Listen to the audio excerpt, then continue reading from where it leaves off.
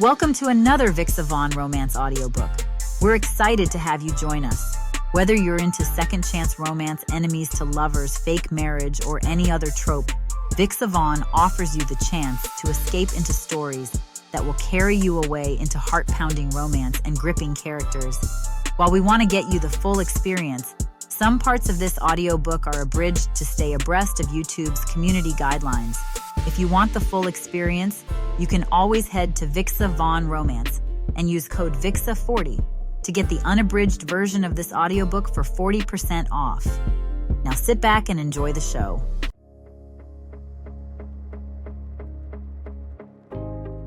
Chapter 1. Zuri. The welcome to Ivy Falls sign appears in my headlights, its faded paint and cheerful font unchanged after all these years. My grip tightens on the steering wheel as I cross the town line, my heart picking up speed with each familiar landmark that passes by my window. Main Street stretches before me, the string lights between lamp posts casting a warm glow over the brick buildings.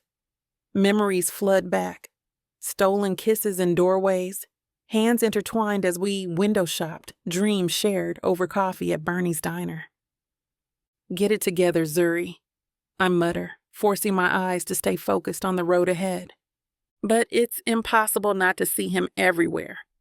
The basketball court where Carter first noticed me practicing my sketches. The wooden bench where we'd share a mint chocolate chip cone from Sally's ice cream parlor. His shoulders shaking with laughter when I got some on my nose. I slow down as I pass Memorial Park, the old oak trees standing tall and proud over the place where everything began. Carter had been practicing shots at the hockey rink, and I'd been setting up my easel to capture the sunset. He'd skated over, all confidence and charm, asking what I was painting. The streetlights catch the condensation on my windshield, creating a hazy glow that mirrors the way my memories have softened around the edges. 10 years is a long time, but these streets remember. They remember the way he'd wrap his varsity jacket around my shoulders on cool summer nights, the way his eyes would crinkle at the corners when he smiled, the way he made me believe anything was possible. A car horn snaps me back to reality. I've been idling at a stop sign for too long, lost in the ghost of what used to be.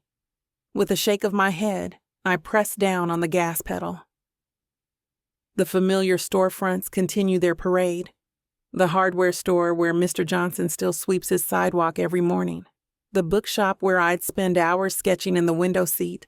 The diner where Carter and I shared our first real date. Each landmark is a snapshot, a moment frozen in time, when love felt as simple as summer air and promises whispered under starlight. The familiar winding road leads me past iron gates that guard the Steele family mansion. Even in the darkness, its imposing silhouette stands stark against the night sky, windows gleaming like watchful eyes. My foot eases off the gas pedal, memories washing over me unbidden. Young and stupid, I whisper to myself, but the words lack conviction. The last time I stood in that circular driveway, I was 18 and clutching a letter, my acceptance to art school in New York. Carter had smiled, told me to chase my dreams. Neither of us knew that smile would be our goodbye. The mansion shrinks in my rearview mirror. 10 years, a decade of building myself up, of gallery shows and community projects, of trying to prove I made the right choice. And here I am, back where it all began, my bank account as empty as my art studio. Carter's different now, too. I've seen him in magazines, on sports channels. The golden boy of hockey, living up to the Steele legacy that his father built from the ground up. His jawline sharper, his shoulders broader. But it's his eyes that have changed the most. That playful spark I used to love has been replaced by something harder, more guarded. My hands grip the steering wheel tighter. What would 18-year-old Zuri think of us now? Of the boy who promised forever, then let me walk away. Of the girl who chose her art over first love. Stop it, I scold myself, pressing the accelerator. The mansion disappears around the bend, but the questions linger. Did he ever regret not fighting harder? Does he remember how we'd sneak onto the mansion's roof, planning our future under the stars? Does he still hate mushrooms on his pizza? Or dance like a complete dork when he thinks no one's watching? Does he even dance anymore? The ache in my chest deepens. We were supposed to conquer the world together, the hockey star and his artist. Instead, we became strangers with memories. Tomorrow I start my new job of cleaning houses with Miranda, my best friend from high school who never left Ivy Falls.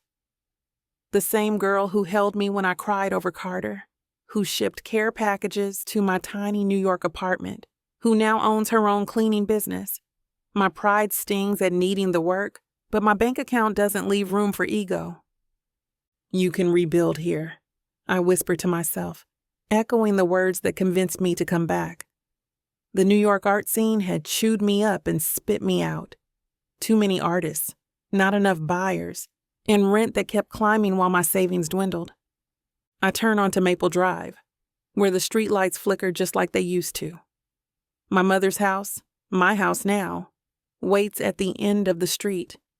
Dark windows stare back at me as I pull into the driveway, the garage doors peeling paint visible even in the dim light. Mom moved to Florida after Dad died. Couldn't stand the memories haunting every corner. I get that now. Sitting in my car and staring at the porch where Dad used to read the Sunday paper, where he'd critique my sketches with that proud smile, telling me I'd make it big someday. Some artist I turned out to be, I mutter, grabbing my duffel from the passenger seat as I get out of the car. Fishing for the house keys as I make my way over, my mind drifts on how I can make this place better, cozier, warmer than before. The key sticks in the lock. It always has. And the door groans open to reveal shadows and sheet-covered furniture. Mom left everything exactly as it was, like a time capsule of my childhood. My footsteps echo through the empty house. Even in the dark, I know every creaky floorboard, every corner where my easel used to stand. This house holds 1,000 memories of late-night painting sessions, of Dad's encouragement, of dreams that seemed so certain. Maybe that's what I need, to remember why I fell in love with art in the first place. Before galleries and critics, before New York's concrete jungle swallowed my creativity whole, before I started painting what would sell instead of what made my soul sing. I flip the light switch in the sunroom, and yellow light floods the space. A full-length mirror stands in the corner, draped with an old sheet that slides to the floor. With a gentle tug, my reflection stares back, hair in its natural curls today, falling past my shoulders in dark waves that catch the light, the same warm brown skin as my father's, the same hazel eyes that change color depending on how the light strikes them. I touch the mirror's surface, tracing the curve of my athletic frame, wondering if New York's fast pace has added an edge to my features that wasn't there before. The sunroom stretches before me, windows wrapping around 3 sides. Perfect natural light. The morning sun will stream in from the east, casting long shadows across the hardwood floors. This space has always been meant for creating. I drop my duffel bag on the floor, the zipper scraping against wood as I pull out my travel kit. My fingers brush over familiar tools, worn brushes with bristles that know my touch, half-used tubes of paint that have followed me from gallery to gallery. The colors speak to me even in their dormant state. Cadmium yellow, alizarin crimson, ultramarine blue. You'd make an incredible studio, I whisper to the empty room. The walls could display works in progress. That corner near the window, perfect for an easel. I could set up a small desk under the south-facing window, spread my sketches across it, while watching the seasons change in the garden below. My hands itch to create something right now, to break open these tubes and let color explode across a canvas. But the room needs work first. Cleaning, proper lighting, storage solutions. All things that require money I don't have. The irony doesn't escape me. A room full of potential, just like my career, both waiting for resources to bring them to life. My stomach growls, interrupting my artistic daydreams. I pull out my phone and tap the familiar Ivy Pizza Palace app. Some things never change. Even their online ordering system looks exactly the same. Large pepperoni, extra cheese. I mumble as I type. And a bottle of Coke. The total makes me wince, but it's better than trying to grocery shop tonight. 20 minutes later, the doorbell chimes. I open the door to find a lanky teenager in a red uniform, his face breaking into recognition. No way. Zuri Ellis, you're back in town? Beckham? I squint at his name tag. Beckham Reed? No way. Last time I saw you, you were barely tall enough to reach the counter at your dad's shop. Yeah, well, summer job and all that. He hands over the pizza box and soda with a grin. Welcome back to Ivy Falls. Dad's gonna flip when I tell him you're here. He still has that painting you did of the shop hanging behind the register. That's really sweet. My throat tightens unexpectedly. The whole town's been talking about you coming back, especially since... He stops himself, shifting his weight. Since Carter's here for the off-season. The unspoken words hang between us. My hand tightens on the doorframe. Thanks for the delivery, Beckham. I force a smile, handing him a tip. After he leaves, I sink onto the floor with my pizza, the box warm against my crossed legs. The familiar taste of home comfort does little to settle the knot in my stomach. Carter's here, somewhere in this town, probably at that mansion with its manicured lawns and marble fountains. The same mansion that holds so many memories. The pizza turns to cardboard in my mouth. How long before we run into each other? Before I have to face those blue eyes that used to look at me like I hung the stars? Ivy Falls isn't big enough for us to avoid each other forever. And I'm afraid a reunion between us is fast approaching over the horizon. Chapter 2. Carter. I trace my fingers along the marble banister, its cool surface a stark reminder of the gilded cage I call home. 15,000 square feet of pure excess, more bathrooms than I could ever use, rooms I've never set foot in, and artwork worth more than most people make in a lifetime. Mr. Steele, your agent called again about the endorsement meeting. My housekeeper, Edmund, calls out to me, voice echoing through the foyer. Tell him I'll call back. The words come out harsher than intended. The crystal chandelier above catches the late morning light, casting prisms across the polished floor. Dad always said this place was an investment, a statement of success. Now he and Mom are living it up in the south of France, while I rattle around in this museum of their achievements. My phone buzzes. Another notification from the PR team about my image management. Screw that. One photo of me at a club last week in Boston, and suddenly I'm in crisis mode. I slam the phone face down on the entry table. Would you like me to bring your breakfast to the study? Edmund hovers, uncertain. I'm good. I run a hand through my hair. Actually, I'm heading out. But sir, your schedule can wait. Remember when I could just grab a cone at Murphy's without it turning into a social media circus? Now it's all hockey star Carter Steele indulges in dairy or some other nonsense headline. The mansion feels smaller every day, closing in with its perfect symmetry and spotless surfaces. The worst part? I earned my spot on the ice. Every goal, every win, that was all me. But this, I glance at the imported Italian marble, the priceless paintings. This is just luck of birth. Dad's legacy wrapped in a neat little bow with property taxes that could fund a small country. A text lights up my phone, the agent again. Always something to sign, approve, or smile for. Sometimes I wonder if anyone sees past the Steele name and the number on my jersey. I grab my keys and head for the garage, needing to escape these suffocating walls. The collection of luxury cars gleams under fluorescent lights. Another expectation. Steel can't be seen in anything less than the best. My fingers brush past the Bentley, landing on the keys to my old Jeep. The one purchase Dad couldn't control, though he tried. It doesn't suit our image, son. Everything's about the image. Down to the damn shoes I wear. The leather seat creaks as I slide in, and for a moment I'm 18 again. The same Jeep. Different dreams. Back then, hockey was pure joy. Just me, the ice, and endless possibilities. Now it's contracts, endorsements, and living up to the Steele dynasty. Every move scrutinized, every mistake magnified. My mind drifts to that summer, the one I keep locked away in the precious walls of my mind.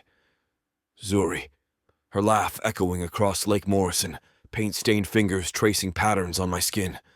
She saw me. Not the name, not the legacy, just Carter. "You're more than what they expect you to be," she'd whispered one night under the stars. The memory hits like a body check, knocking the air from my lungs. I've dated models, actresses, socialites, women who fit the Steele brand, women who look good by my side according to my agent, my marketing team, and my parents. Each relationship carefully curated for maximum PR impact. But none of them had her fire, her realness. None of them challenged me like she did, called me on my nonsense with those knowing hazel eyes.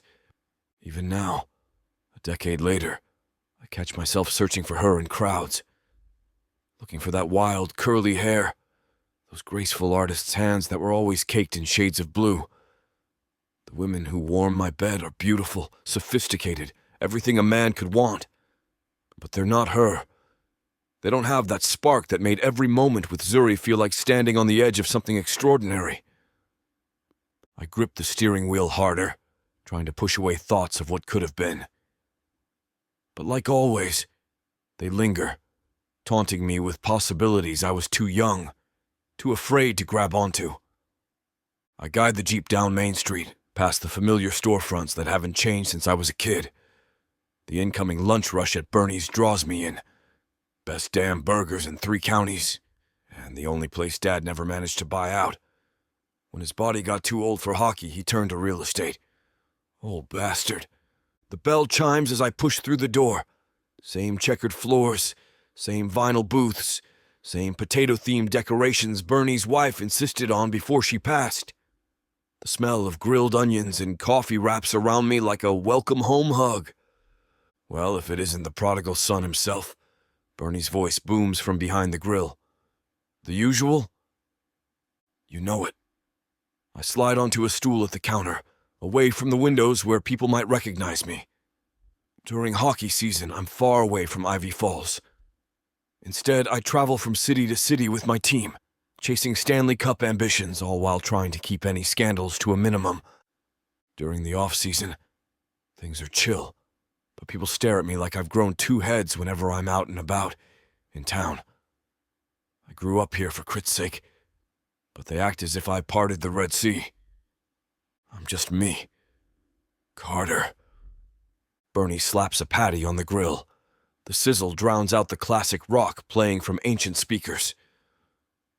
Double cheese, extra pickles, no tomato. Some things never change. Speaking of change. Bernadette's voice carries from the service station where she's rolling silverware with Janice. Did you hear who's back in town? Who? Janice leans in, always hungry for gossip.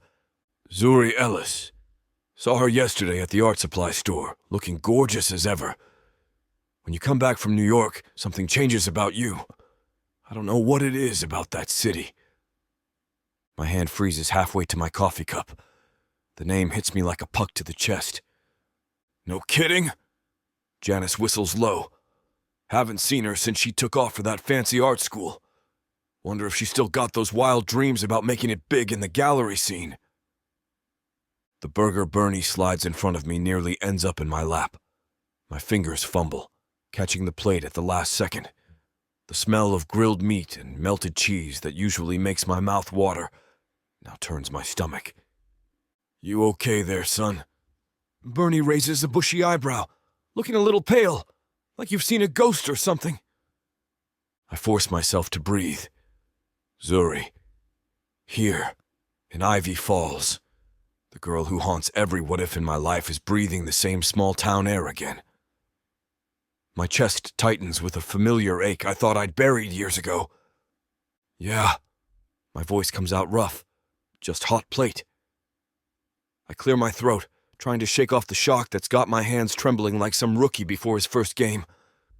But my appetite is gone, replaced by memories of paint-stained fingers and summer promises neither of us kept. Memories of her laugh echoing across the lake, the way she'd curl into me during late-night drives in my Jeep. How her eyes would light up when she talked about her art. 10 years later, and she still has this effect on me.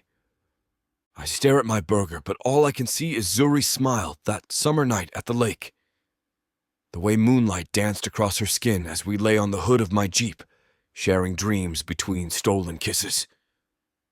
Her fingers would always find mine, paint still crusted under her nails from whatever masterpiece she was working on. Heard she's staying alone in her mama's old house, Bernadette continues, her voice cutting through my memories. Poor thing had to take a job with Miranda's cleaning service to make ends meet. My stomach drops. Cleaning houses? Zuri, the same girl who spent hours telling me about color theory and contemporary artists I couldn't pronounce, who painted murals in abandoned buildings just to bring beauty to forgotten spaces.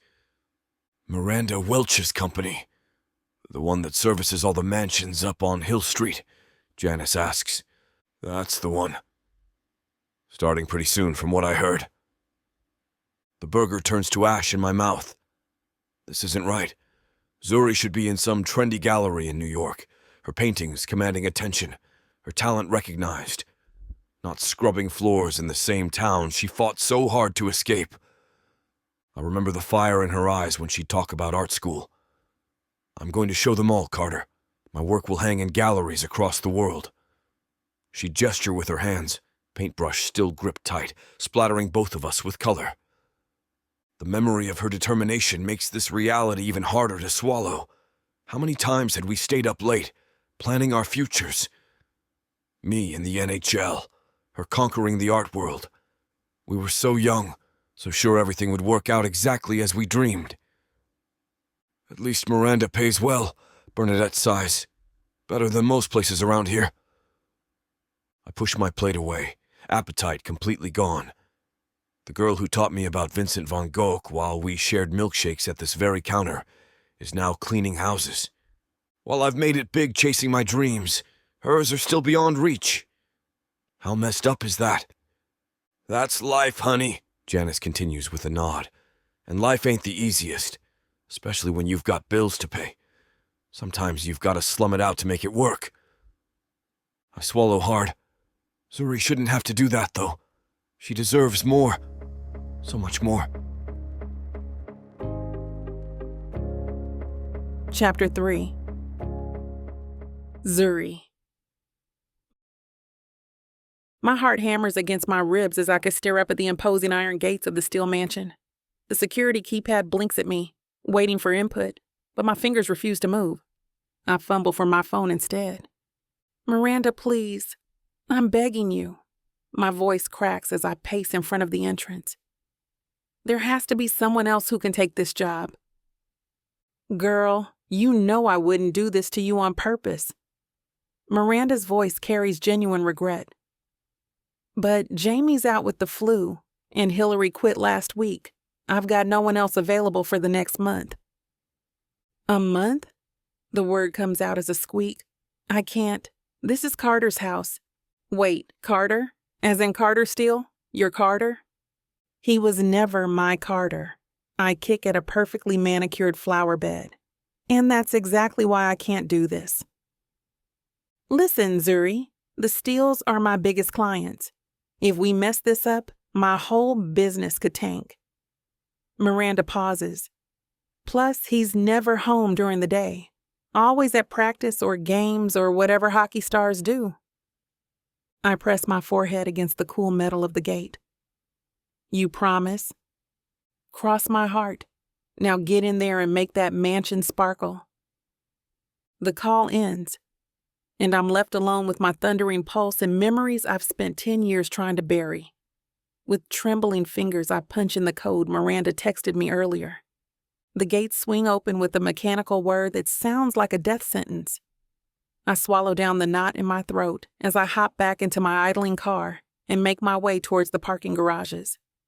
The circular driveway stretches before me, leading to a modern masterpiece of glass and stone. Carter's house. "Please be at practice," I whisper, shouldering my bag of cleaning supplies. "Please be anywhere but here." Each step up the wide front stairs feels like walking toward my execution. I enter another code into the front door's keypad, and the lock clicks open. The sound echoes through my chest like a gunshot. The heavy door swings open to reveal the grand foyer, exactly as I remember it. Sunlight streams through windows, dancing across Italian marble floors in a kaleidoscope of warmth. My footsteps echo through the space as I step inside, each click of my shoes against stone, a reminder of those sweltering summer nights when I first walked these halls. The Rothko on the far wall catches my eye, still commanding attention after all these years. Its bold strokes of crimson and midnight blue speak of passion and depth, the same qualities that drew me to it back then. Carter's mother had explained its significance over champagne, her voice full of pride as she detailed its provenance. I trace my fingers along the sculptural staircase railing, cool metal beneath my touch. Up those steps, third door on the right, that was his room. Is it still his room? The thought makes my stomach twist. A new Kusama installation dominates the living room, its mirrored surfaces reflecting infinity. The piece probably cost more than I'll make in 10 lifetimes. Back then, I dreamed of having my work displayed in spaces like this. Now I'm here to dust it. The kitchen opens up before me, a masterpiece of chrome and marble. Above the massive island hangs a chandelier I'd sketched dozens of times that summer, fascinated by how light fractured through its crystal drops. My old drawings are probably still buried in some portfolio, gathering dust alongside other abandoned dreams. "Focus," I mutter, setting down my cleaning supplies. "You're here to work, not reminisce." But every corner holds a memory. Every piece of art reminds me of conversations about creativity and passion, of shared dreams whispered in twilight hours. The house hasn't changed. It's still a museum of fine art and finer tastes. The only thing different is me, standing here with rubber gloves and cleaning solutions instead of sketchbooks and charcoal-stained fingers. I snap on the yellow rubber gloves, their synthetic smell grounding me in the present. The kitchen gleams, pristine and barely used. Of course, it's barely used. Carter probably has a personal chef or orders in from 5-star restaurants. I grab the cleaning solution and a microfiber cloth, determined to focus on the task at hand. The marble countertop stretches before me, cool and smooth. My hand freezes mid-wipe as memories flood back unbidden. Carter lifting me onto this very counter, his strong hands at my waist, the taste of chocolate cake on his lips as he kissed me senseless after a midnight raid of the pantry.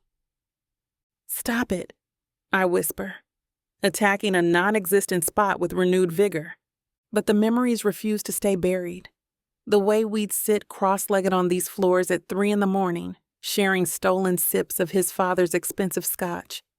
Carter teaching me how different whiskeys had different flavors. My head spinning less from the alcohol and more from his proximity. "That cabinet," I breathe, staring at the ornate wooden doors near the wine fridge. We'd hidden in there once when his parents came home early, pressed together in the darkness, trying not to laugh. His breath had been warm against my neck, his heartbeat steady against my back. The cleaning spray slips from my grip, clattering against the counter. My hands shake as I retrieve it. These ghosts are everywhere, in the soft lighting, in the gleam of stainless steel appliances, in the very air itself. I force myself to move methodically, spray, wipe, rinse, repeat. But each motion brings another flash. Carter hoisting me up onto the island, scattering our homework sheets everywhere as he kissed down my neck. The two of us, slow dancing to no music, barefoot on these tiles, drunk on summer nights and possibilities. My shoulders tense as I scrub harder, as if I could somehow erase the memories along with any lingering dirt. The rubber gloves squeak against the marble, the sound harsh and jarring in the empty kitchen. A throat clears behind me. I whirl around, the cleaning spray clattering to the floor. The housekeeper stands in the doorway, his silver hair neatly combed, and his suit as impeccable as ever. His kind eyes crinkle at the corners as recognition dawns on his face. "Miss Ellis?" His familiar British accent fills the kitchen. "Is that really you?" "Edmund." My hand flies to my chest. "You scared me half to death." "My sincerest apologies." He steps into the kitchen, that same gentle smile I remember from years ago spreading across his face. "What a pleasure to see you again after all this time. Though I must admit, I'm rather surprised to find you here." I gesture to my rubber gloves and cleaning supplies. "Yeah, life's funny that way. I'm working for Miranda's cleaning service now." "Ah, yes, Mrs. Welch's company." Edmund nods. "They do excellent work." It's strange being back here. My fingers trace patterns on the marble counter. Everything looks exactly the same, but different somehow. Like walking through a dream. Edmund's warm laugh echoes through the kitchen. "You spent quite a bit of time here that summer. I remember finding you and Master Carter raiding the pantry at all hours." I'm not able to fight back the smile forming on my lips. "We thought we were so sneaky." "Oh, you were anything but." His eyes twinkle with mischief. "Master Carter would be pleased to see you again, you know. He speaks of that summer quite fondly." The air leaves my lungs. I turn back to the counter, pretending to scrub at an invisible stain. The silence stretches across the entire kitchen, thick with unspoken words and buried memories. Edmund's words echo in my head as I mechanically wipe the counter. Carter talks about that summer? The thought sends an unwanted flutter through my chest. Hard to believe he'd have time to reminisce between scoring hat tricks and gracing magazine covers. Every time I scroll through social media or pass a newsstand, there he is, Carter Steele, hockey's golden boy. The stats flash through my mind without permission. 3-time MVP, highest paid player in the league, Stanley Cup champion. I grab another cleaning cloth, trying to focus on the task at hand. But the images keep coming. Carter's face splashed across billboards, his signature smile selling everything from luxury watches to sports drinks. The tabloids track his every move, speculating about which supermodel or actress he's dating this week. "Would you like some tea, Miss Ellis?" Edmund's voice breaks through my spiral. "No, thanks." I wave the rubber gloves as explanation. "Need to keep working." The cleaning spray creates patterns on the marble as I think about the women Carter's been linked to. Victoria's Secret angels. Oscar nominees. Women who vacation in Saint-Tropez and have their own fashion lines. Women nothing like the 18-year-old art student who spent one magical summer believing in fairy tales. And yet, according to Edmund, he talks about that summer, about us. The thought is dangerous. A match hovering over gasoline. I can't let myself wonder what he says, or how he says it, or why he says it at all. That path leads nowhere good. I attack a water spot with unnecessary force. It doesn't matter what Carter Steele thinks about or who he talks to. I'm just the cleaning lady now, here to dust his art collection and scrub his counters. Nothing more. But Edmund's words refuse to fade, clinging to my thoughts like the remnants of an old song. He speaks of that summer quite fondly. Chapter 4. Carter. The front door swings open as Nash and I stumble in, still high on adrenaline from our impromptu street hockey match. My teammate's booming laugh echoes through the foyer as he recounts his spectacular wipeout. I swear to God, Steele, that pothole came out of nowhere. Nash Santiago wipes tears from his eyes. I'm gonna feel that tomorrow. Should have watched where you were going instead of trying to show off for those kids. I tossed my keys onto the marble counter. Though I gotta admit, that backflip was impressive. Pure talent, baby. Pure talent. Damn right. You know what? The words die in my throat. Time freezes. My pulse pounds in my ears as I spot her across the room, balanced on a stepladder, reaching up to dust the top shelf of my built-in bookcase. Zuri Ellis, here, in my house. Her curls are pulled back in a messy bun, loose tendrils framing her face. She's wearing simple black leggings and an oversized t-shirt, but she might as well be wearing that flowing sundress from that summer night under the stars. When I first... Yo, Carter, you good? Nash's voice sounds distant underwater. My mouth goes dry. A decade of carefully buried memories crashes through the walls I've built. The smell of jasmine on warm skin, breathless laughter, promises whispered in the dark. The way she'd trace patterns on my chest while telling me about her dreams. Oh God, I managed to croak out.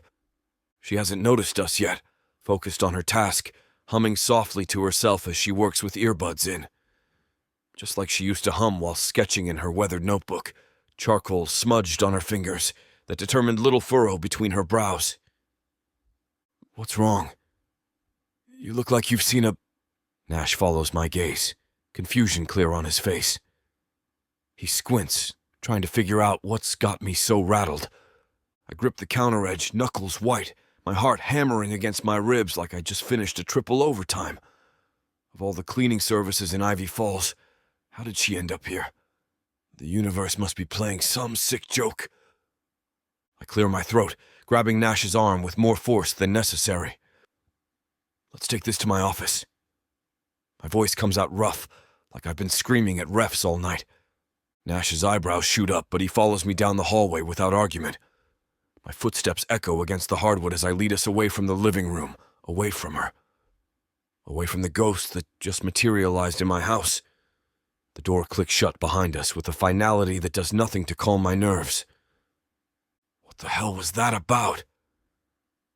Nash drops onto my leather couch, spreading his arms across the back. You looked ready to pass out back there. I've seen you take harder hits on the ice without flinching. I pace the length of my office, running both hands through my hair, probably making it stick up in every direction. This is insane.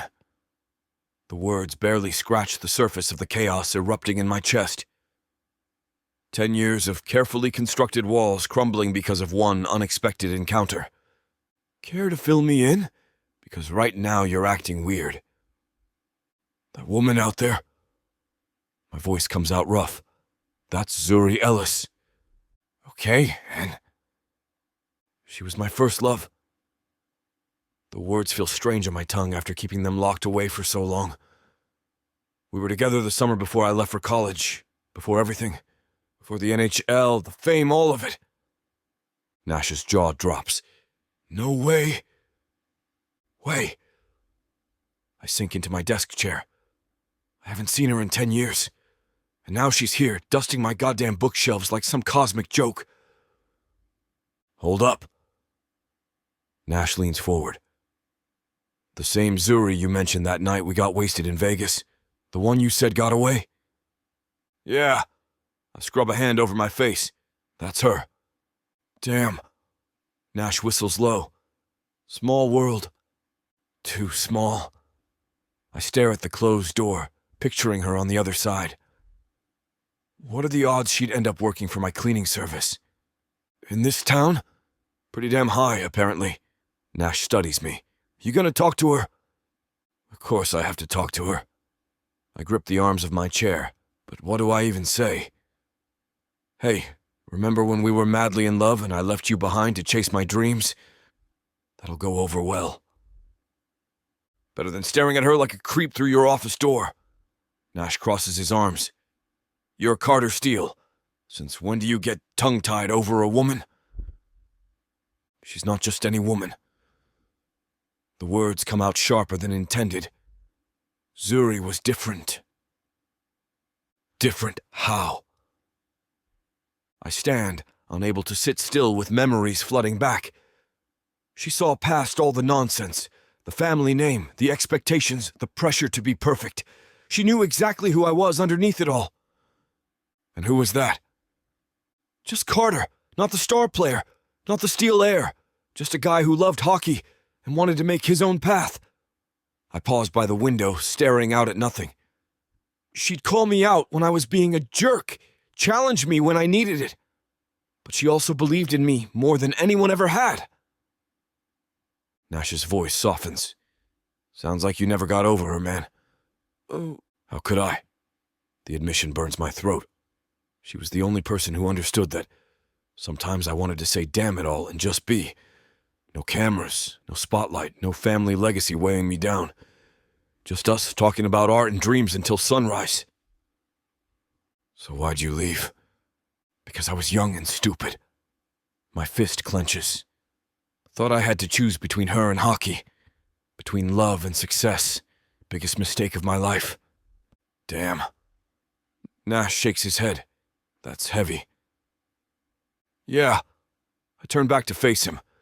And now she's in my house, probably hating my guts, and I have no idea how to fix it. Nash leans forward, his expression dead serious. Listen, man, I've known you for what? 6 years now? Never seen you this worked up over anyone. Not a single woman has made you lose your cool like this. So I know that this is serious. Your point? I stopped pacing to face him. My point is, you clearly still love her. And here she is, right in your house. That's not coincidence. That's fate handing you a second shot. Nash stands, crossing the room to grip my shoulder. Don't overthink this. You want her? Go get her. It's not that simple. Nonsense. When has anything worth having ever been simple? His grip tightens. You're the guy who scores impossible goals, who turns lost games around in the final minutes. Since when do you back down from a challenge? The truth in his words hits hard. On the ice, I never hesitate, never second guess. I see my shot and I take it. You're right. My chest loosens as clarity cuts through the panic. Damn, you're actually right. Course I am. Nash grins, that knowing look in his eyes that always makes me want to punch him, no matter how right he is. Now stop hiding in here like a rookie before his first game. The Carter Steele I know doesn't fumble golden opportunities. I fumbled the first one with her. The words taste bitter on my tongue. Memories of that summer flooding back. Then it's time for redemption. Nash heads for the door, his footsteps echoing with purpose. Show her the man you've become. Prove you're worth a second chance. I straighten my shoulders, feeling that familiar pre-game focus settle over me. The same intensity that's helped me win championships courses through my veins. When did you get so wise about relationships? I'm full of surprises. He winks, pausing at the doorway. Now get your buttocks out there and talk to her. And Carter? Yeah? Don't mess this up. Some shots only come once in a lifetime. This is your second. Make it count. His words hit harder than any check I've taken on the ice. He's right. I can't afford to waste this chance with Zuri. Not again. Thanks, man. I grip Nash's shoulder, the tension in my chest easing. I needed that kick in the face. Hey, what are friends for? He straightens his jacket with a smirk. Though this pep talk's gonna cost you. At least 2 beers. Maybe even some cider. Make it 4. I pat his back, grateful for his uncanny ability to cut through my nonsense. And wings. The good ones, not that budget crap they serve during happy hour. Now you're speaking my language. Nash's eyes light up. Though watching you try not to make a fool of yourself around her might be entertainment enough. Go away. But there's no heat in my words. Nash has seen me through some of my darkest moments. Post-game losses, girlfriend drama, media scandals. That's the Carter I know. He adjusts his cap, heading for the door. Now stop stalling and go talk to your girl. I clasp his shoulder one more time, channeling everything I can't put into words into that grip. Thanks, brother, for real. Save the mushy stuff for her. He grins, ducking away from my half-hearted swat. I expect a full report over those drinks. Chapter 5. Zuri. The smooth jazz flowing through my earbuds helps me stay focused as I wipe down the last of Carter's glass coffee tables. His living room gleams under the afternoon sun, streaming through spotless windows, which I also cleaned earlier. The place is immaculate now, exactly how I like to leave it. I pull out my earbuds and stuff them into my pocket, gathering my cleaning supplies. My heart's still thumping from the satisfaction of a job well done when a movement in my peripheral vision makes me jump. Jesus! My hand flies to my chest as my cleaning cloth drops to the floor. Carter stands in the doorway, his broad shoulders filling the frame, muscles evident even through his fitted gray Henley. His presence hits me like a physical force, making the spacious room feel suddenly smaller. Sorry, didn't mean to startle you. His deep voice sends an unwanted shiver down my spine. He takes a step forward, and the scent of his cologne drifts toward me. God damn it. I thought I'd have a bit more time before having to talk to him again. I didn't hear you come in. My fingers twist around the cleaning cloth I've snatched back up. I was just finishing up. The words come out breathier than I'd like, and I hate how my body betrays me with its reaction to him. You've done a great job. His blue eyes scan the room, before landing back on me, intense and searching. The weight of his gaze makes my skin prickle with awareness. Those same eyes that used to look at me with such heat a decade ago now hold something different, something I'm afraid to analyze too closely. Thanks. I busy myself with packing away supplies, trying to ignore how the air feels charged between us. So, he takes a step closer. This is weird, right? A laugh escapes me before I can stop it. Yeah, just a bit. Never thought I'd find you cleaning my house 10 years later. Never thought I'd be cleaning your house, period. I straighten up, forcing myself to meet his eyes. My heart thunders against my ribs. Life's funny that way. Funny isn't the word I'd use. His jaw tightens. Look, Zuri, don't. I hold up my hand. We don't need to do this. I'm just here to do my job. But my body betrays me. Remembering summer nights under the stars, stolen kisses, and promises neither of us kept. The memories hit fresh and raw, like they happened yesterday instead of a decade ago. I clear my throat and grab my cleaning caddy, desperate for something to do with my hands. Edmund mentioned you have visitors coming at 3. The conference room's all set up. My voice comes out steady and professional. Exactly how I need it to be. You don't have to. And there's a package that arrived. I left it on your desk. I move toward the door, keeping my steps measured despite wanting to bolt. The memories of us threaten to surface. Moonlit walks, stolen glances across crowded rooms. The way his fingers used to trace patterns on my skin. I shove them down, lock them away. Carter's hand shoots out, not touching me, but blocking my path. Zuri, stop. You're not my assistant. I know that. I adjust my grip on the caddy.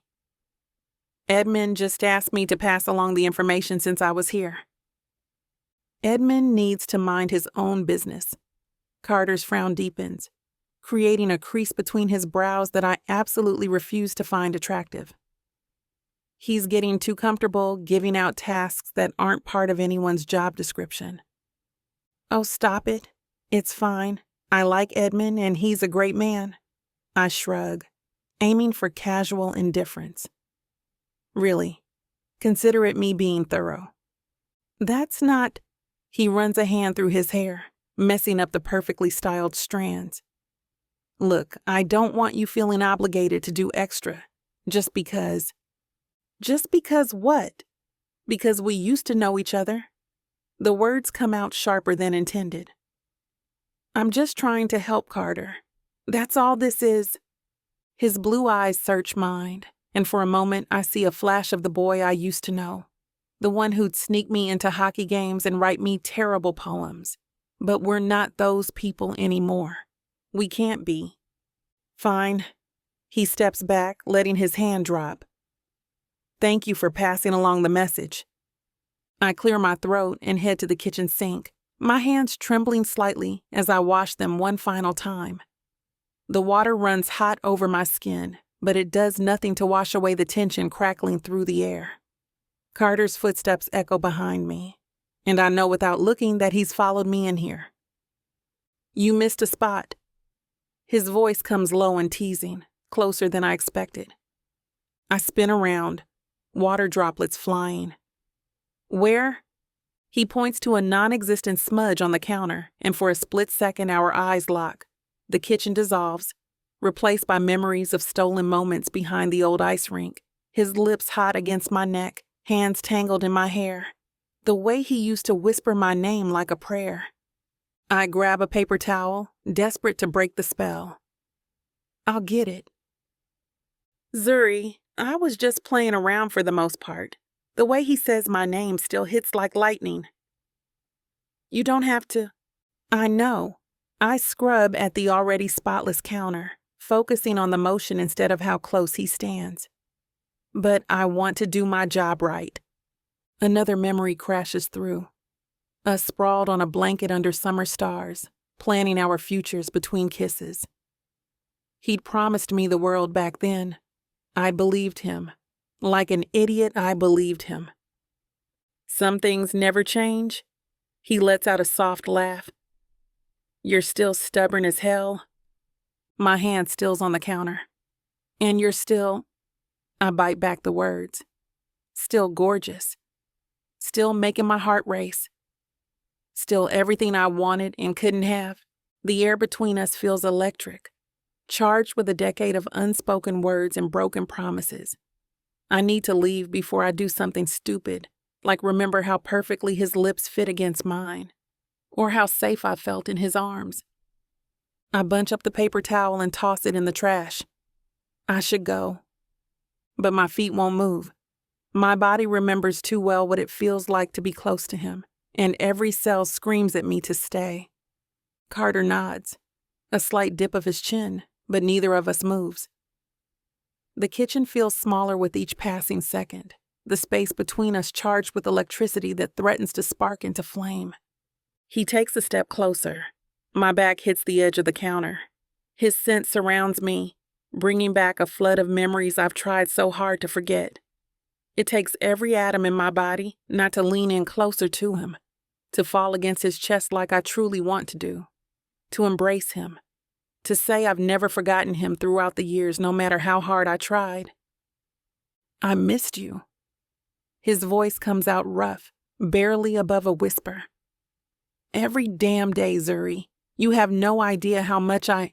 Please, don't. The word catches in my throat. My hands grip the counter behind me, anchoring myself to something solid. We shouldn't be doing this. Doing what? He's close enough now that I can see the flecks of darker blue in his eyes, the slight stubble along his jaw. Having an honest conversation? My heart pounds so hard I'm sure he can hear it. Any of this. I duck under his arm and hurry to gather my cleaning supplies, my hands shaking as I shove everything into my caddy. The walls feel like they're closing in, memories pressing against my skull. His smile in the summer sun, the way he used to look at me like I was his whole world. Zuri, wait. But I'm already moving, practically running for the door. My shoes squeak against the polished floor as I rush through his massive foyer. I don't stop until I reach my car, throwing my supplies in the trunk with trembling fingers. I slide behind the wheel and jam the key into the ignition, desperate to put as much distance between us as possible. My chest feels too tight, like I can't get enough air. Because for one dangerous moment back there, I wanted to stay. Wanted to let him pull me close and pretend the last decade never happened. And that's exactly why I need to leave. I grip the steering wheel tightly as I try to steady my breathing. The leather feels cool against my palms, grounding me in reality instead of drowning in memories of him. Movement catches my eye, and I look up through my windshield. Carter stands at his window, staring down at me. Even from here, the intensity of his gaze pins me in place. Damn. I drop my head against the headrest. How am I supposed to keep coming here? Keep cleaning his house when every corner holds the ghost of what we could have been? The worst part isn't the memories. It's how my body still responds to him. Like no time has passed at all. The way my skin tingles when he's near. How his voice still makes my stomach flip. I chance another glance up. He hasn't moved. Those blue eyes still fixed on me. The same eyes that used to look at me with such tenderness, such promise. Now they're filled with something darker, more dangerous. Something that makes me want to run. Or worse, stay. My fingers hover over the ignition. I should start the car, drive away. Tell Miranda I can't keep this job after all, but bills are due next week, and my art supplies aren't going to buy themselves. Get it together, Zuri, I mutter, forcing my hands back to the wheel. It's just a job. He's just another client. But the lie tastes bitter on my tongue. Carter Steele has never been just anything, and now I have to figure out how to work in his house without losing myself in him all over again. He shifts away from the window, finally breaking our connection. I let out a deep breath, but the tension in my body remains, because I know I'll be back here tomorrow, and the next day, and the next, and each time, resisting him will only get harder. Chapter 6. Carter. The sun spears through my office windows as Evan Blackwood paces back and forth, his Armani suit rustling with each step. He's been my agent since I went pro, but right now his presence grates on my nerves. The sports columnists are circling, Carter. They're saying last season was just the beginning of your decline. I lean back in my leather chair, my jaw clenching. Through the glass wall, I catch a glimpse of Zuri dusting the shelves in my living room. The graceful way she moves draws my attention, her fingers trailing over each surface with care. Are you listening to me? Evan snaps his fingers. This isn't a joke. Your stats dropped 15% last season. I'm aware of the numbers. Then act like it. No more charity events, no more sponsorship meetings. This off-season needs to be all about getting back to peak condition.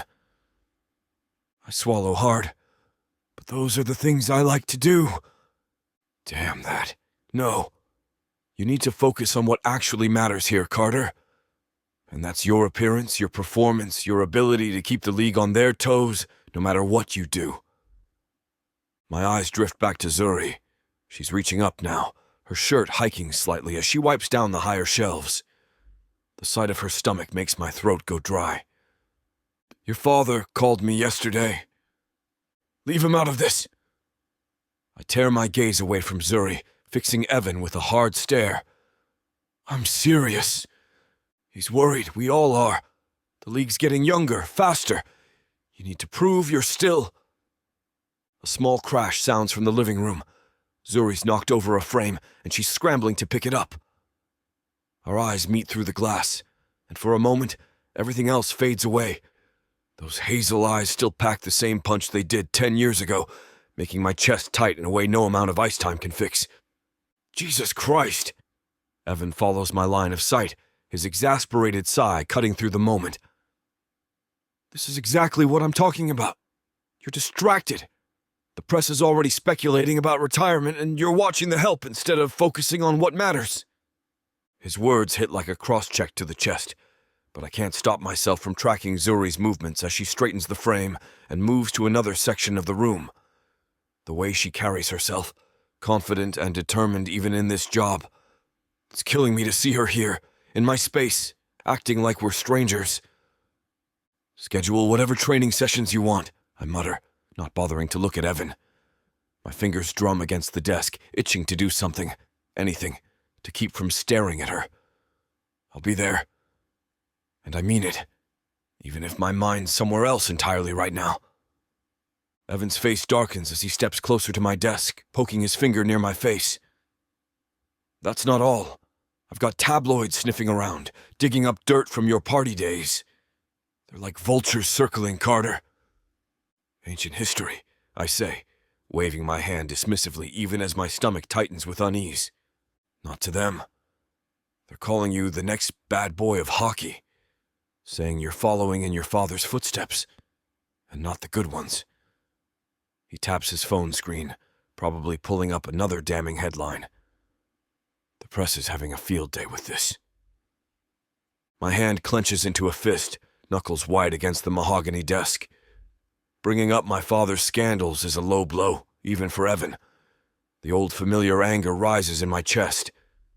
Those stories are nonsense. Are they? Because I've got 3 different reporters asking about that night at the Grove.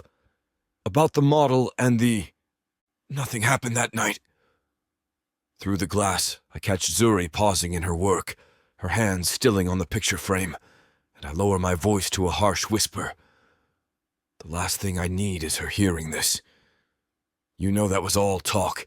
Every damn word of it was fabricated. Doesn't matter what I know. What matters is what they print. Evan pulls out his phone, scrolling through messages. And right now, they're ready to print a lot. Your enemies in the league are looking for any excuse to push you out, Carter. One scandal, one slip-up. It won't happen. I stand, towering over him. I'm not that guy anymore. Better not be, because if anything crazy happens this off-season, anything at all, we're messed up. Your contract, your reputation, everything we've built. He jabs a finger at my chest. Keep your nose clean. No parties, no women, no drama. Got it? I meet his stare. Got it. I mean it, Carter. One hint of trouble and the vultures will swoop. We need headlines about your comeback, not your downfall. Through the glass, I watch Evan storm out of my office, muttering under his breath about ungrateful clients and career suicide.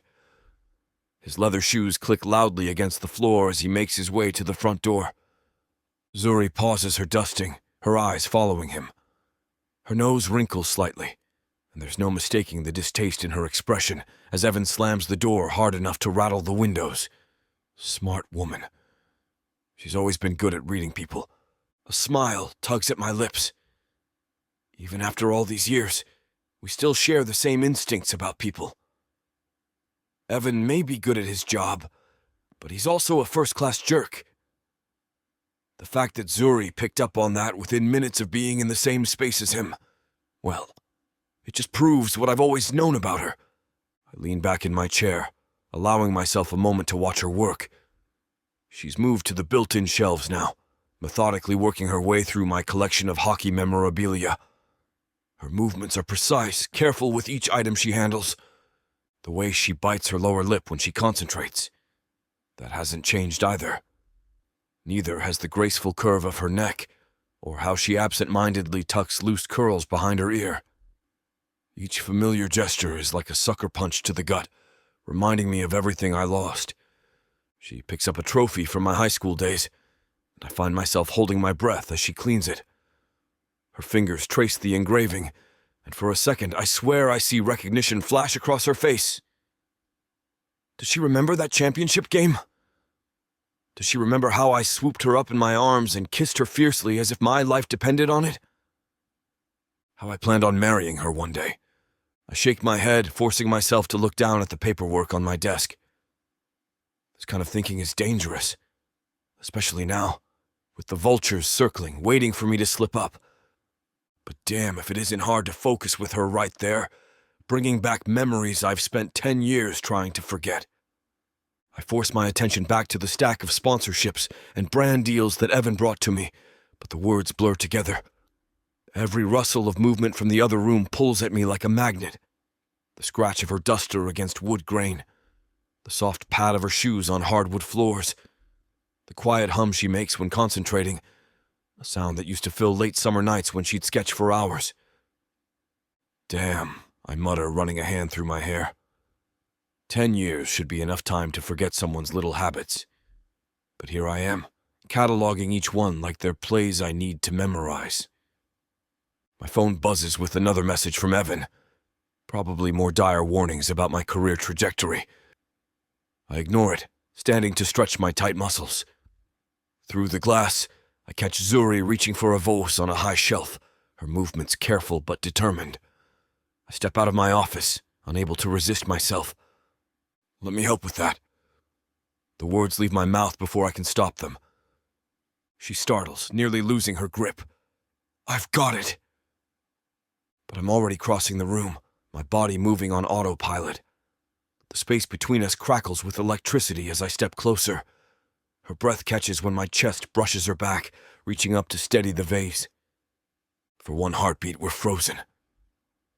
The scent of her shampoo floods my senses. My fingers graze hers on the ceramic, and suddenly I'm 18 again, teaching her to hold a hockey stick, my arms wrapped around her as we glide across empty ice. She steps away first, breaking the spell. Thanks. I clear my throat, shoving my hands in my pockets before I do something stupid like touch her again. Anytime. The silence stretches between us, heavy with unspoken words. 1,000 memories press against my tongue. The way she used to laugh at my terrible jokes, how she'd steal my jerseys and wear them like dresses. The pride in her eyes when I scored the first goal of my senior year. The pressure in my chest builds. Hockey used to be simple. See the puck, chase the puck, score. Now everything's complicated by expectations and image and the goddamn press. But standing here, watching Zuri work with the same quiet focus she used to give her art, I remember what it felt like when things made sense. Chapter 7. Zuri. The late morning sun streams through Carter's office windows as I dust his mahogany desk. Edmund's footsteps echo from somewhere outside the office, the rhythmic sound of his own routine, a comfort in this massive house. I move to the built-in shelves, carefully lifting each trophy and award to clean underneath. A leather portfolio catches my eye, tucked between 2 championship cups. The edges are worn, like it's been handled often. My fingers brush against the smooth surface. I shouldn't open it. This is Carter's private space, his personal items. But something about the portfolio's placement, hidden yet accessible, draws me in. The first page takes my breath away. It's a sketch of dark hands. Are those my hands? Holding a paintbrush. The strokes are hesitant but deliberate, capturing the way the fingers grip the tools while in action. Another page reveals a profile that's unmistakably mine, complete with the small scar near my hairline from falling off my bike when I was 12. My heart pounds against my ribs as I flip through more pages. Here's one of me laughing, head thrown back. Another shows me concentrated on a canvas, my curls wild and free. The dates in the corner span years, some from right after we parted, others more recent.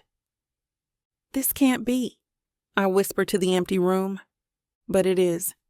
The style mirrors mine exactly. The way I taught him that summer when we'd spend hours sketching each other by the lake. He's kept practicing, kept drawing me. My fingers tremble as they trace the lines of the most recent sketch. It's dated just last week, me dressed in casual attire, reaching up to clean a window. The attention to detail, the careful shading of light across my face. It's not just memory. He's been watching, studying, capturing moments I didn't even know he noticed. He's still drawing, I whisper shakily. He hasn't stopped despite everything. I sink into Carter's leather office chair, the portfolio trembling in my hands. These sketches, they're more than just drawings. Each line carries echoes of techniques I taught him, The cross-hatching style I developed, the way I emphasized light and shadow. A memory washes over me, sharp and vivid. Carter's master bedroom. Sunlight pouring through bay windows. Me perched cross-legged on the floor, surrounded by art supplies while he sprawled across his king-size bed with textbooks. "Your physics homework isn't going anywhere," I'd tease, catching him watching me instead of studying. "Neither is this view." His pencil would tap against his notebook. "Show me that shading thing again." I'd climb onto his bed, our shoulders touching as I'd guide his hand. "Like this. See how the pressure changes? Light, then dark. Let the pencil dance." Back in his office, I traced the precise pressure variations in his latest sketch. He remembered. Every lesson, every technique. He's refined them over years. The portfolio proves it. My chest tightens as I study a sketch from last summer. It's me again, but this time I'm standing in the middle of an art gallery. My eyebrows furrow together. Had he been there by any chance? The detail in my expression. The way he captured my excitement as I gestured at something off page. Is it possible he's been drawing to remember my face? To keep the details fresh in his mind? Another memory hits. Carter attempting to sketch me while I painted. His frustrated groans making me laugh. "You make it look so easy." "Art isn't about perfect lines," I'd told him. "It's about feeling, about seeing beneath the surface." These sketches show he understood that lesson too well. Each drawing peels back layers, revealing moments when I thought I was alone, lost in thought, focused on work, caught in unguarded emotion. My fingertips ghost over a sketch dated from 10 years ago. I'm sleeping, curled on my side, hair spilling across a pillow. The strokes are tentative, almost reverent. It's dated exactly 1 month after I left. Shaking my head, I stand up and skim the bookshelves, finding the exact spot where I took this from. The portfolio feels heavy in my hands as I carefully return it to its spot between the trophies. My fingers linger on the leather spine, reluctant to let go of this tangible proof that I've lived in Carter's thoughts all these years. I pick up my feather duster, moving mechanically through the motions of cleaning while my mind races. Should I tell him I found them? The sketches reveal a side of Carter I didn't know still existed, the vulnerable artist who once shared his dreams with me under starlit skies. But confronting him means admitting I snooped through his private things. And what would I even say? "Hey, I found your secret art collection featuring yours truly." The thought makes me grimace. My reflection catches in the window as I wipe it down. The same face he's drawn countless times stares back at me, and I search it for whatever he sees, whatever keeps inspiring him to put pencil to paper year after year. The duster slips from my grip, scattering dust motes through a shaft of sunlight. These weren't just casual sketches. Each drawing captured intimate moments, times when I was completely myself, unaware of being watched. He's been paying attention, studying me like I'm still his favorite subject. Maybe that's what scares me most, not the invasion of privacy, but the dedication behind it. 10 years of sketches means 10 years of thinking about me, of keeping me close through art. The same way I've kept him close through the paintings I never show anyone, locked away in my studio. I straighten his desk items with shaking hands. We're different people now. The carefree teenagers who spent summer days trading art lessons for kisses don't exist anymore. But these sketches, they suggest that something of that time remains, preserved in graphite and memory. My chest tightens as I imagine bringing it up casually one day while he's here. Would his eyes spark with that old warmth? Or would shame and anger chase away any chance of reconnection? I move to the next room, but my thoughts stay fixed on those pages, on the way he captured light and shadow, on the care evident in every stroke. 10 years of practice, of remembering, of seeing me, really seeing me. A throat clears behind me, making me jump. Edmund stands in the doorway, his kind eyes twinkling. "Miss Ellis, would you join me for tea?"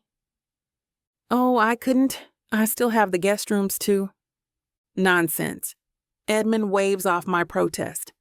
"You've been at it for hours now. The rooms can wait. Believe me, Master Carter won't scrutinize your work." His familiar, gentle authority reminds me of afternoons spent in the steel kitchen years ago, sneaking treats between my art lessons with Carter.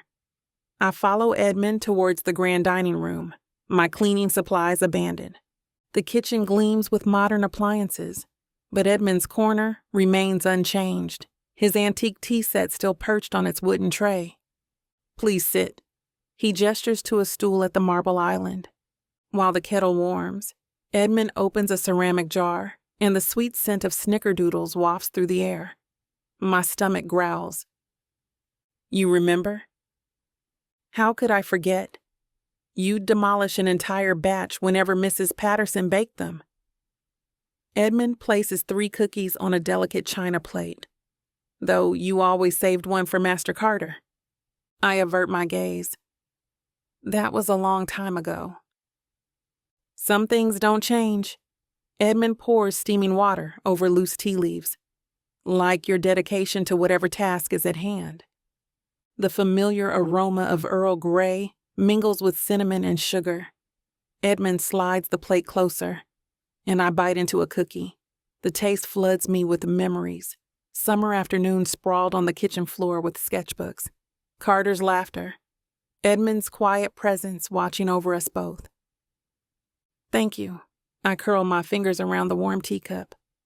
"For remembering." Edmund's weathered hand pats mine. "It's good to have you back in this kitchen, Miss Ellis, even under different circumstances." He stirs his tea, his eyes distant with memory. "Master Carter, he's never been quite the same since that summer. Oh, he plays the part well enough. The charming hockey star, the successful businessman. But those of us who knew him before can see the difference." My fingers tighten around the teacup. "What do you mean?" "He keeps your old art supplies. You know, in a box in his closet behind his luxury shoes. Claims he's going to throw them out every spring cleaning, but never does." Edmund's voice softens. "And sometimes, late at night, I hear him in his office. The scratch of pencil on paper." Heat floods my chest. So I wasn't imagining things. Those sketches weren't just a passing hobby. He tried dating, of course. His parents pushed for it. But the relationships never lasted. Edmund shakes his head. The women were lovely enough, but Carter would always find some flaw. "She doesn't understand art," he'd say, or "she lacks passion." What he meant was, they weren't you. I swallow hard. "Edmund, I'm not telling you this to make you uncomfortable, Miss Ellis, but you should know. That summer wasn't just a fling for him. He would keep up with the New York art scene. The way he lights up whenever your name would appear in the paper's art column. I've seen him collect every article." My hands shake as I set down my cup.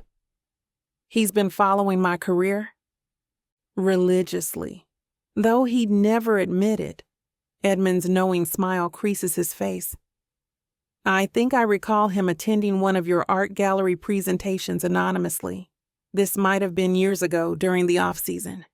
He stood in the back, watching you explain your pieces to potential buyers. Left before you could spot him." The sketch in his portfolio flashes through my mind. Me, animated and talking, gesturing at unseen artwork. Now I understand why he captured that moment so perfectly. "He's tried so hard to move on," Edmund continues. "Threw himself into hockey, into business.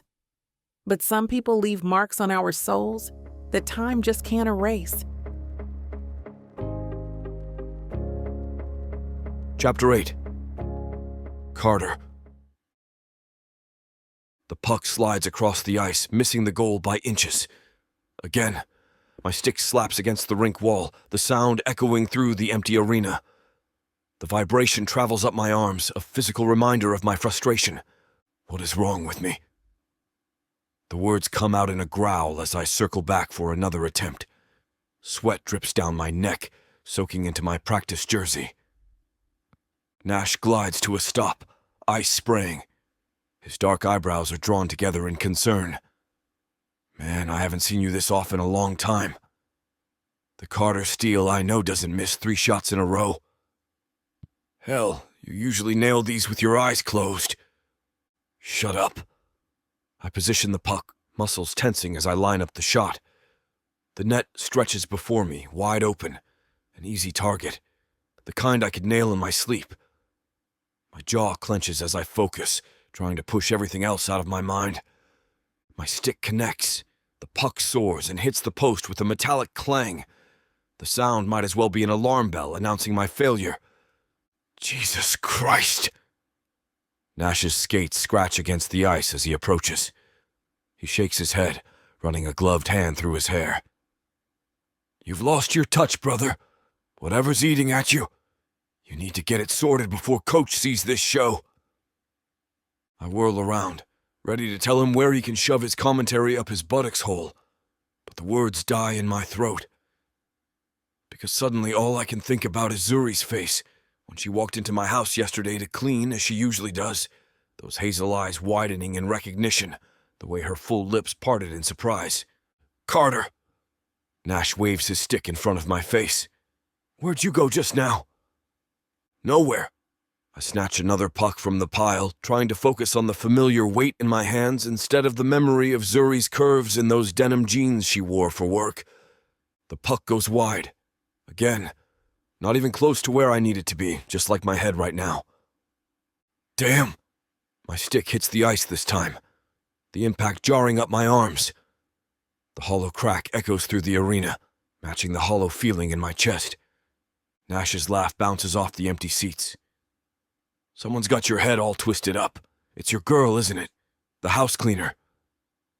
His knowing smirk makes me want to check him into the boards. Damn you, Nash. No one's on my mind. The lie tastes bitter, like morning after coffee that's been sitting too long. My jaw clenches as I try to push away thoughts of dark curls and curves. I take another shot. This one doesn't even come close to the goal. The puck skids pathetically across the ice, mocking my usually perfect aim. Right. Nash's tone drips with sarcasm. And I'm the Queen of England. He circles around me on his skates, like a shark that's caught the scent of blood in the water. Nash circles closer, his expression turning serious, like a coach about to deliver bad news. Did you at least talk to her like I told you to? Yeah. I drag the word out, retrieving another puck from the pile at my feet. My fingers grip the stick too tight. She made it clear she wants space. Can't say I blame her. Not after everything. And you're just gonna accept that? Nash's voice carries that mix of disappointment and challenge that makes me want to throttle him. What else am I supposed to do? The puck flies wild, missing by a mile and slamming into the boards with a crack that echoes through the empty rink. We split because she wanted art school and I had the draft. Different paths, different lives. End of story. Nash snorts, skating backward to face me with that know-it-all expression I've grown to hate. His skates carve sharp lines in the ice. Man, that's the weakest thing I've ever heard. You're just making excuses. Since when do you back down from what you want? Heat floods my chest, anger rising quick and sharp. The hell you mean? Excuses? You weren't there. You didn't see her face when... When what? When you both chickened out and ran in opposite directions. He cuts me off, jabbing his stick against the ice. I've known you long enough to spot your nonsense, Steele. This whole different paths thing, that's your go-to move when you're scared. My grip tightens on my stick until my knuckles turn white. Damn you. You don't know what you're talking about. The words come out in a low growl that would make most people back off. Don't I? Nash's eyes narrow as he circles around me like a shark. 'Cause from where I'm standing, you're doing some chicken trash right now, finding reasons why something won't work instead of fighting for what you want. The urge to slam him into the boards rises with each word, my muscles coiling with tension. Blood pounds in my ears. You need to shut your mouth. I take a threatening step forward, ice shaving spraying from my skates. Or what? You'll miss another shot at me like you're missing all these goals? His laugh echoes across the ice, sharp and knowing. He's always been able to get under my skin like this. Face it, man, you're not mad at me. You're mad because I'm right, and you know it. You've been playing like trash during practice ever since she showed up, and we both know why. I force a deep breath, letting the cold air of the rink fill my lungs. Nash is right, and that knowledge burns worse than any check into the boards. My shoulders drop as the fight drains out of me. Damn. I rake a hand through my sweat-dampened hair. When did you get so goddamn insightful? Someone's got to keep your head straight. Nash glides over, tapping his stick against mine. Come on, let's work on your fundamentals. Your stance is all wrong. You're too tense. I position myself for another shot, trying to focus on the familiar movements that should be second nature by now. Nash circles behind me, analyzing my form with a critical eye. Your weight distribution is off. You're leaning too far forward, like you're trying to force it. He demonstrates the correct posture. Remember what Coach always says. Let the puck be an extension of your body. Following his lead, I adjust my stance.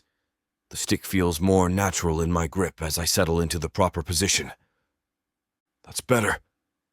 Now focus on the follow-through. Nash sets up a row of pucks. Don't think about anything else. Just you, the ice, and the net. We fall into a rhythm, shoot, adjust, repeat. With each attempt, my shots get closer to their mark. The familiar routine helps clear my head, pushing thoughts of Zuri to the background. There it is. Nash nods as I finally sink one cleanly into the net. That's the Carter Steele I know. Keep it simple. Basic mechanics first, then build from there. He's right. I've been so caught up in my head that I forgot the fundamentals. Sometimes you need to strip everything back to basics before you can move forward. Nash skates in a lazy circle around me, his expression turning thoughtful. You know what's crazy? Here you are, acting like you can't handle this situation when you've conquered everything else. 3-time MVP. Stanley Cup champion. He ticks off the achievements on his gloved fingers. You're the guy who scored the winning goal in double overtime to clinch the championship. That's different. I line up another shot, focusing on the mechanics. The puck hits its mark this time, sliding smoothly into the net. Is it? Nash retrieves the puck, sending it sliding back to me. You'll work things out with Zuri, I know you will. Can we not? No, we can't not. He cuts me off with a sharp wave of his stick. Listen, I've watched you fight for everything you've wanted in this sport. You'll figure out how to fight for her too. His voice drops, serious now. Don't let her slip through your fingers again, man. I mean it. I shoot another puck, watching it sail into the net. And if I do? Nash's stick taps against the ice, a sharp warning. Then I might just have to bust you over the head for being stupid. And trust me, that's the last thing you want. I can't help but crack a smile at Nash's intensity. He's been like this since day one, taking the newbie on the team under his wing, showing me the ropes both on and off the ice. 6 years later, and he's still pulling my head out of when I need it most. You're giving me that look again. Nash circles around, spraying ice. The one where you're pretending to be annoyed, but actually know I'm right. Don't let it go to your head. I line up another shot, sinking it cleanly into the net. The satisfying swoosh of the puck hitting mesh feels like coming home. But yeah, you usually are. That's the thing about Nash. He cuts through nonsense like a fresh sharpened skate blade through ice. When everyone else was kissing my face because of my family name or my stats, he was the one who'd tell me straight up when I was being an idiot. Called me out on my ego more times than I can count. Usually, Nash raises an eyebrow, his grin widening. Name one time I've been wrong about something important. I pause, stick resting against the ice as I pretend to think hard. Well, there was that time you said the blonde at Ricardo's was definitely into me, and it turned out she was an undercover reporter. That doesn't count. He waves his stick dismissively. And anyway, I'm talking about the big stuff. The real stuff. His expression turns serious again.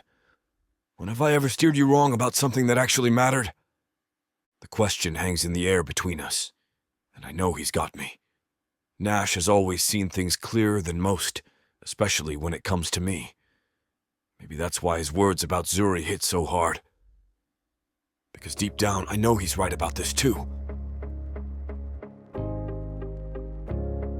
Chapter 9. Zuri. The clock strikes 3, and I've finished most of my cleaning duties in Carter's sprawling mansion. My curiosity gets the better of me. I haven't seen him all day, but his Jeep is still in the circular driveway. That's the car he likes to use the most whenever he's out and about. Don't ask me how or why I know that. No, I haven't been taking mental notes about his daily activities. The private ice rink beckons from across the manicured lawn. I shouldn't care where he is. Yet my feet carry me down the stone path to wallow in the massive structure that houses his personal ice rink. The cool air hits my face as I slip inside, and the familiar scent of ice and rubber floods my senses. I suck in a breath, hoping that I'm not caught doing this. The sharp sound of blades cutting ice echoes through the space. Carter glides across the pristine surface with effortless grace, his muscular frame moving with practiced precision. Even after all these years, watching him skate still takes my breath away. I sink into one of the plush seats in the stands, mesmerized by his fluid movements. His focus is absolute as he executes complex drills, weaving between pucks scattered across the ice. Sweat glistens on his forehead under the bright lights, his jaw set in concentration. The intensity in his eyes reminds me of the drive that made me fall for him all those years ago. His hockey stick becomes an extension of his body as he handles the puck. His movements sharp and controlled. The power in his stride, the way his shoulders flex with each turn, it's like watching art in motion. Not the kind I create with paint and canvas, but something equally beautiful in its raw athleticism. I lean forward, resting my elbows on my knees. Part of me wants to leave before he notices, to maintain the professional distance I've been trying so hard to keep, but I remain frozen in place, caught in the spell of watching him do what he was born to do. The sight of Carter on the ice pulls me back to those endless summer nights when we were 18. Back then, he'd sneak me into the community rink after hours. I'd sit cross-legged on the ice while he showed off his latest moves, both of us drunk on dreams and possibility. "I'm gonna make it big," he'd tell me, helping me up to skate with him. "We'll travel the world together. You'll paint in Paris. I'll play in the NHL. My throat tightens. We were so young, so sure we had it all figured out. I'd sketch him for hours as he practiced, filling notebooks with charcoal drawings of his powerful form and motion. He'd critique each one, always finding something to tease me about. "That doesn't look like my nose." He'd point at the paper, pretending to be offended. "Your nose is perfect," I'd say, and he'd kiss me until I couldn't remember what I was drawing. Now here we are, him living out his hockey dreams, me cleaning his mansion. The irony isn't lost on me. We really thought we could have it all back then. Young love makes you believe impossible things. I watch him execute a perfect snapshot, the puck sailing into the net. His form seems even better now, refined by years of professional training. Gone is the raw talent of the teenage boy who used to practice until midnight. In its place stands a man who's mastered his craft. We were supposed to chase our dreams together. Instead, we chose different paths. He went on to become hockey royalty, while I pursued my art in New York. Two ships passing in the night, drifting further apart with each passing year. My fingers itch for a pencil, wanting to capture this moment like I used to. But I'm not that starry-eyed girl anymore, and he's not the same boy who used to share his dreams with me under the rink lights. The contrast between our paths hits me like a physical blow the more I think about it. While Carter's achieved everything he set out to do, my artistic journey feels scattered, uncertain. I've had small gallery showings, sold a few pieces, but nothing close to the Paris dreams we once shared. My work cleaning houses, his house, speaks volumes about where life has taken me. A sharp scraping sound breaks through my thoughts. Carter's blades dig into the ice as he comes to an abrupt stop. My heart leaps into my throat. His head turns slightly, scanning the stands. I slide down in my seat, ducking behind the row in front of me. The cold metal of the bleachers presses against my back. My breath catches, held captive in my lungs. The last thing I need is for him to catch me watching him like some lovesick teenager. Footsteps echo on the ice. I peek through the gap between seats. Carter glides toward the center, his stance alert. He's sensing something, probably my presence. Of course he would. Hockey players develop a sixth sense about being watched. I press myself further into the shadows of the stands. My cleaning cart sits abandoned upstairs, evidence of my actual purpose here. But how would I explain this? Sorry, I was just reminiscing about our shared past while spying on your private practice. The air feels thick with tension as I wait, barely daring to breathe. One wrong move, one small sound, and I'll have to face those piercing blue eyes. The same eyes that used to look at my artwork like it held all the answers to the universe. I shouldn't be here. I shouldn't be hiding like this.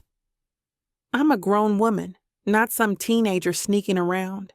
But the thought of confronting him, of explaining why I'm sitting here watching him instead of finishing my work, it freezes me in place more effectively than any winter chill. The harsh ring of a phone cuts through the silence. Carter reaches into his jacket pocket, still scanning the stands as he answers. Nash, what's up? His deep voice carries across the empty rink. I hold my breath, staying perfectly still. Through the gap in the seats, I watch him lean against his hockey stick. Yeah, she's still working here. Carter's voice drops lower. It's driving me crazy, man. Every time I see her, I remember everything. My heart pounds against my ribs. He's talking about me. I know what you're going to say. Carter runs a hand through his sweat-dampened hair. But it's different with her. Always has been. A pause as Nash speaks on the other end. Damn, I want to talk to her. Really talk to her. Like sit down, just the two of us, and talk until we pass out. Carter's skate scrapes against the ice. But every time I try, she puts up these walls. But you're right. I should keep trying. My chest tightens at the raw emotion in his voice. I shouldn't be hearing this. This isn't meant for my ears. Yeah, I know I'm being pathetic. Carter lets out a hollow laugh. But I can't stop thinking about fixing things with her. Getting close to her again. Another pause. No, I haven't told her about those scandals yet. One thing at a time. Evan was already busting my balls about them. But I think I know how to handle them. Scandal? My brow furrows. But before I can process that, Carter starts moving across the ice again. Listen, I gotta go. Thanks for checking in. His skates slice through the ice as he heads toward the rink exit. And Nash, keep this between us.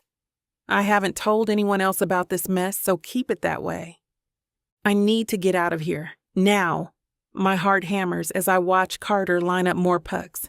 The rhythmic thwack of rubber hitting the boards gives me the cover I need. I crouch low, and shuffle backward, keeping my movements slow and controlled, one row at a time.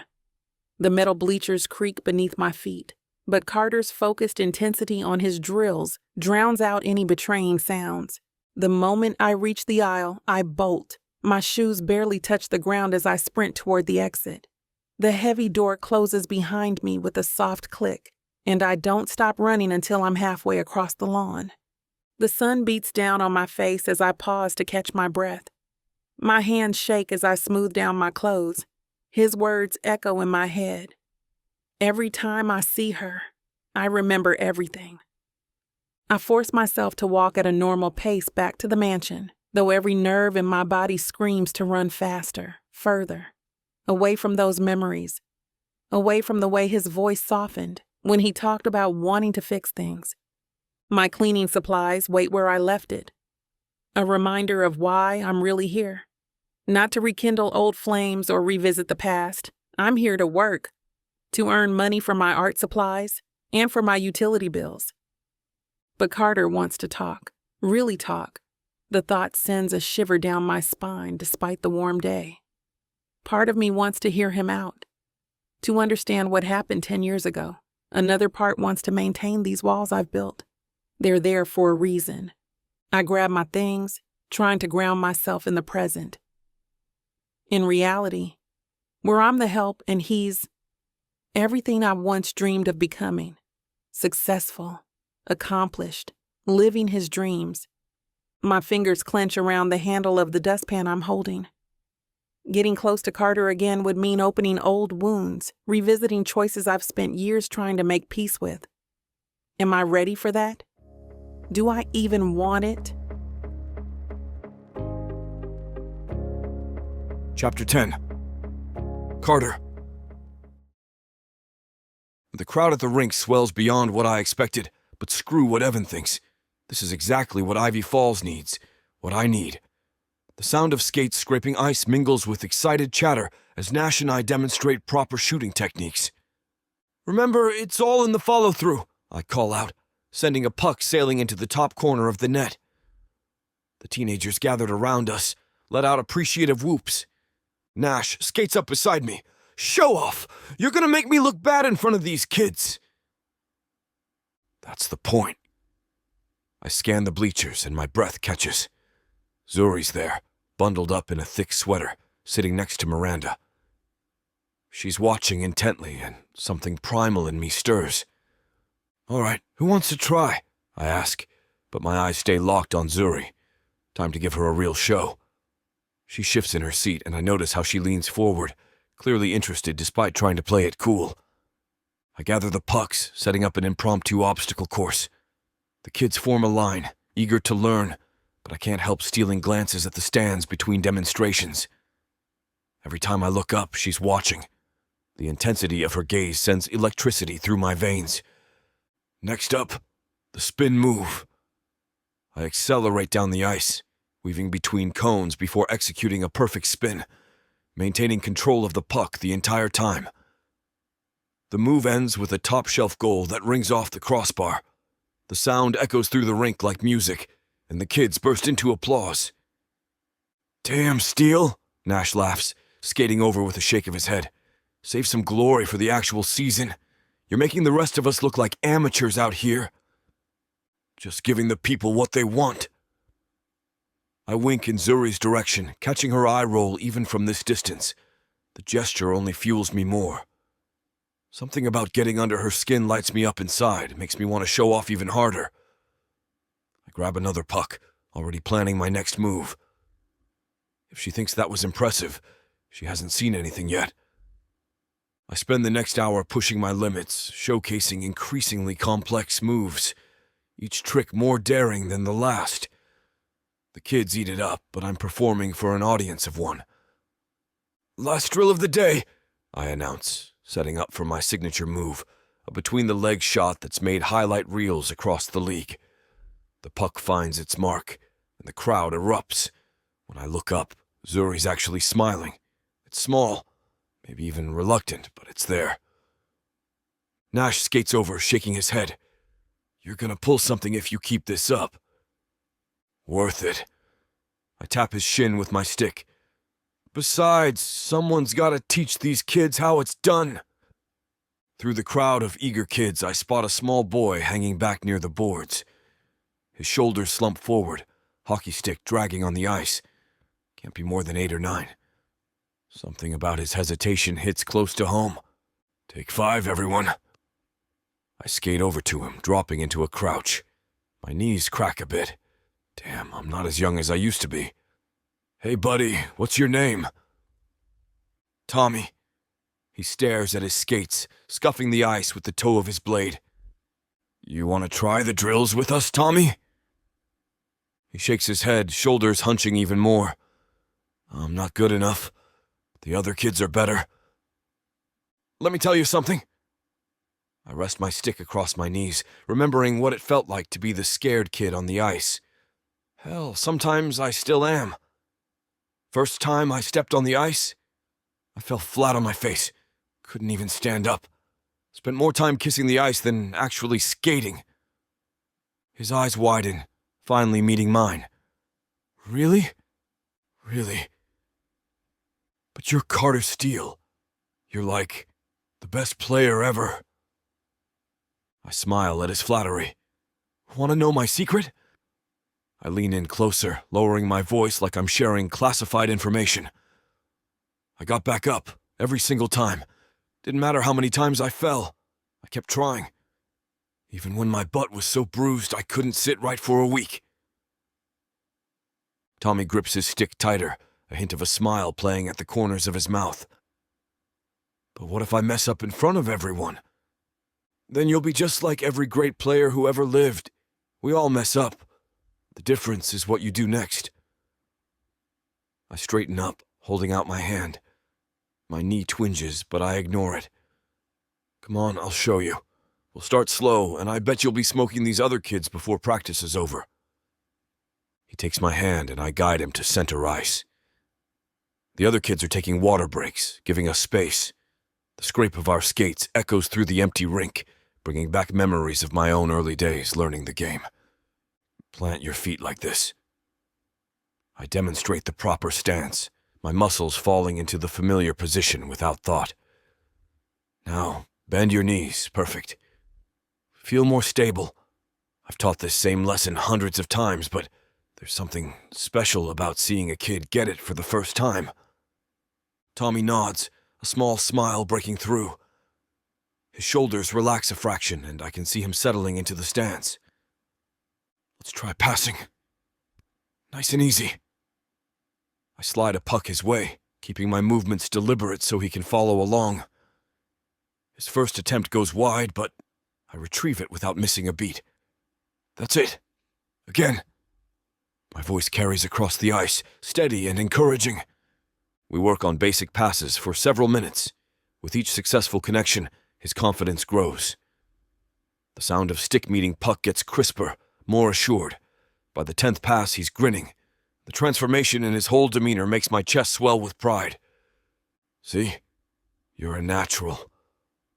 I tap his helmet with my glove, remembering all the coaches who did the same for me. Know what the best part is? Every time you practice, you get a little better. That's all it takes, showing up and trying your hardest. The words feel right, solid like the ice beneath our feet. You think I could play like you someday?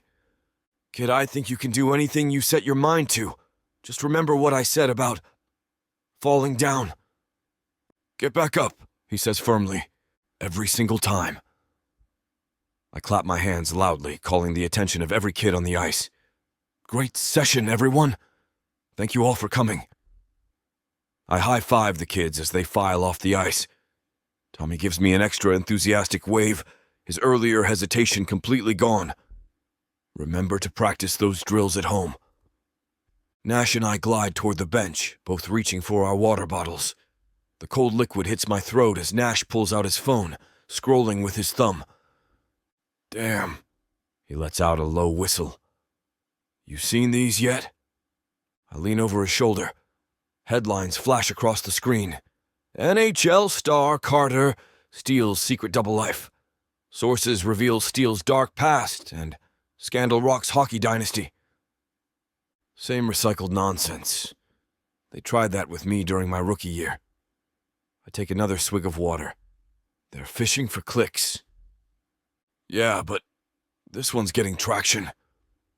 Nash swipes to another article. They're dragging up that incident from last season, twisting it into something ugly. I shrug, wiping sweat from my forehead. Let them. We both know what really happened. True, but... Nash's eyes drift toward the bleachers where Zuri and Miranda are gathering their things.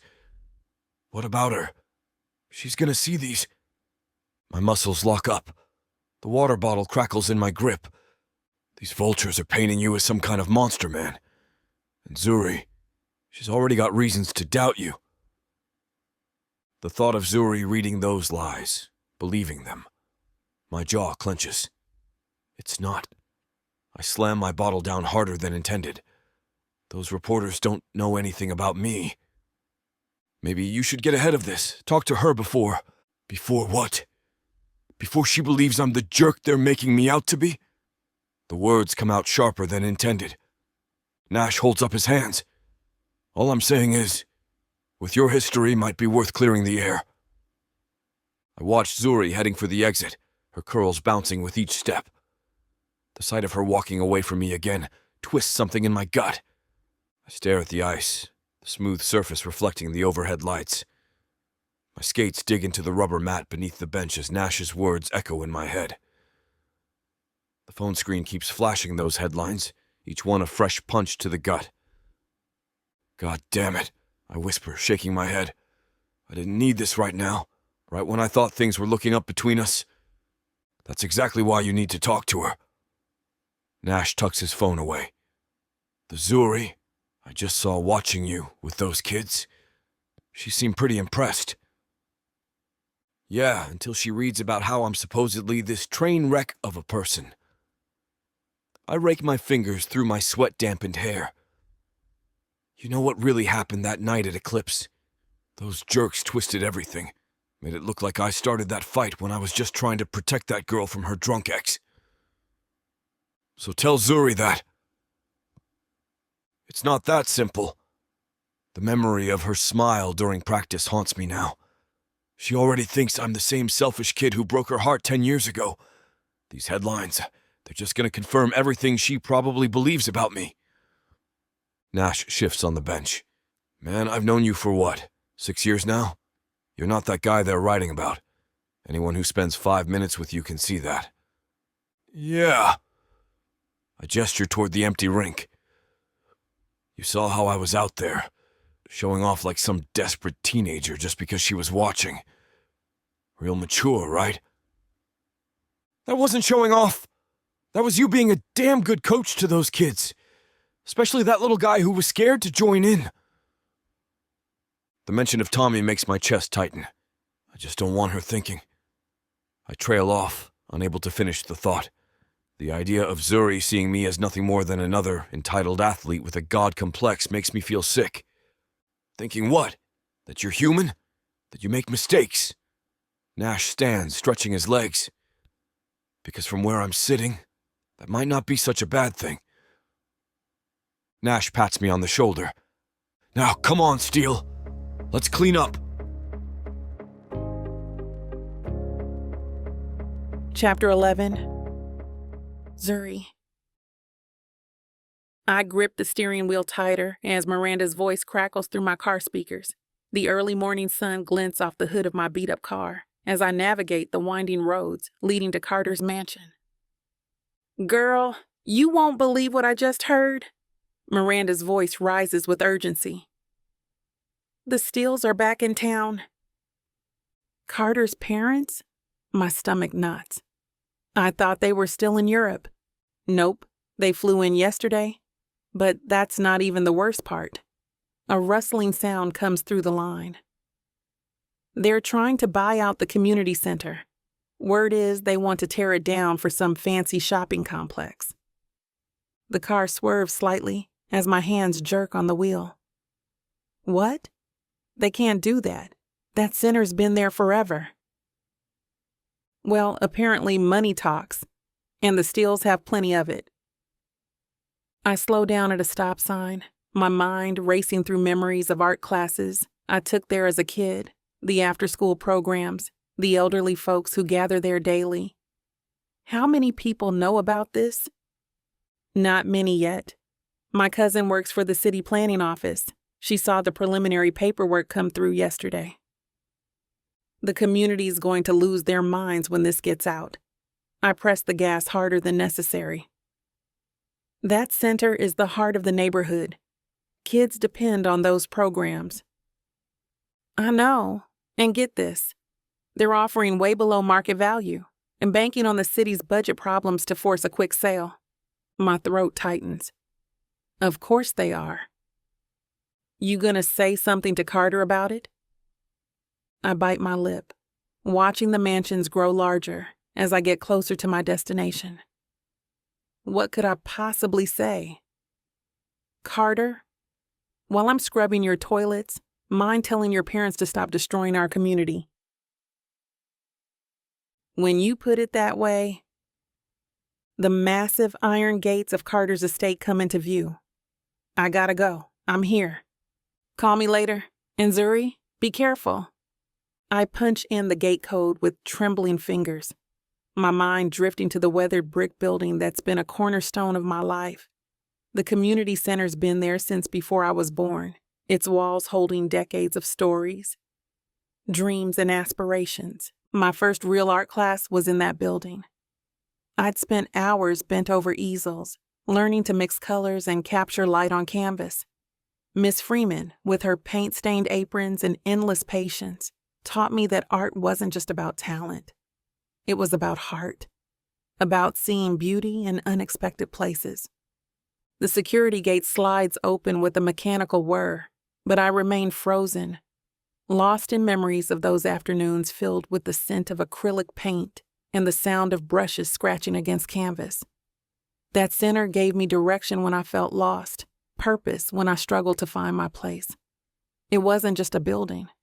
It was a sanctuary where creativity flourished, where kids from every background could dream bigger than their circumstances. Throughout my high school years, I loved going to the community center. It offered so much for Ivy Falls. Damn. I slammed my palm against the steering wheel. Just last week, I drafted proposals for new art programs I wanted to introduce there. Classes for at-risk youth, workshops for seniors, collaborative murals to beautify the neighborhood. I'd imagine myself standing where Miss Freeman once stood, inspiring a new generation of artists. And now the Steeles want to replace all that with what? Another soulless shopping complex? Another monument to wealth in a community that needs resources, not retail? My chest tightens as I think of the elderly couples who gather there for morning Tai Chi, the after-school programs that keep kids off the streets, the art therapy sessions that help veterans heal. All of it. Potentially gone because some rich family decided they needed more zeros in their bank account. I pull into the circular driveway, killing the engine as I stare up at the towering mansion. The contrast hits me like a slap. This sprawling estate could probably fund the community center's programs for decades. My phone buzzes with a text from Miranda. Found out more. They're planning luxury boutiques, designer stores, nobody in the neighborhood can afford. Perfect. I toss my phone into my bag. The Steeles have always lived in a different universe from the rest of us. While we worried about the gas bill and keeping food on the table, they jetted off to European vacations and threw parties that cost more than most people's yearly salary. And Carter. God, Carter. He might be different from his parents in some ways, might have that warmth in his eyes when he looks at me, but he's still their son. Still part of a world that sees my community as nothing but prime real estate waiting to be developed. I grab my cleaning supplies from the trunk, my movements sharp with anger. The irony isn't lost on me. Here I am, about to clean their son's mansion, while his family plots to destroy a place that shaped my entire childhood. A place that still gives hope to so many kids who might otherwise fall through the cracks. My hands shake as I punch in the door code. The door beeps, granting me access to Carter's pristine world of marble floors, and crystal chandeliers. I step inside, my work boots feeling heavy, out of place against the polished stone. The same way I feel out of place in this whole situation, caught between my growing feelings for Carter and my fury at what his family represents. Edmund materializes from around a corner, his pressed uniform as immaculate as ever. "Good morning, Miss Ellis." I force my lips into what I hope passes for a smile. "Morning, Edmund. Hey, I heard something interesting just now. Are Mr. and Mrs. Steele really back in town?" Yes." Edmund adjusts his cuffs, though it's temporary, just here for business matters. "Let me guess. They're staying somewhere else?" "Indeed. They have a property on Oakfield Drive they prefer when visiting." "Of course they do." The words come out sharper than intended. I drop my cleaning caddy with a thud that echoes through the foyer. "Did you know what kind of business they're here for?" Edmund's eyebrows lift slightly. "I'm afraid I'm not privy." "They're trying to buy the community center." My voice cracks. "To tear it down. For some fancy shopping complex nobody here needs or can afford." "The one on Main Street?" "Yeah. The place that's kept this community together for decades. Where kids go after school so they're not alone at home. Where people who can't afford therapy get counseling." I start pulling supplies from my caddy, movements jerky. "But I guess that doesn't matter when there's money to be made, right?" Edmund's expression softens. "That center means a lot to you." "It means a lot to everyone, except the Steeles, apparently." I grip a bottle of cleaner so hard my knuckles ache. "You know what the worst part is? They're lowballing the offer, hoping the city's too broke to say no. It's not enough that they want to destroy it. They won't even pay what it's worth." "Miss Ellis?" "Sorry," I exhale heavily. "I shouldn't dump all this on you. It's not your problem. Your concerns are valid. Perhaps...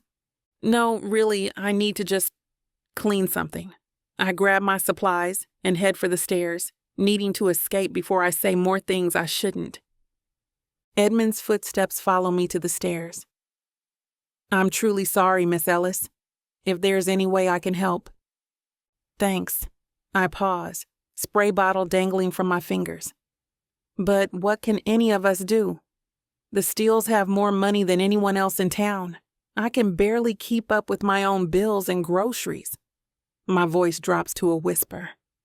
"Next to them, I'm just an ant, insignificant." "Miss Ellis?"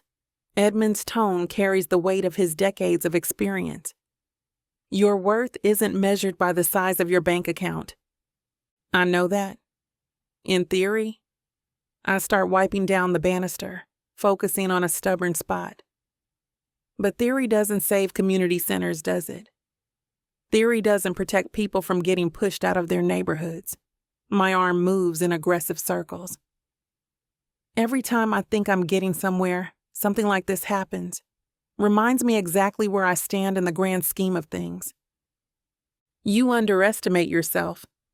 "Do I?" The cleaning cloth squeaks against the polished wood. "Look at this place, Edmund. One painting in this hallway probably costs more than I'll make all year. How am I supposed to fight against that kind of power?" I close my eyes, letting my forehead rest against the cool wood of the banister. The familiar scent of lemon polish fills my nostrils, a constant reminder of my current station in life.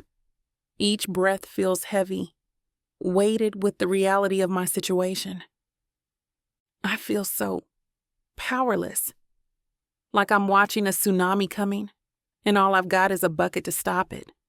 My voice cracks slightly on the last word, betraying more emotion than I'd meant to show. That's quite the metaphor for an artist. Yeah, well, I straighten up, rolling tension from my shoulders. The muscles there protest, tight from hours of scrubbing and polishing. At least I can still afford metaphors. For now. Chapter 12. Carter. My mansion buzzes with energy as Ivy Falls elite mingles through the grand hall of the mansion. Crystal glasses clink, laughter echoes, and the string quartet's music floats through the air. The Youth Hockey Initiative banner stretches across the entrance, reminding everyone why we're here tonight. You're difficult, you know that? Evan adjusts his bow tie, scowling. 2 charity events in 1 month. The press will think you're going soft. Those kids at the community rink deserve a shot. I scan the crowd, searching for one particular face. You should have seen them, man. Raw talent just waiting to be developed. Yeah. Your bleeding heart's showing. Evan pulls out his phone. Just remember to schmooze with the right people. We need their checkbooks open tonight. I spot Zuri across the room in a yellow dress that hugs her curves. She's speaking with Mrs. Fried, one of Ivy Falls' biggest donors, but her usual warmth seems different, strained. When our eyes meet, she turns away. What the hell? I invited her to this event, hoping that this would be my chance to sit her down and talk to her about this tension brewing between us. It's been there since the moment we locked eyes on each other again. But now, she's doing this to me, and I don't know why. I excuse myself from Evan and make my way through the crowd, stopping to shake hands and accept compliments about the event. By the time I reach where Zuri was standing, she's moved to another corner. This cat-and-mouse game continues for the next hour. Every time I get close, she finds another conversation to join or another room to disappear into. The few times we do interact, her responses are clipped, professional. Nothing like the easy banter we've developed over the past weeks. Looking good tonight, Carter. Some socialite's daughter touches my arm, but I barely register her presence. Thanks. Excuse me. I break away, frustrated. What changed? Did I do something wrong? I catch snippets of her voice as she works the room, passionate about art programs, discussing community development. She's magnetic, drawing people in with her genuine enthusiasm. But that spark dims whenever I'm near, replaced by something that looks too much like hurt. The whole evening feels off balance. I'm supposed to be the confident host, the hometown hero raising money for a good cause. Instead, I'm distracted by the way Zuri keeps her distance, how she seems to have built invisible walls between us overnight. Finally catching a break, I corner Zuri near the grand staircase leading to the foyer. The marble steps loom behind her as she moves to step around me, but I block her path, planting my feet wide. No way in hell is she slipping away again. What's going on? You've been avoiding me all night. My voice comes out rougher than intended, frustration bleeding through. Her eyes narrow, and that fire I used to love seeing directed at anyone but me blazes straight at my chest. Maybe because I can't stand to look at you right now. The hell does that mean? I step closer, fighting the urge to reach for her. Your parents are back in town. She crosses her arms, creating another barrier between us. The gesture hits like a punch to the gut. Guess what they're planning to do with the community center? My stomach drops and ice spreads through my veins. My parents are in Ivy Falls. They hadn't mentioned a damn thing about coming back. Don't play dumb, Carter. They're tearing it down. All those art programs, the youth activities, everything. Gone. For what? Another luxury shopping center. Her words slice through the air between us, sharp enough to draw blood. What? The room spins. That's not possible. Miranda told me about them because her cousin works with the city. Her voice trembles with rage and something in my chest tightens at the pain radiating from her. Do you know how many kids depend on those programs? How many families? The art therapy sessions alone help dozens of at-risk teens every month. I had no idea they were even here. My hands clench into fists so tight my knuckles turn white. The familiar anger at my parents' schemes burns in my gut. They've been in France for months. Last I heard, they were buying some vineyard or something. Right, because the golden boy wouldn't know about his own family's business dealings. The sarcasm drips from her words like acid, and damn if it doesn't sting. I don't. Heat rises in my chest, and I fight to keep my voice steady. I'm not involved in their real estate, hockey, and youth programs. That's my focus. That's all I've ever wanted to be involved in. And it's true. I'd fought like hell to keep my distance from my father's real estate empire. Why aren't you stopping this? She challenges me, her eyes blazing with a fire I remember all too well. Because I'm just finding out about it now. I step closer, voice dropping to a low, intense growl. You think I'd let them destroy something that matters to you, to this community? Give me some credit, Zuri. Caring about the community? Zuri's laugh is sharp, cutting. Is that what you call these fancy parties? Writing checks while your family destroys everything that makes this town special? Don't! My jaw clenches. Don't act like you know what I'm trying to do here. What are you trying to do? 'Cause from where I stand, this looks like a PR stunt. Kill time until hockey season starts. Play the hometown hero. You think that's what this is? I step closer, close enough to catch the scent of her perfume. Those kids at the rink? The ones who can barely afford skates but show up every damn day? I see myself in them. And yeah, maybe I didn't grow up poor, but I know what it's like to feel trapped by other people's expectations. Oh, poor little rich boy. Damn that. My voice rises slightly, but then I lower it to a harsh whisper. I've spent years trying to give back to my community, Zuri. Years fighting to make sure every kid who wants to play gets a shot. This isn't about hockey season or PR or any of that nonsense. Then prove it. She jabs a finger into my chest. Stop hiding behind charity events and actually do something. You think I'm hiding? Blood pounds in my ears. I've put everything into this community. My time, my money, my reputation, all of it. And yeah, maybe I'm not perfect. Maybe I don't always get it right. But don't you dare question how much I care about these kids. Actions speak louder than words, Carter. And right now, your family's actions are screaming pretty loud. I'm not my family. The words come out raw, honest. And I'll prove it. Whatever it takes to stop this, I'll do it. Not for you, not for my image, but for those kids who deserve better than having their safe space ripped away. Zuri's eyes shine with unshed tears, and my chest constricts. Her lip trembles as she looks up at me, all that anger giving way to raw pain. It would break my heart all over again, Carter. Her voice cracks. If you let them do this, if you stand by while they destroy everything this community built together.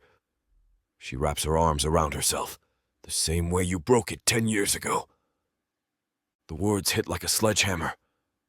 Guilt churns in my stomach, mixing with rage at my parents and their endless schemes. But seeing Zuri like this, vulnerable, hurt, fighting back tears because of my family's actions, shame burns through me like acid. These kids, she swallows hard. They pour their hearts into their art, into building something beautiful, just like I did. Your parents want to tear it all down for what? More boutiques? More profit? My hands shake. I want to reach for her, to promise I'll fix everything, but the weight of my family name sits heavy between us. Every dream they've crushed, every community they've developed into soulless luxury spaces. It all leads back to the Steele legacy. A legacy I've tried so hard to distance myself from, yet here it is, hurting the one person I never wanted to hurt again. The art therapy program saved lives, Carter.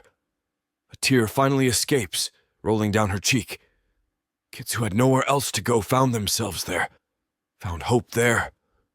Just like I did after my parents died. The shame deepens, cutting into me like glass. I'm standing here in my $1,000 suit, hosting a charity gala while my parents plot to destroy the very heart of what makes Ivy Falls special. What makes it home? What makes it matter to Zuri? And if that doesn't make me feel like the worst kind of fraud. Chapter 13. Zuri. I back away from Carter, wiping hot tears from my face. The grand staircase behind me offers an escape from this nightmare of a charity event. All these rich people sipping champagne while plotting to destroy everything my community holds dear. It's a farce. Every little bit of it. Zuri, wait! Carter lunges forward, his fingers wrapping around my wrists. The warmth of his touch sends unwanted sparks through my body, reminding me of countless summer nights I've tried so hard to forget. Let go of me. I try to wrench free, but his grip only tightens. His hands are calloused from years of hockey, but still gentle enough to make my breath catch.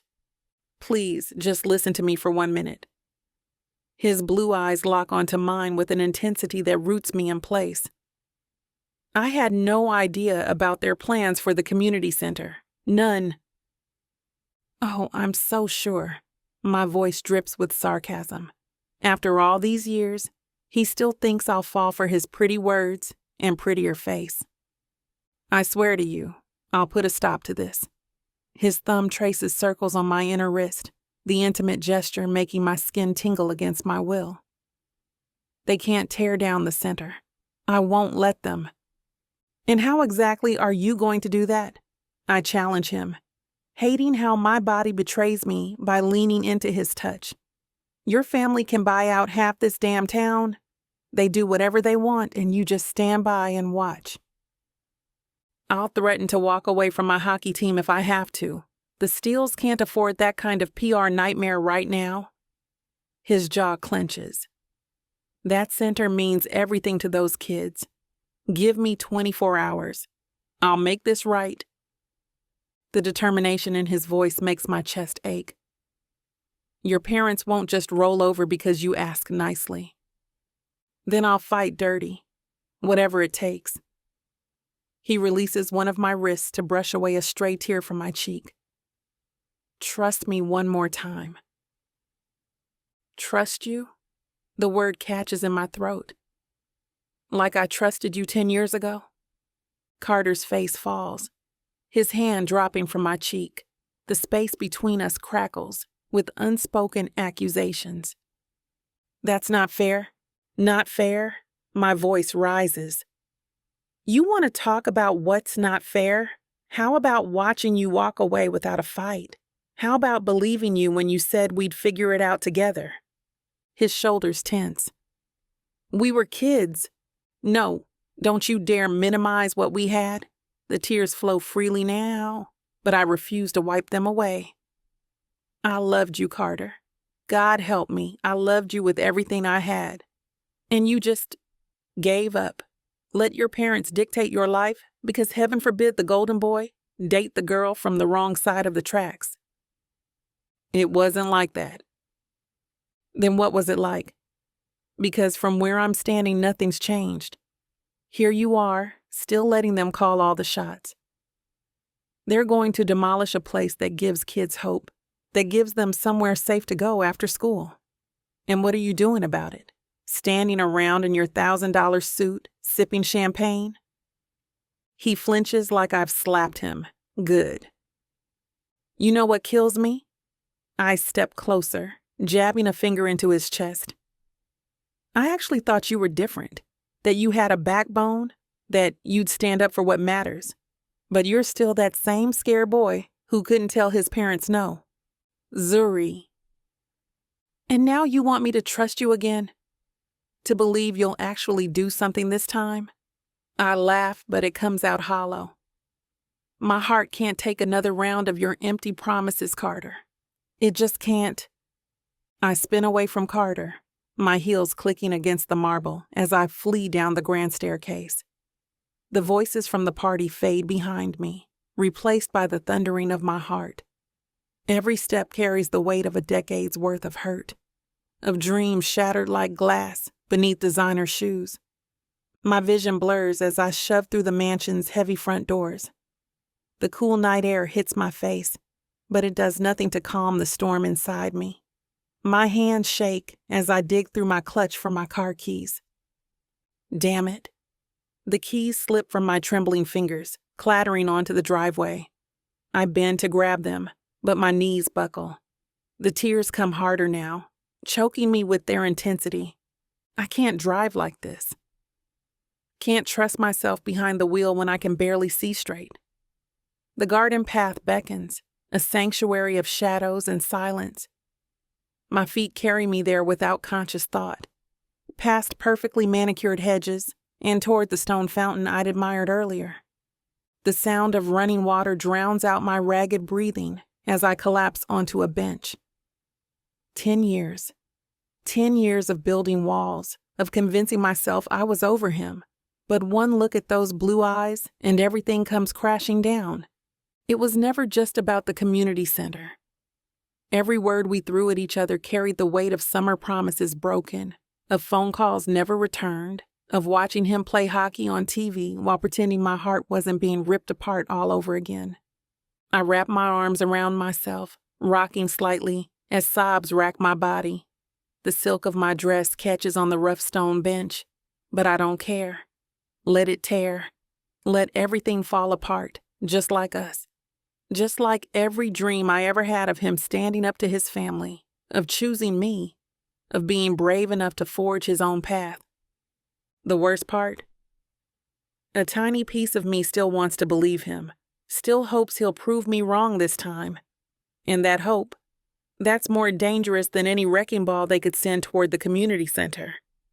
I try to steady my breathing, counting each inhale like my therapist taught me. 1, 2, 3. But the rage builds instead of settling. My gaze drifts up to the mansion's second floor, where crystal chandeliers cast golden light across floor-to-ceiling windows. Silhouettes of party guests float past like specters, champagne flutes raised in celebration of their own cruelty.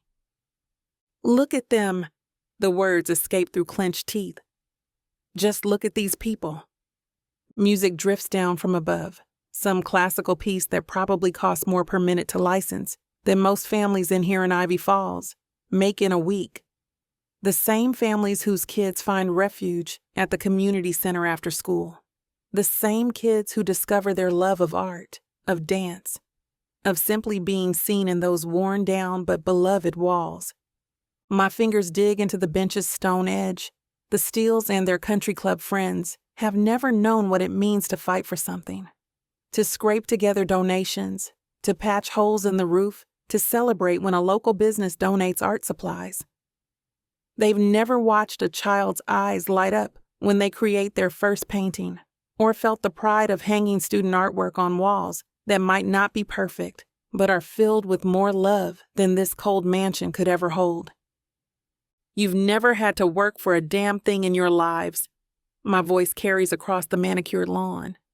Never had to wonder if something precious would be ripped away because some rich jerks decided they needed another parking lot. The fountain's steady stream matches the pounding in my chest. These people up there dancing and drinking, they'll never understand what it means to lose the only safe space you've ever known. They'll never grasp how a building can be more than just bricks and mortar, how it can be hope itself. I wipe my face with trembling hands, mascara probably smeared across my cheeks. Just leave, Zuri. Come on, take your car keys and drive out of here. Pack up your cleaning supplies tomorrow and find another job. My whispered words disappear into the night air. The thought of walking back into that mansion, of seeing Carter's face while I dust his expensive furniture and vacuum his pristine floors, it twists my stomach into knots. How could I possibly go back to being invisible after tonight? After laying my heart bare and throwing 10 years of pain in his face? God, what a mess! I press my palms against my eyes. The smart thing would be to call Miranda first thing in the morning, tell her I need a different assignment, to send another cleaner to handle the Steele mansion. There are plenty of wealthy homes in Ivy Falls that need cleaning, homes without blue-eyed hockey stars and their complicated family legacies. But something stops me from making that decision, a tiny spark that refuses to die, no matter how hard I try to extinguish it. What if Carter actually means it this time? What if he really does stand up to his parents, save the community center? Don't be stupid. I kick off my heels. letting my feet sink into the cool grass. He had his chance. He's had 1,000 chances. Yet that spark persists, feeding on memories of the boy who once promised me the world. The boy who attended art classes with me at that very same community center, who looked at those other kids like they mattered before his parents got in his head, before hockey became everything. One day, I laughed bitterly. I'll give him one day to prove me wrong. Then I'm done, for real this time.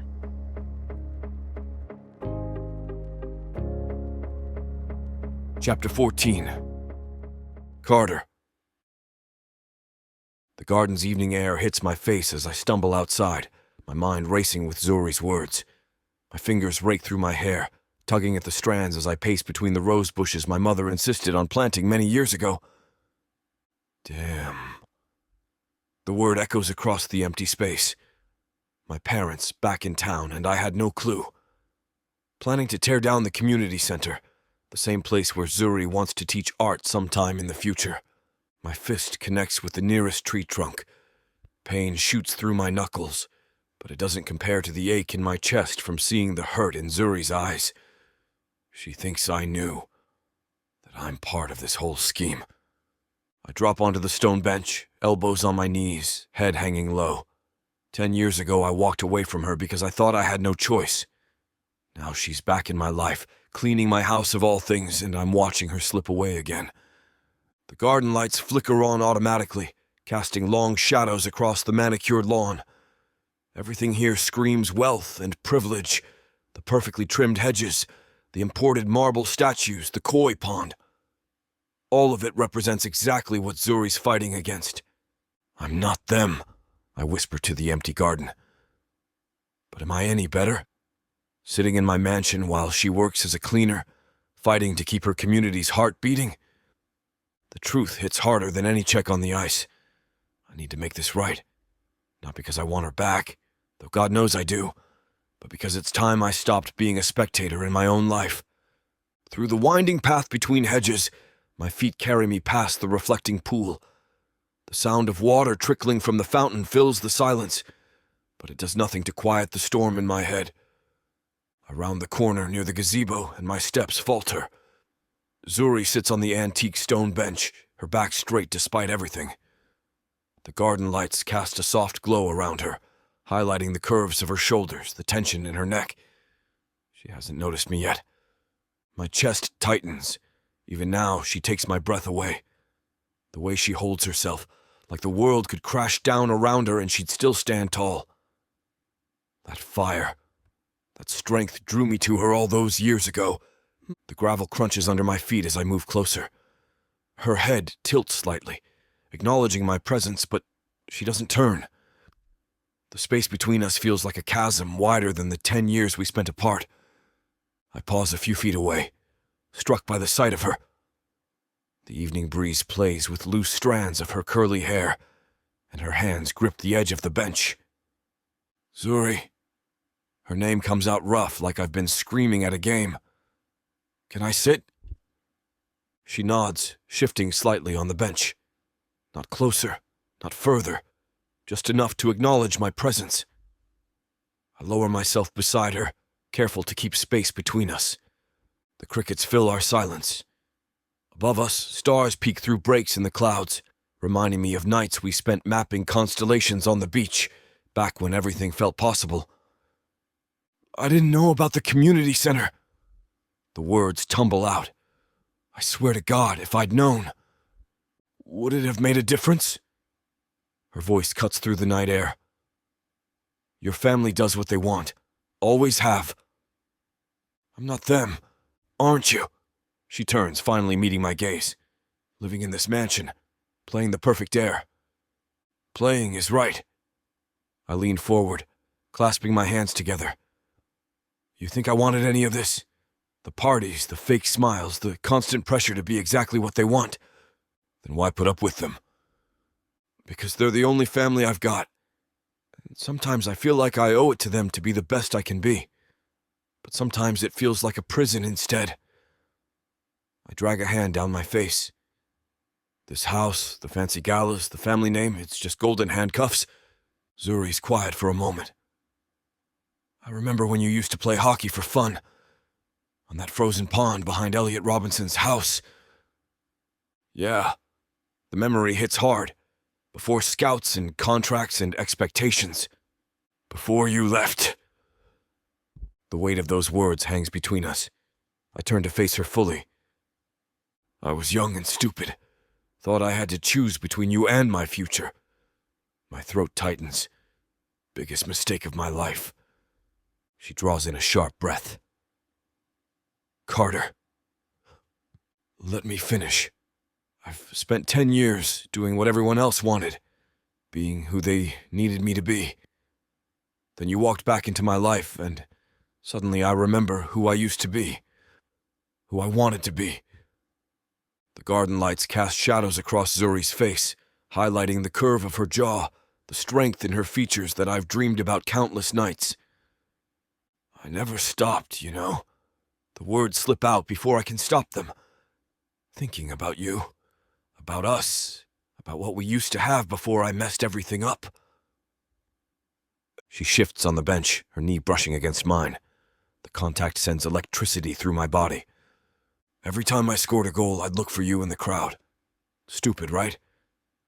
You were probably halfway across the country, but I kept searching. I raked my fingers through my hair. Even dated this artist for a while. She painted abstracts, nothing like your work, but... You followed my art? Instagram's a hell of a thing, and I have no shame in telling you that I'd stalk your profile every now and then. Those murals you did in New York? Incredible. Her lips part slightly. I watched all your games. The admission hits me square in the chest. What? On TV, mostly. Sometimes I'd make up excuses not to go to gallery openings if they clashed with your matches. She lets out a soft laugh. My roommate thought I was crazy, obsessing over hockey when I couldn't tell a slap shot from a wrist shot. Zuri. My hand finds hers on the bench between us. Her skin is warm, familiar despite the years between us. I tried dating other people too, but they were never... She trails off, her fingers intertwining with mine.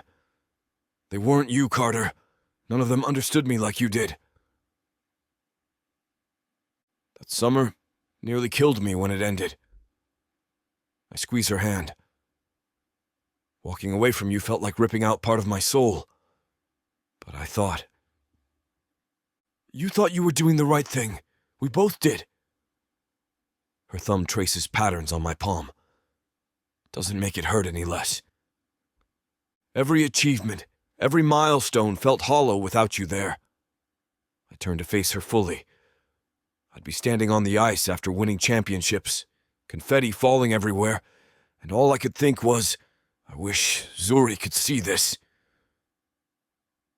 A tear slides down Zuri's cheek, catching the moonlight. My heart clenches at the sight.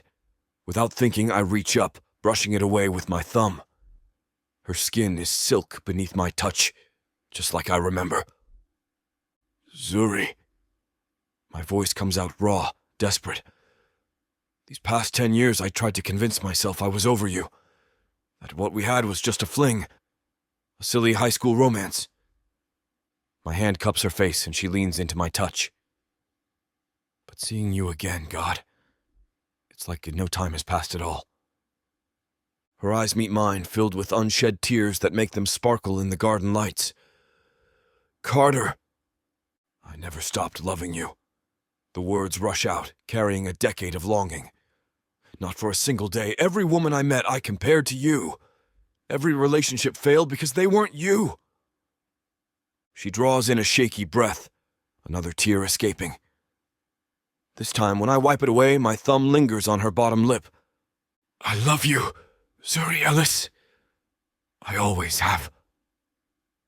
I lean in, drawn by an invisible force that's always existed between us. Her breath hitches as my lips meet hers. The kiss is gentle at first, tentative, a question waiting to be answered.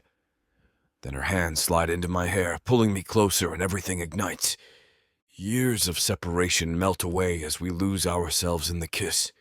Her lips part beneath mine, and I groan at the taste of her, sweet like summer memories and fierce like the woman she's become. My fingers tangle in her curls while my other hand slides to her waist, drawing her closer until she's practically in my lap. She kisses me like she's trying to make up for lost time, passionate and demanding. Each brush of her tongue against mine sends electricity coursing through my veins. The garden disappears around us. There's only Zuri, her soft sighs, the way her nails scrape against my scalp, the perfect fit of her body against mine. When we finally break apart, Zuri's chest rises and falls with quick breaths. Her lips are swollen from our kisses, and her eyes shine with an intensity that makes my heart race. My thumb traces her jawline. Come inside with me. The invitation comes out husky, rough with need. Somewhere more private. She meets my gaze, and for a moment, the world stands still. Then she nods, a small smile playing at the corners of her mouth. I capture her lips again, unable to resist. This kiss is different, slower, deeper, a promise of what's to come. Her fingers curl into the front of my shirt, pulling me closer as she responds with equal fervor. My hands slide to her waist, steadying her as we stand from the bench. Breaking the kiss feels like torture, but the thought of having her all to myself, away from the open garden, drives me forward. Chapter 15. Zuri. Carter's hand engulfs mine, his grip firm and warm as he leads me through the mansion. We ascend the grand staircase together. My heart races, echoing in my chest like a drum roll as we reach the second floor. Carter doesn't pause, doesn't waver. He knows exactly where he's taking me. The master bedroom looms ahead, and as we cross the threshold, a wave of memories crashes over me. I suck in a breath, the familiar scent of him, cedar and spice, sending me spiraling back. The click of the door, shutting behind us, jolts me back to the present. Before I can exhale, Carter's hands are on my waist, his body pressing me against the cool wood of the door.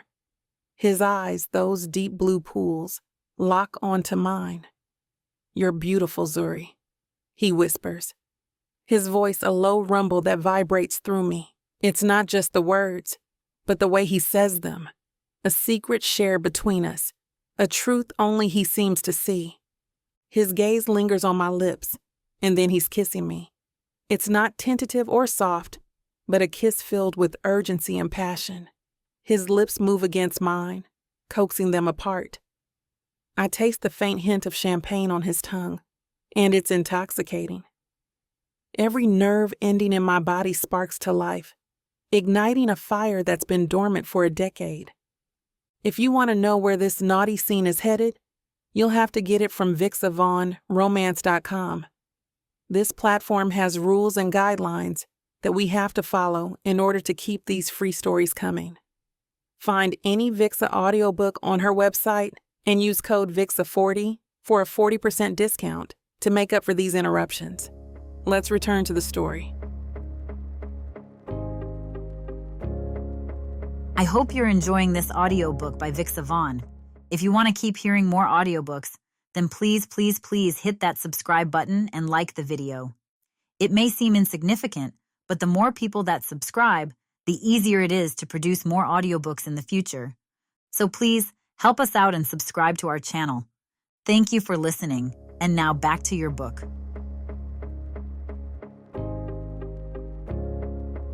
Chapter 17. Zuri. I lean back in my chair, spreading the fundraising papers across the worn wooden table in the community center's main room. The familiar scent of paint and creativity fills the space, mingling with decades of memories held within these walls. Carter sits beside me, his presence both comforting and distracting as he studies the numbers I've laid out. These projections look solid. His fingers trace along the column of potential donors. With the right pitch, we could double this amount. You really think so? I straighten up, my knee brushing against his under the table.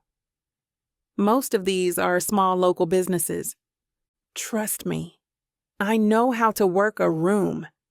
He taps the paper with his knuckle. And you know how to sell the vision. Between your passion for the arts and my connections, we'll make this happen.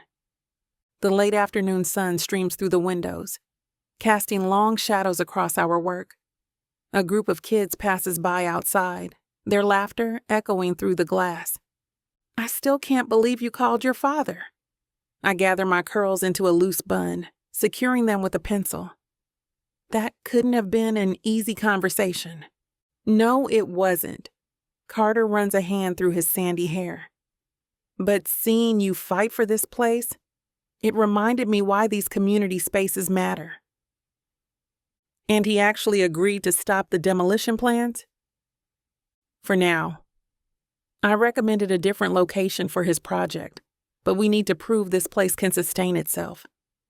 Carter shifts closer, his shoulder pressing against mine. That's where these fundraising events come in. Art auctions, gallery nights, maybe even a charity hockey game. A hockey game? I laugh, shaking my head. How does that fit with an art program? Sports and art aren't that different. Both take dedication, passion. His blue eyes lock with mine. Plus, it'll bring in the corporate sponsors. They love that. I pick up another spreadsheet, but Carter's hand covers mine, stilling my movement. The warmth of his touch sends electricity through my fingers. We're going to save this place, Zuri. I promise. I nod, letting his confidence wash over me. What if we did live art during the hockey game? I know some incredible street artists who could paint murals in real time while the players are on the ice. Now that's different. Carter leans forward, energy radiating from him. The crowd would eat that up. We could auction the pieces after, and the artist could incorporate team colors, player movements. My mind races with possibilities. Like capturing the essence of the game through abstract art. Speaking of players, Carter pulls out his phone, fingers flying across the screen. I've got at least 5 guys from the team who'd volunteer for a meet and greet. Mix that with an art workshop for kids, where they learn to design their own jerseys. I grab my sketchbook, quickly roughing out a layout. We could display them during the game. Carter peers over my shoulder, his breath warm against my neck. Add a VIP section here. He points to the corner of my sketch. Corporate types love exclusive access. They'll pay triple for it. And what about food? I tap my pencil against the table. My friend runs this amazing soul food restaurant. He's always wanted to break into event catering. Local vendors supporting local art. Carter nods appreciatively. That's the kind of story sponsors want to be part of. Plus, I bet that food is incredible. Carter grabs another sheet of paper. Let's map out the timeline. We'll need some time to promote this properly.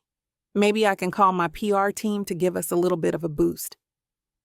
The ideas flow between us like paint on canvas, each suggestion building on the last. Carter's business sense meshes with my artistic vision, creating something neither of us could have conceived alone. As we work, the distance between us seems to shrink, our shoulders touching as we lean over the plans together. As I sketch out the vision of our fundraising event, I watch Carter's fingers move across his phone screen, firing off messages with focused intensity. His jaw tightens in concentration, a familiar crease forming between his brows, the same look he used to get before big games in high school. My PR team's already brainstorming angles. He shows me his phone. They want to position it as a fusion of sports and arts, breaking down cultural barriers, bringing communities together. Young, old, rich, poor, doesn't matter. We want all of Ivy Falls involved. That's actually perfect. I lean closer to read the message thread. It's exactly what this place stands for. Got a few heavy hitters interested too. Carter scrolls through his contacts. These guys drop serious cash at charity events. One of them collects contemporary art. His enthusiasm catches me off guard. Here he is, throwing his whole weight behind this project. You're really into this. The words slip out before I can stop them. Carter looks up from his phone, those blue eyes piercing right through me. Course I am. This matters to you, which means it matters to me. Plus, he gestures around the room. This place has potential, real potential, just needs the right backing. Another message lights up his screen. He grins. Speaking of backing, Paulie just confirmed. He's a team owner, loves showing off at these kinds of events. Guarantee he'll start a bidding war just to prove he can. His fingers drum against the phone case, excitement radiating off him. And where Paulie goes, at least 3 other owners follow. They're competitive like that. The reality of what's happening hits me. Carter isn't just helping. He's transforming this from a local fundraiser into something that could secure the center's future. The kind of event that could put us on the map, maybe even create an annual tradition. Your PR team's good with this timeline? I tap the schedule we drafted, trying to keep my voice steady despite the hope bubbling up inside me. They're clearing my calendar for it. Carter fires off another text, his movements quick and decisive. Want me fully involved? Not just lending my name. Makes it more authentic. He looks up at me with those piercing blue eyes. Plus, I know every damn trick these guys use to avoid opening their wallets. Trust me, they won't get away with it this time. The way he says it, fully involved, sends a wave of warmth through my chest. There's no hesitation in his voice, no sign this is just for show. He's all in, throwing his considerable influence behind something that matters to me. And I'm not sure how to process that. Soon enough, our conversation shifts from visions of the fundraising event to recollections of our past. Carter's laugh fills the room as I tell him about the time I tried teaching a pottery class that ended with clay everywhere except on the wheels. His eyes crinkle at the corners, and for a moment I see the boy I knew in high school, the one who'd sneak into art shows just to watch me explain my pieces to visitors. Remember that one fair where you convinced me to model for your live sketch demonstration? He shakes his head, grinning. Thought I was gonna die sitting still that long? You lasted 10 whole minutes before complaining about a leg cramp. I sketch absently in the margin of our planning sheet. The drawing ended up looking more like a squirming toddler than the captain of the hockey team. Still have that sketch? My pencil stills. Packed away somewhere. Truth is, I know exactly where it is.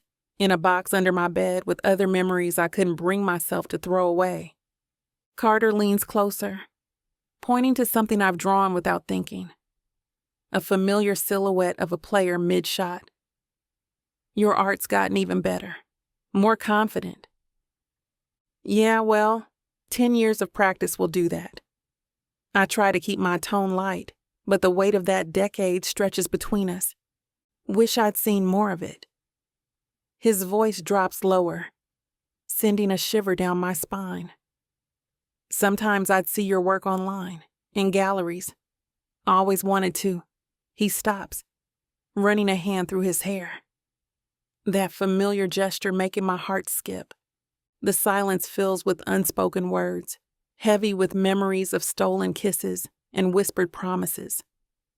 I focus on the fundraising papers, shuffling them into neat piles, desperate for something to do with my trembling hands.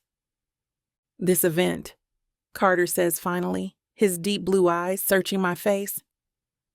It's not just about saving the center, is it? It's about proving art matters, that it can change lives. Like it changed mine.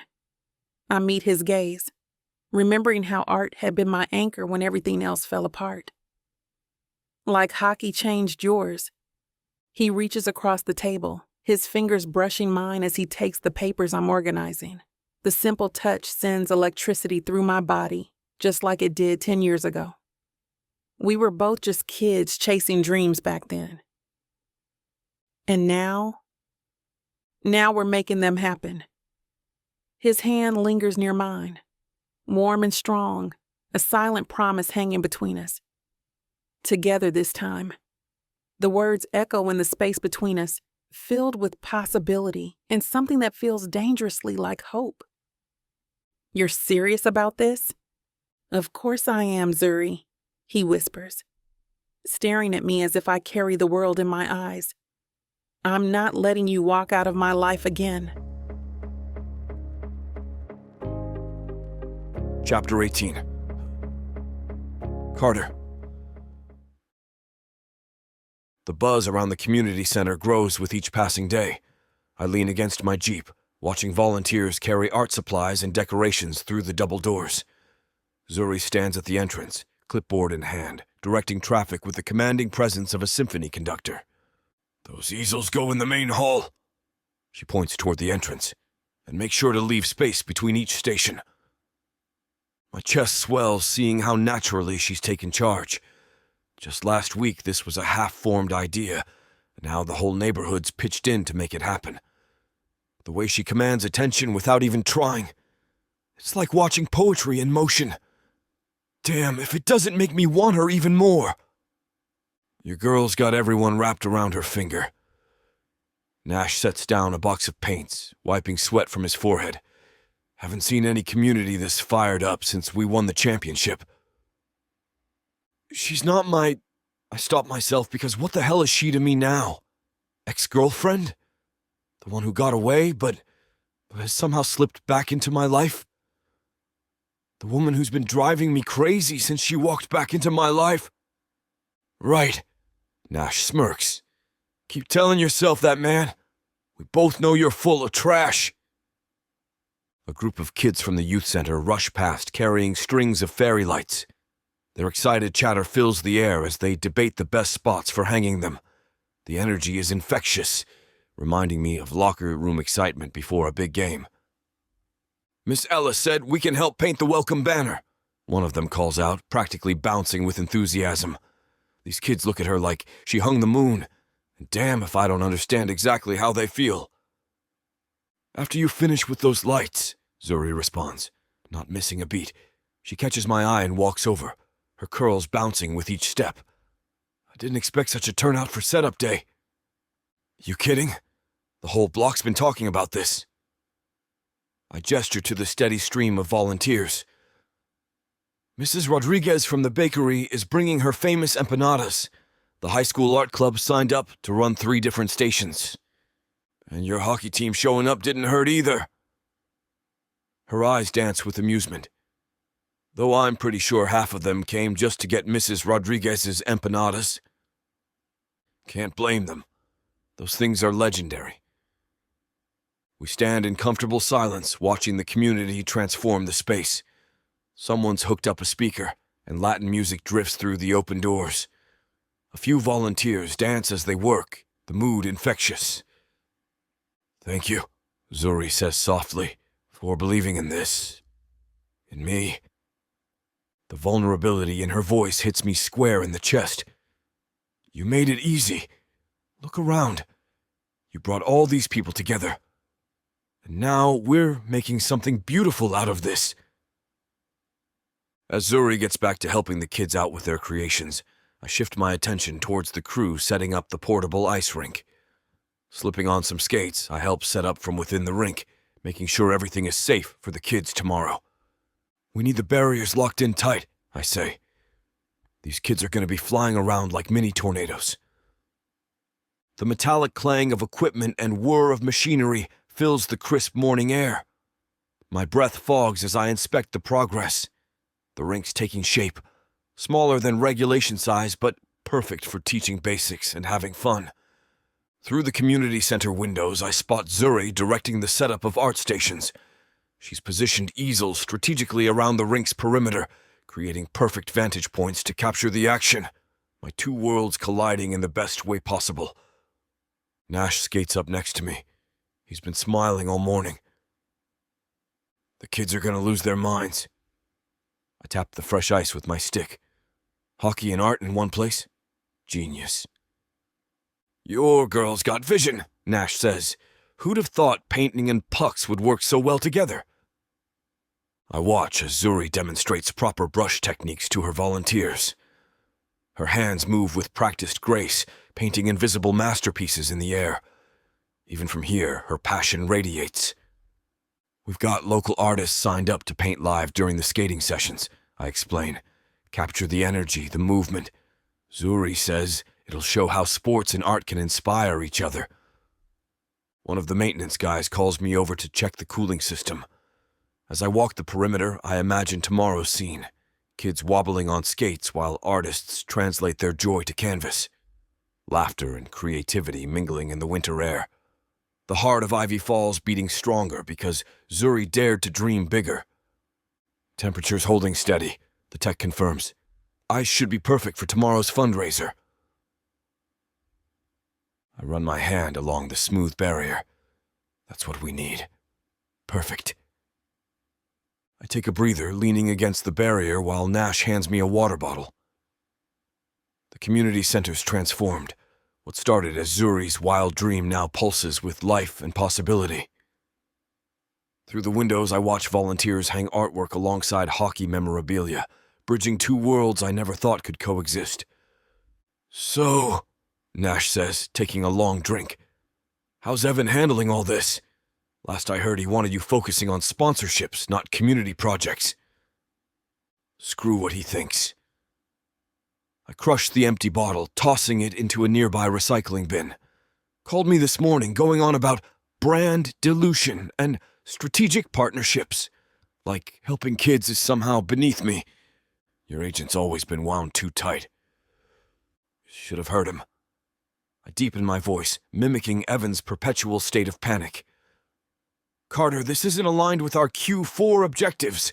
Carter, we need to prioritize high net worth visibility. Nash snorts. Sounds about right. I don't even know what Q4 objectives are. I told him straight up. This matters. These kids matter. My eyes drift to Zuri, who's helping a group of volunteers arrange art supplies at one of the long tables. She's showing them how to organize the brushes by size, her hands moving with the same grace she uses when she paints. Sometimes doing what's right is more important than doing what's profitable. And this is exactly where I need to be. Look who's getting philosophical. Nash bumps my shoulder, nearly making me lose my balance. But for real, man, this is good stuff. The kind that actually means something, not just another photo op. Exactly. Evan can stress about useless things all he wants. I'm not backing down from this. I gesture at the space around us, taking in the bustling energy of volunteers and excited kids. Look at what we're building here. You can't put a price tag on this kind of impact. These kids deserve a chance to create something beautiful. Plus, Nash adds with a knowing smirk, crossing his arms over his chest, it doesn't hurt that a certain artist is behind it all. One who's got you wrapped around her finger. I shoot him a look that would make a rookie player piss himself, but can't hide my grin. Shut up and help me check these barriers again. Last thing we need is some kid getting hurt on our watch. Nash and I work in comfortable silence, methodically checking each barrier. The familiar rhythm of maintenance work settles my mind, but his next words snap me out of it. You're different, you know that? Nash taps his stick against the ice. Better different, more focused, less of that angry nonsense from last season. What are you getting at? Come on, man. Ever since Zuri showed up, you've been... I don't know. More like the Carter I remember from when we first started playing together. I adjust a loose bolt, avoiding his gaze. Just trying to do right by the community. Speaking of doing right, Nash's voice drops lower. What happens when season starts? I've been hearing whispers about trades. My jaw clenches. Not going there. Can't avoid it forever. The Sharks are pushing hard. I said drop it. The wrench in my hand creaks under pressure. That's next season's problem. 3 million extra on the table isn't just a problem, Carter. San Jose's making moves. The mention of the West Coast team sets my teeth on edge. They've been circling like sharks, fitting given their name, offering the kind of money that makes agents salivate. But all I can think about is the 3,000 miles it would put between me and Ivy Falls, between me and Zuri. I'm not looking to relocate. I straighten up, meeting Nash's concerned stare. Got everything I need right here. Everything meaning someone specific? I watch Zuri through the window as she laughs with a group of volunteers, her whole face lighting up. Just focus on getting this rink ready, Nash. That's all that matters right now. Nash leans against the barrier, studying my expression. You know, there's an obvious solution here. Yeah, enlighten me.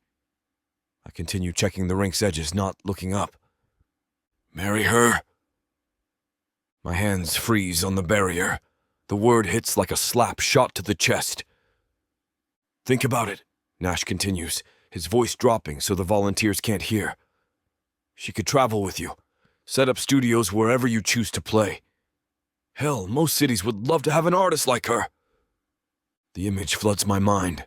Zuri painting in a sun-filled studio overlooking San Jose Bay, her art displayed in galleries across the coast. Both of us building something bigger than ourselves. Together. It's not that simple. But my protest sounds weak even to my ears. Only because you're making it complicated. Nash taps his stick against the ice. Look, I've known you long enough to see when you're all in. And with Zuri, you've been all in since day one. Through the window, I watch her demonstrate brush techniques to a group of kids. Her face glows with purpose, those talented hands creating magic from thin air. The same hands that used to trace patterns on my skin, that hold enough power to rebuild entire communities. Marriage, though? The word feels foreign on my tongue, yet somehow right. Why not? You love her. She clearly loves you. And this way you don't have to choose between your career and her dreams. I stay quiet, letting the possibility sink in. Nash might be onto something, but the weight of it, the permanence, it's both terrifying and exhilarating. Just think about it, Nash says, pushing off from the barrier. Better than watching you mope around like a lovesick rookie. Chapter 19. Zuri. The wine glass feels cool against my palm as I lean back into Carter's plush couch. Papers and planning materials for tomorrow's fundraiser scatter across his coffee table, mixing with the plate of cheese and crackers we've barely touched. These sponsorship forms are giving me a headache. I rub my temples, scanning the documents one more time. Let's take a break. Carter stretches his long frame, his t-shirt riding up to reveal a sliver of toned stomach. We've been at this for hours. We need everything perfect for tomorrow, the community center. We'll still be there in 15 minutes. He stands, offering his hand. Come on, I want to show you something. I let him pull me up, following him down the hallway to a room that hardly ever gets touched anymore. He flicks on the light, revealing shelves stacked with board games and old toys. Your game room? More like my childhood archive. Carter runs his fingers along the dusty shelves until he stops at a familiar blue box. Remember this? My breath catches. Monopoly Junior. The box is worn at the corners. Its colors faded from years of use. We used to play this after school a lot. You always pick the little dog token. Carter pulls the game down, a smile playing at his lips. And you were ruthless about buying every property you landed on. Says the guy who wouldn't trade properties, no matter how much fake money I offered. The memory hits me with startling clarity. Us sprawled on the floor of his bedroom, the breeze cooling our sun-warmed skin, Carter's sandy hair glinting gold in the sunset. He opens the box, and a folded piece of paper falls out. When I pick it up, I recognize my teenage handwriting. Property deed to Carter's heart. I read aloud, my voice catching. Non-negotiable, No trades accepted. Carter's eyes lock with mine, that familiar intensity making my pulse quicken. I forgot about that. We were just kids. I smoothed the paper between my fingers, remembering how simple everything felt back then. How innocent. Kids who spend every evening playing board games together instead of going to parties like normal teenagers. He chuckles, but there's something wistful in his tone. He nudges me with his arm as he sits down on the ground. Best 2 out of 3? Carter pops open the box and starts setting up the board, sliding the property cards into their designated spots. You're on? I grab the little silver dog, muscle memory taking over as I place it at go. But I'm warning you, my Monopoly skills have only improved with age. Big talk from someone who used to cry when she landed on my hotels. He picks up the race car, our old ritual falling into place. I did not cry. I strategically showed emotion to get better deals. I roll the dice, moving my piece forward. Remember that time you felt so bad, you gave me Boardwalk for free? Yeah, and then you turned around and built hotels on everything you owned. Carter lands on my property, grudgingly handing over the play money. You were always playing the long game. The familiar rhythm of buying properties and collecting rent carries us through the game. I find myself leaning forward, completely invested in our little competition just like before. God, this takes me back to your mom's cookies and homework spread across your floor. I land on free parking, collecting the pile of fake money in the center. How many afternoons did we waste in here? Not wasted. Carter's knee brushes mine as he reaches for the dice. Those were some of the best days. You'd come over after your classes, covered in paint. And you'd just gotten back from hockey practice, still in your gear. The memory floods back. The smell of fresh-cut grass through the window. The way his hair would stick up in all directions after taking off his helmet. You insisted on teaching me the rules of hockey using Monopoly pieces as players, which you never quite got. Hey, I understood the important parts, like checking, which I demonstrated plenty of times during PE. Carter's laugh echoes through the room. You were the only girl who'd actually play rough with the boys. Basketball, soccer, it didn't matter. You were there making someone's life hell. Most of the other girls just stood on the sidelines, acting like normal people. Please. Someone had to keep your ego in check. I moved my piece around the board, the familiar motions bringing back a flood of memories. Sharing dreams, making plans, believing anything was possible. Remember that one time when you tried to teach me how to skate? I moved my piece past go, collecting my $200. Tried being the key word. You spent more time on your face than your feet. Carter's eyes crinkle at the corners. But you never gave up, because you wouldn't let me. Just one more time, Zuri. You almost had it. I mimic his deeper voice. My bruises had bruises. Yeah, but by August, you could make it around the rink without falling. He lands on my property again. Speaking of not giving up, your ideas for this fundraiser are genius. I know I've said it 1,000,000 times already, but it's going to bring in twice the donors we planned for. The community center deserves it. I stack my growing pile of Monopoly money. And having you there to demo some shots will definitely draw attention. As long as you promise to paint something for the auction tomorrow. Carter's knee bumps mine again. I've seen some of your new work. It's incredible. Heat spreads across my chest at his praise. Thanks. I was thinking of doing a piece featuring the center itself. Show people what we're fighting to save. Maybe capture some of the kids playing basketball or the senior art classes in action. Perfect. Carter glances at his watch, and I catch myself admiring how his forearms flex with the movement. We should probably get back to those sponsorship forms. 5 more minutes? I wave my stack of Monopoly cash in front of his face, enjoying how his eyes track the movement. I'm about to bankrupt you anyway, unless the great Carter Steele is scared of losing to little old me. In your dreams, Ellis? He rolls the dice with that competitive glint I remember so well from our teenage years. But yeah, 5 more minutes. Though I should warn you, I've gotten pretty good at crushing the competition. The easy rhythm between us feels natural now, like muscle memory kicking in.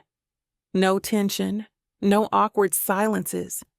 Just us, planning something meaningful while reconnecting over childhood memories.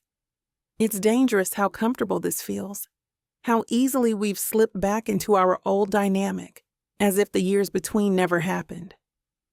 At least your trash talking has improved since high school. Carter moves his race car, landing on my property again. Back then, you'd just stick your tongue out at me. Better than your go-to move of throwing the board when you lost. I collect more money from him. That happened once. He points at me with the dice. And only because you were doing your victory dance on my bed. The memory hits me. 17-year-old me jumping on his mattress, while his mom yelled up the stairs. Asking what all the noise was about, I burst into laughter, falling back against the wall. Your face when all the pieces went flying. I can barely get the words out between giggles. And then you tried to blame it on your dog. Rocky was a very passionate Monopoly player. Carter's eyes dance with mischief. He had strong opinions about property management. That sets me off again, tears forming at the corners of my eyes. Rocky was 3 pounds of pure evil who spent the whole game sleeping under your desk. Hey now, Carter shifts closer, his shoulder pressing against mine. That dog loved you. Remember how he used to steal your socks? Only the left ones.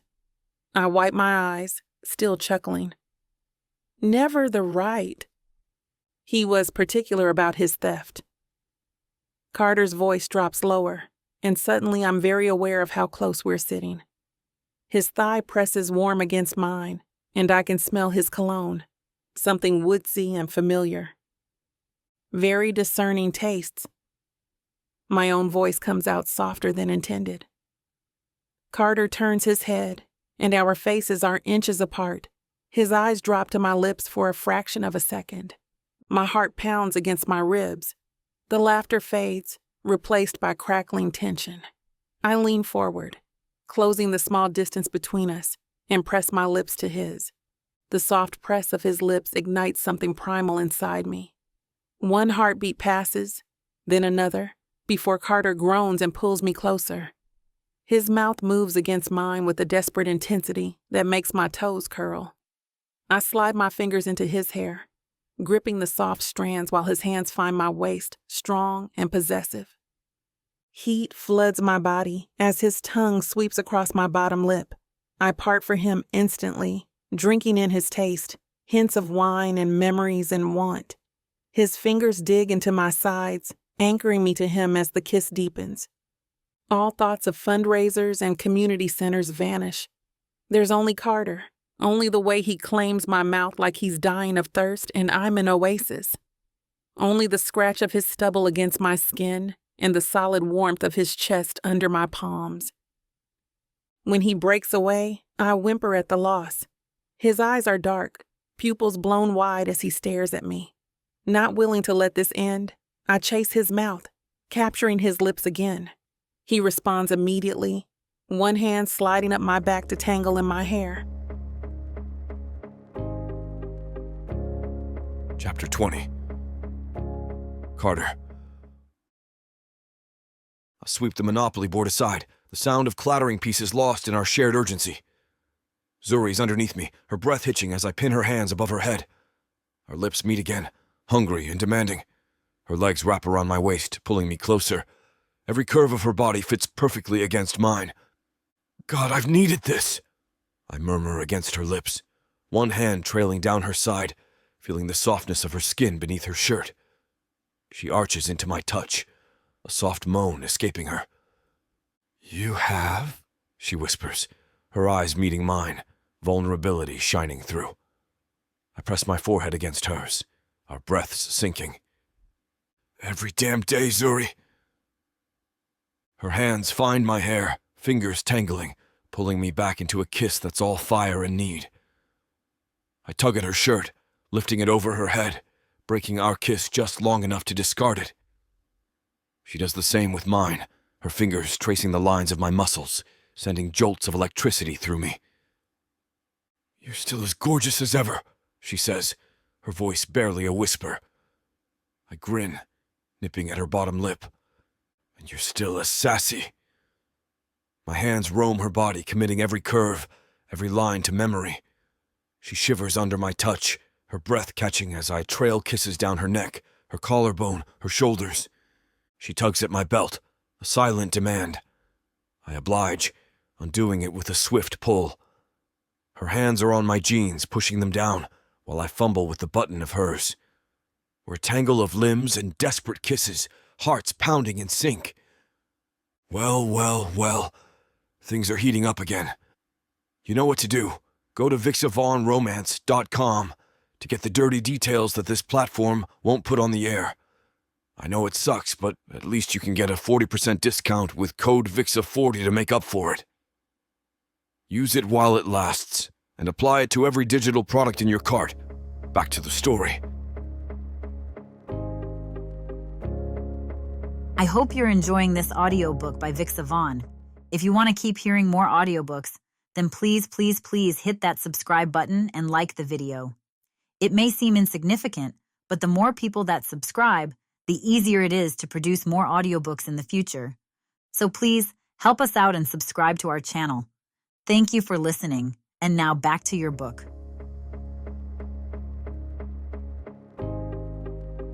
Chapter 21. Zuri.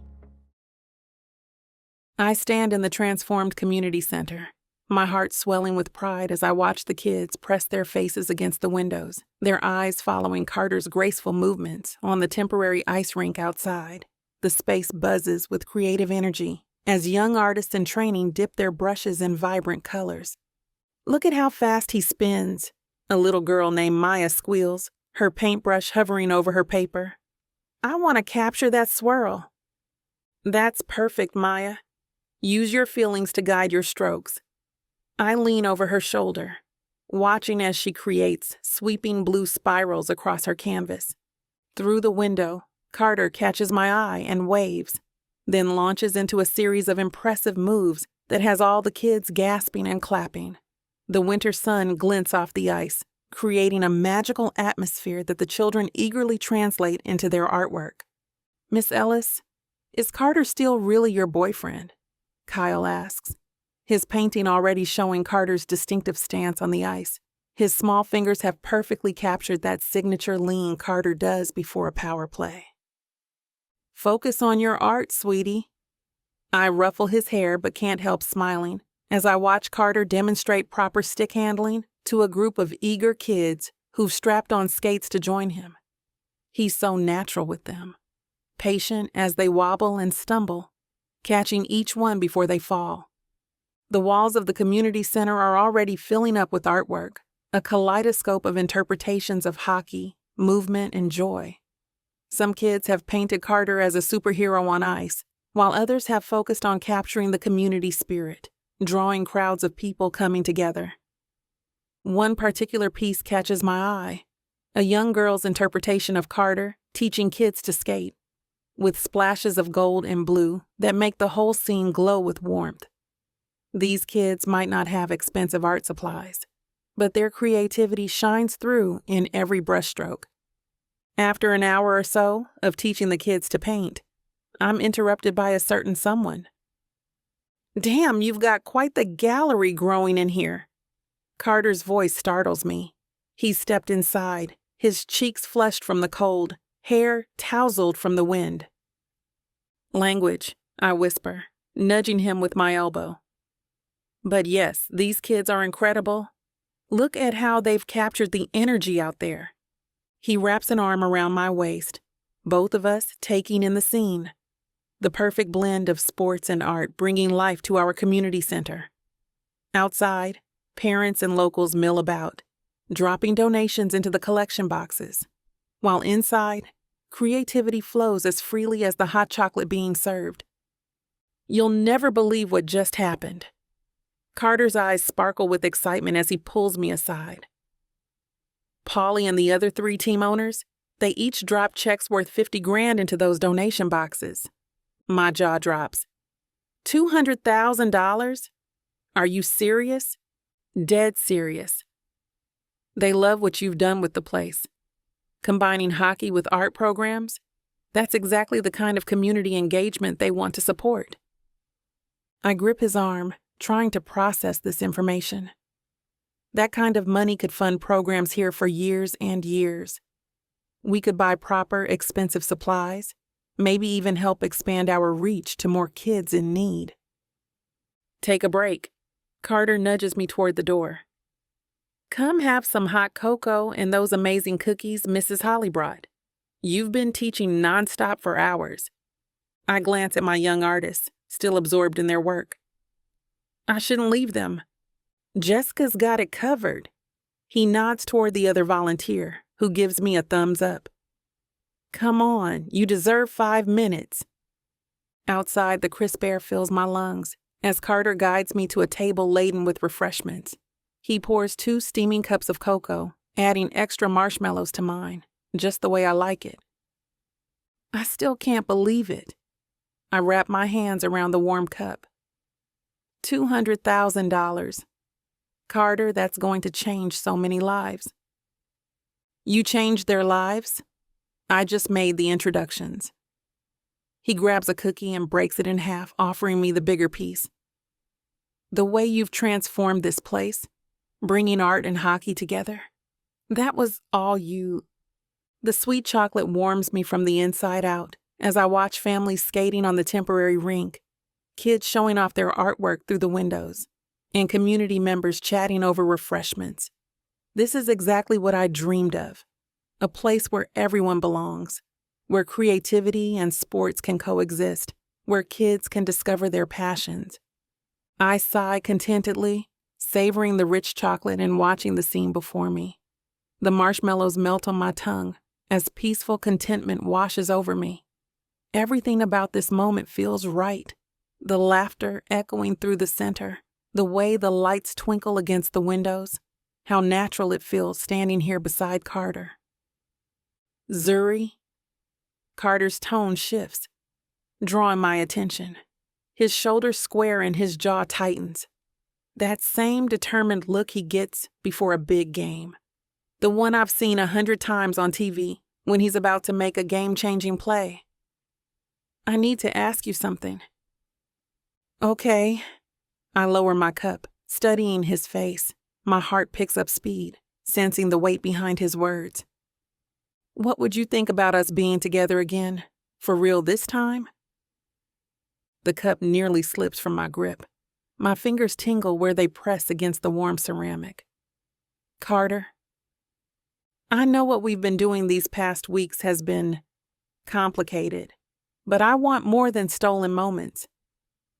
His blue eyes lock onto mine with an intensity that makes my knees weak. I clean your house. The words tumble out before I can stop them. I'm literally your employee. So quit. He steps closer, his eyes intense. Focus on your art. Let me support you while you chase your dreams. You've already proven what you can do here. He gestures to the community center. Imagine what you could create if you had the time and resources to really dive in. My breath catches in my throat. The offer hangs between us, heavy with possibility. I take in a shaky breath, trying to ground myself as my heart pounds against my ribs. I struggle to form words as memories of our past tangle with visions of a possible future. That's a lot to process.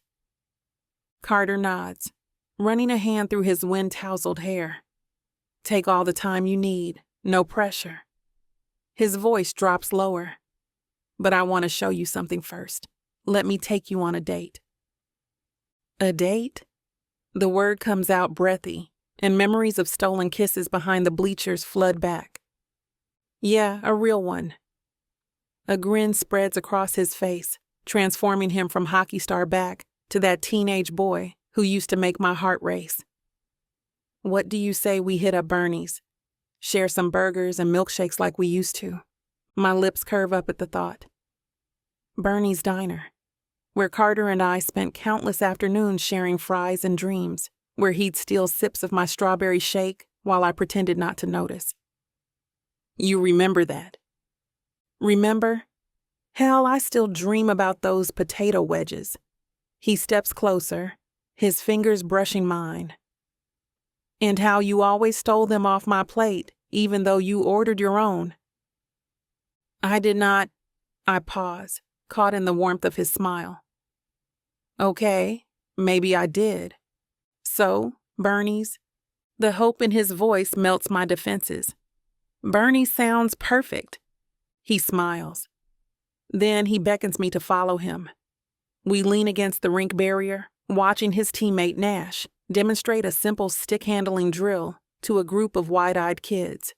He moves with practiced ease, breaking down each motion so the children can follow along. He's got away with them.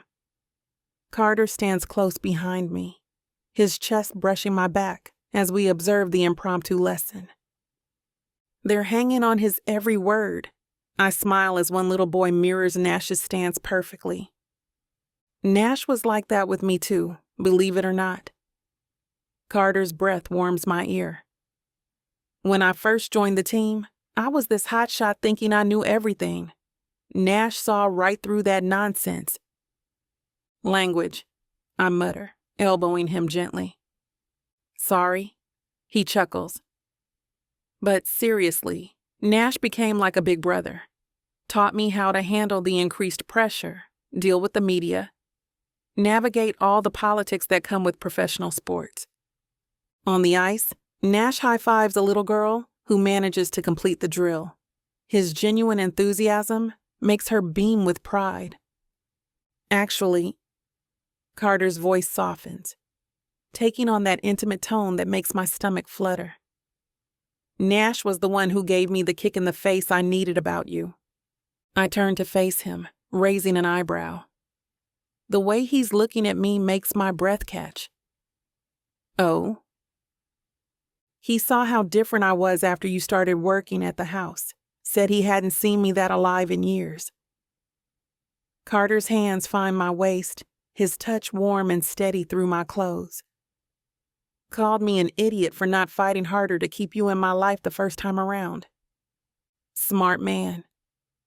I can't help the small smile that plays on my lips, thinking about Nash playing matchmaker behind the scenes. Yeah, well, Carter's eyes crinkle at the corners, and his thumbs trace small circles against my sides. He wouldn't shut up about it. Kept saying I was wasting time playing games, when I should just tell you how I feel. And damn if he wasn't right about that too. Nash catches my eye from the ice and gives me a knowing wink before turning back to his eager students. Now I understand why he's been so encouraging every time he's seen me, always making a point to mention what a positive change he's noticed in his friend. I know next to nothing about this guy, but I owe him, big time, for knocking some sense into Carter, for bringing us together like how we were always meant to be. Chapter 22. Carter. The bell chimes as I push open the door to Bernie's, letting Zuri step in first. The familiar scent of coffee and grilled onions hits me, along with memories of late-night visits after hockey practice. Well, I'll be damned! Bernie's weathered face lights up from behind the counter. If it isn't Carter Steele and little Zuri Ellis. He wipes his hands on his apron, grinning wide. Haven't seen you two together since. Good to see you too, Bernie. I cut him off before he can finish that thought and let the rest of the diner know our business. Zuri waves at Bernie as we slide into an empty booth, the vinyl seats squeaking beneath us. She settles across from me, her fingers drumming against the laminated menu.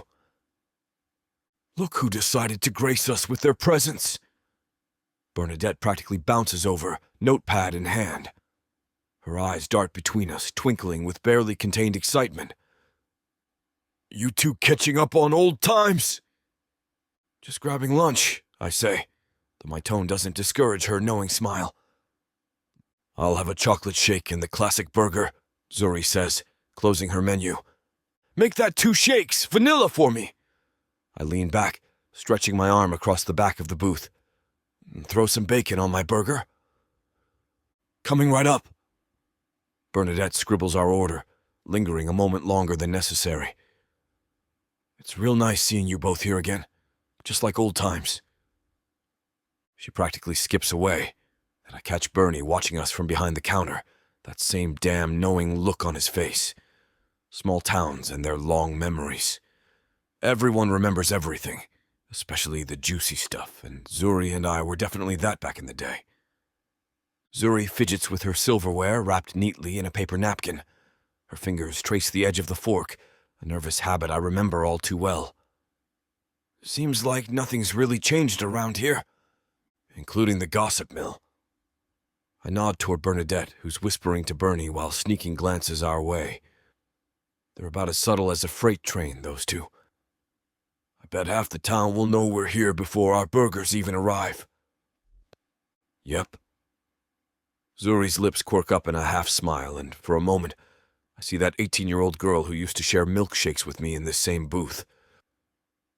Those years feel like yesterday and a lifetime ago all at once. The memory hits me right in the gut. Her stealing my milkshake cherries every time she got the chance. Me pretending to be mad about it. Both of us laughing until our sides hurt. I take a deep breath, knowing this news will lift the weight that's been crushing her.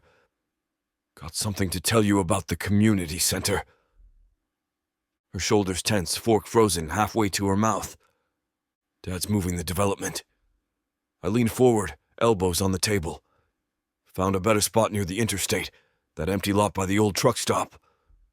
The fork clatters against her plate. Her eyes widen, searching my face for any sign I'm messing with her.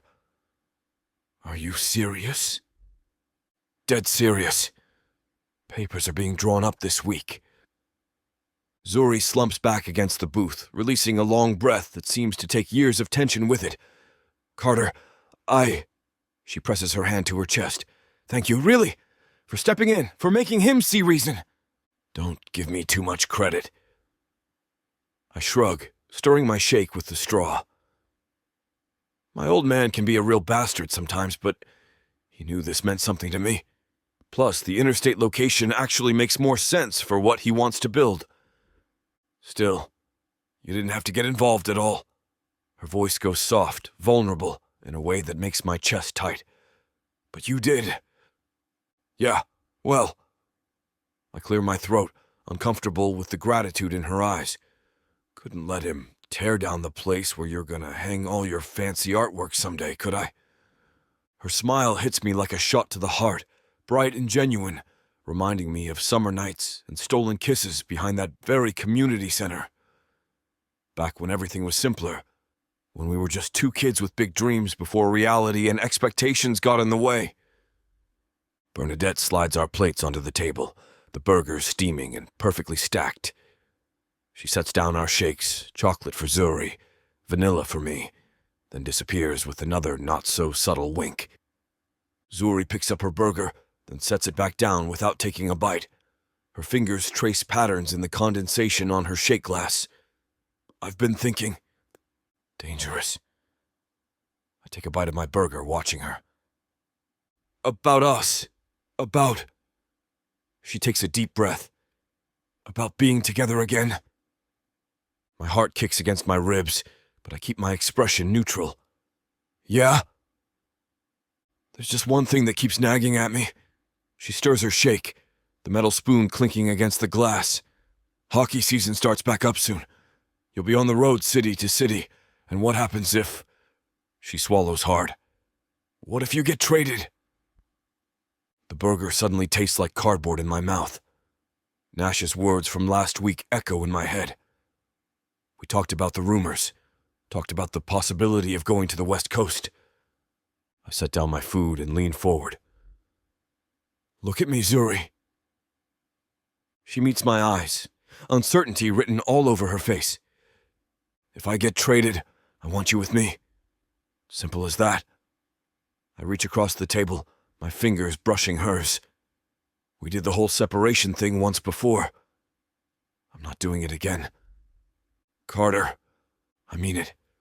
Whatever city, whatever team.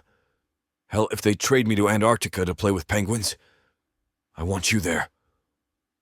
My thumb traces circles on her wrist. The question is, would you want that? To pack up your life and move with me? Her fingers intertwine with mine, warm and familiar. I guess that's the beauty of what I do.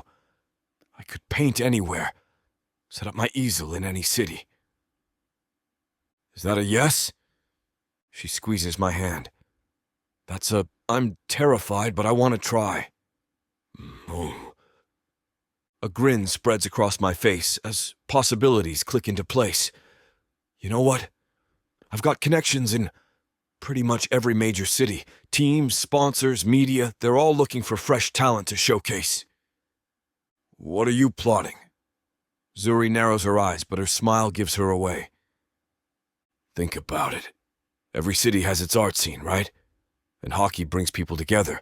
Rich people, collectors, gallery owners.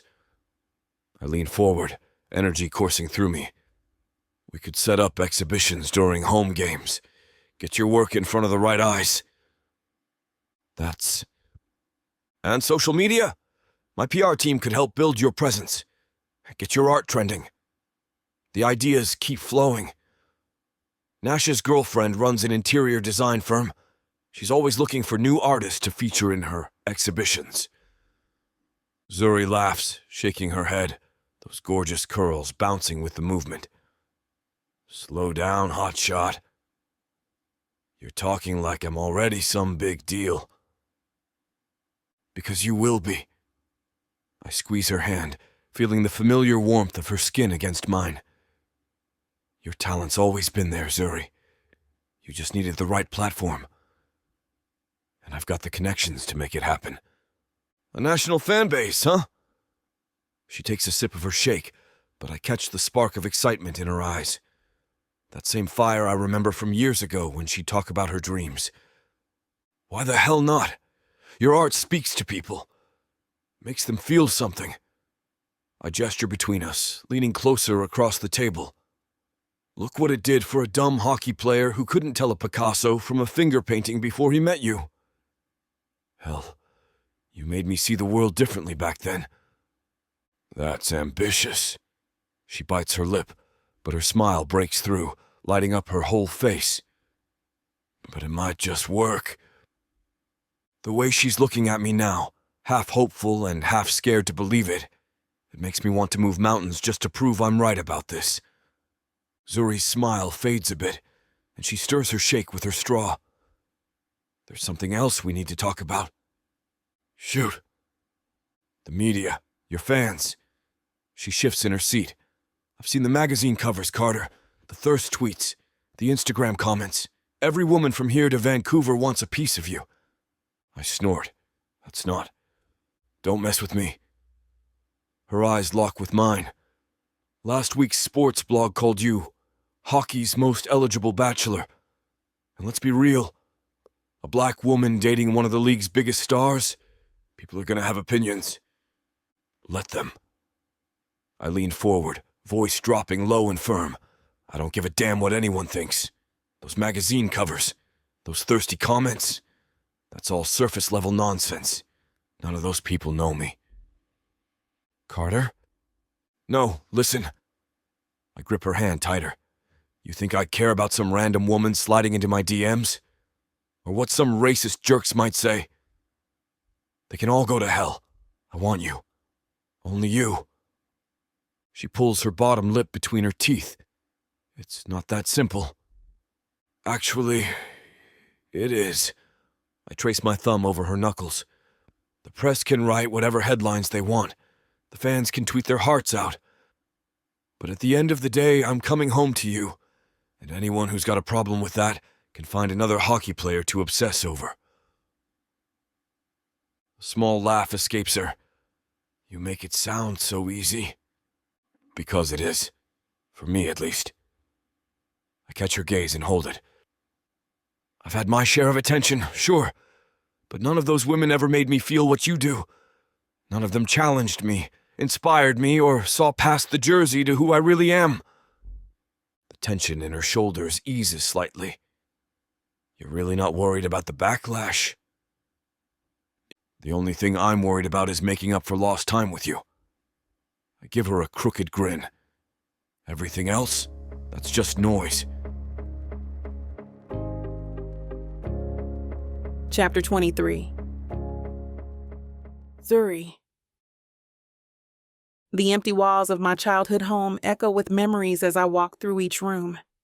Paint chips and scuff marks tell stories of a life well lived, of Dad's hearty laughs, and Mom's cooking experiments before she moved away. Now it's just me, surrounded by possibilities. My footsteps tap against the hardwood floors as I measure the living room space with my eyes. The afternoon light streams through the bay windows, casting perfect shadows that would make this an ideal painting spot. Converting this whole space into an art studio makes sense. The natural lighting, the open layout, the history soaked into these walls. This could work, I murmur, already picturing my easels lined up, canvases stacked against the walls, and the smell of oil paints replacing Mom's signature sweet potato pie. But then there's Carter. My heart skips at the thought of him, of what we're building together. Moving in with him would mean leaving this place behind, or at least transforming it into something new. The idea doesn't hurt as much as I expected. Maybe because home isn't just about places anymore. It's about where my heart feels full. My phone buzzes, then again, and again. Frowning, I pull it from my pocket. 3 news notifications pop up on my screen, all about Carter. My stomach drops as I read the headlines. NHL star Carter Steele's violent past resurfaces. Breaking security footage shows Steele in 2019 nightclub brawl. Former hockey bad boys assault case under new scrutiny. My fingers tremble as I tap the first article. A grainy video shows Carter, his face twisted with rage, throwing punches at someone in a crowded club. The article claims he hospitalized the guy, broke his jaw. The case was settled out of court, buried under NDAs and legal paperwork. I watched the video again, my heart pounding against my ribs. The Carter I know, the one who holds me like I'm precious, who laughs at my terrible jokes, seems miles away from this violent stranger on my screen. The timestamp shows it was filmed years ago, but that doesn't stop the cold fear creeping up my spine. The comments section is already exploding with speculation and judgment, people calling for his suspension from the league. But this happened years ago. Why would it be turning up now? Damn, I whisper, closing the article. But the damage is done. The image of his fury, his fists connecting with flesh, plays on repeat in my mind. I need answers, but I'm scared of what I'll learn when I get them. More notifications keep coming. Social media is exploding with the story, each ping on my phone like a tiny dagger. This is a side of Carter I never knew existed, or maybe never wanted to see. The man in that video, with violence in his eyes and fury in his fists, seems worlds away from the Carter who holds me like I'm precious.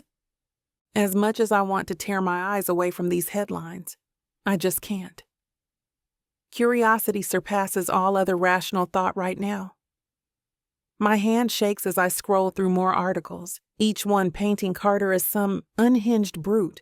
The timestamps on these stories, all releasing within minutes of each other across different outlets, feel too coordinated, too planned. This isn't right. I pace the empty living room, my plans for the art studio forgotten. Why now? After all these years? The timing is suspicious.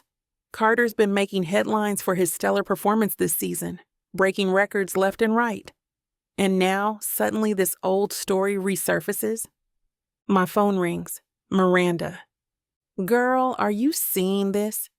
Her voice crackles through the speaker, tension making her usually smooth tone sharp and brittle. "Yeah, I don't know what to think."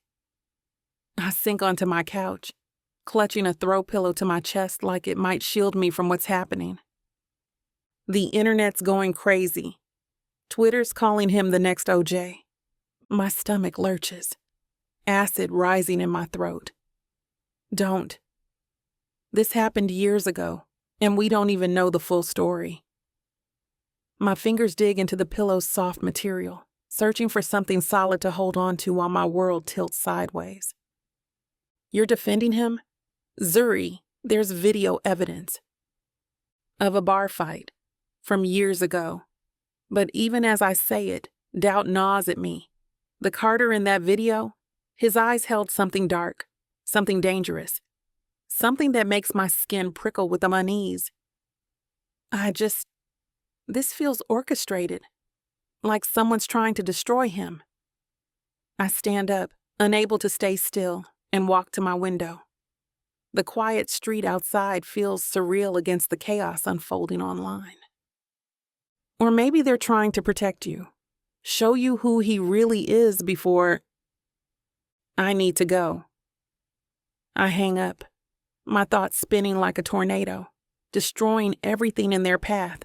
The phone feels heavy in my hand, like it's weighted down with all the accusations flying around social media. The man who kisses me good morning, who debates art history with me for hours, who looks at me like I'm his entire world, could he be the same person who put someone in the hospital?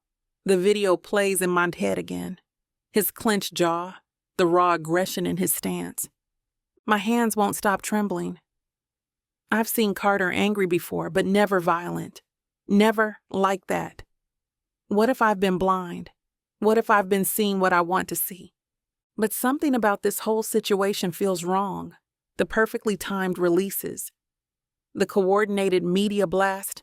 Someone wants Carter to burn, and they don't care who gets caught in the crossfire. I need answers.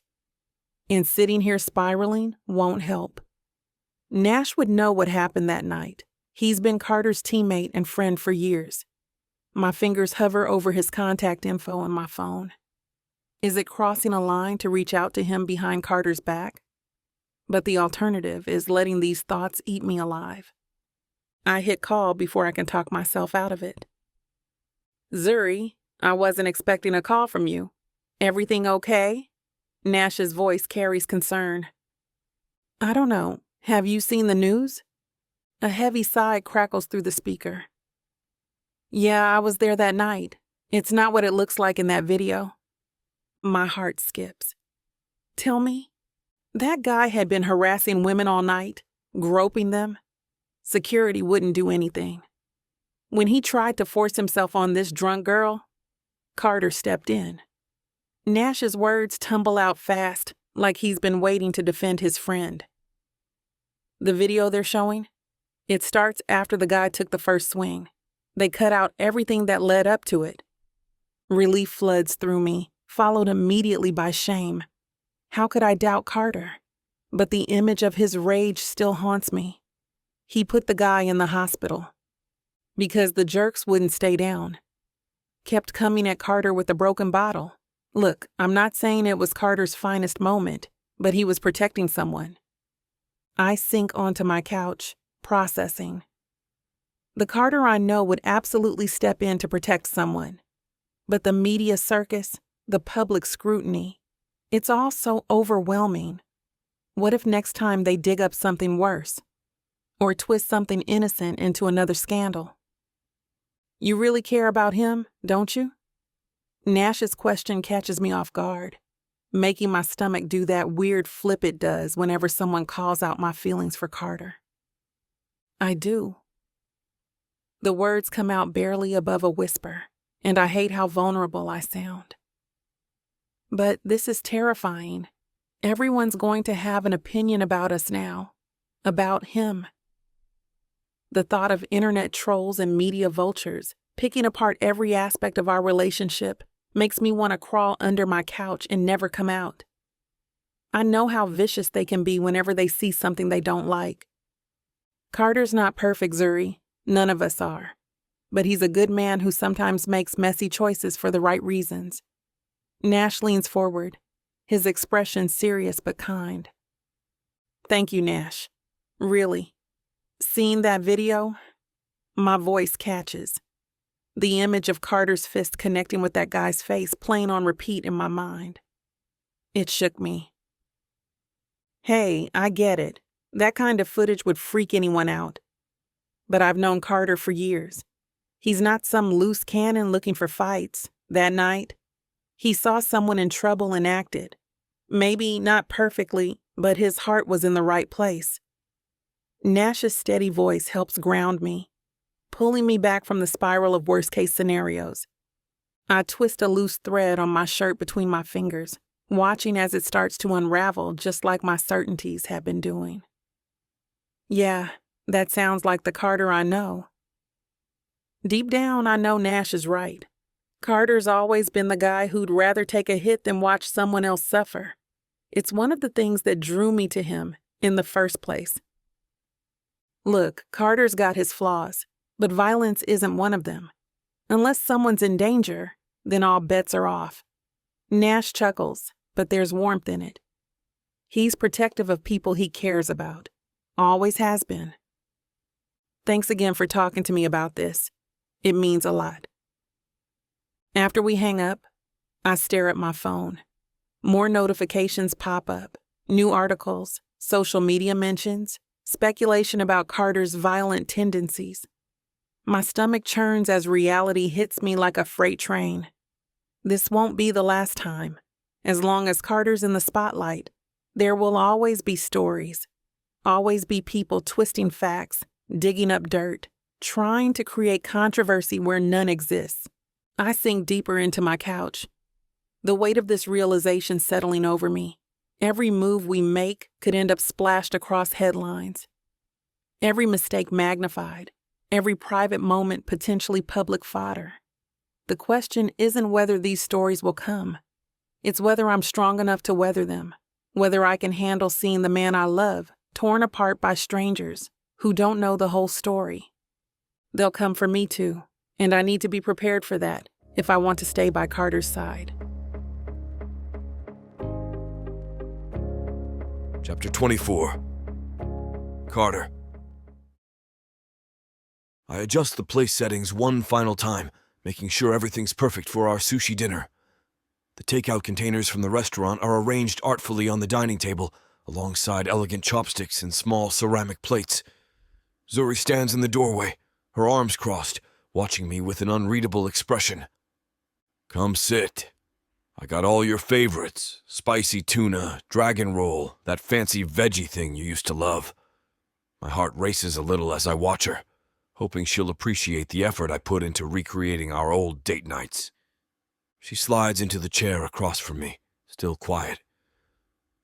Something's off, but I brush it aside, too excited about sharing this meal with her. The way she's holding herself, tense, guarded, reminds me of how she used to get before delivering bad news back in the day. I pop open a bottle of sake, the familiar pop and fizz filling the awkward silence. Remember that time we tried to make our own sushi? What a disaster. I chuckle at the memory of rice everywhere after we tried to follow a recipe, as well as the way we'd ended up ordering pizza instead. The corner of her mouth twitches, but she doesn't smile.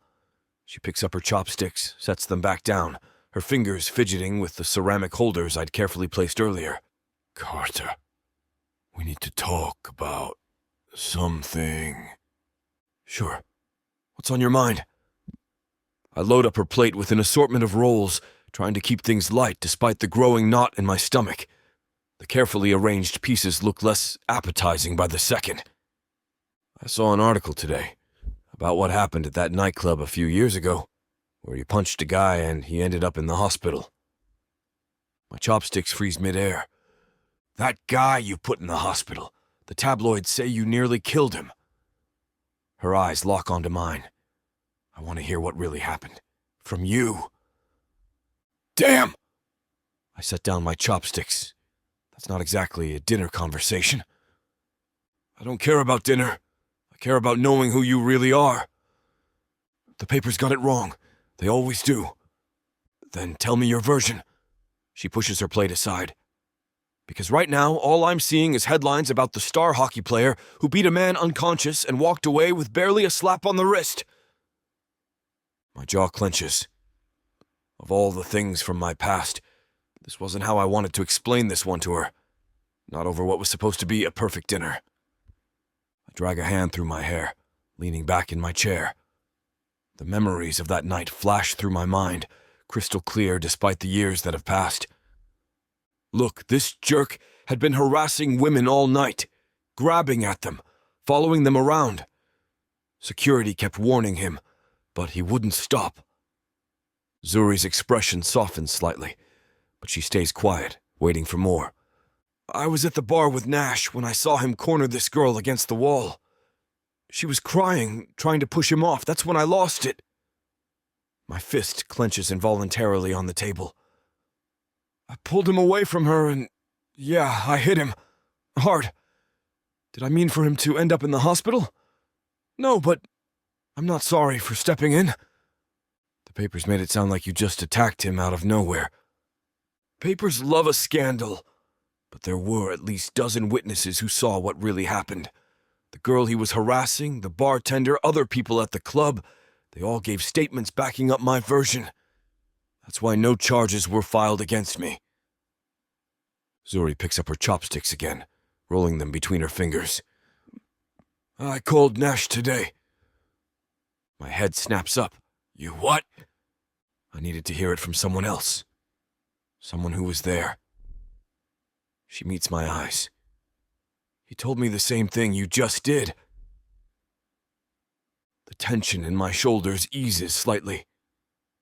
Nash was the one who helped pull me off the guy. He saw everything. Why didn't you ever tell this side of the story publicly? My PR team wanted to keep it quiet. Said engaging would just make it worse. I shrug. Plus, that girl had been through enough.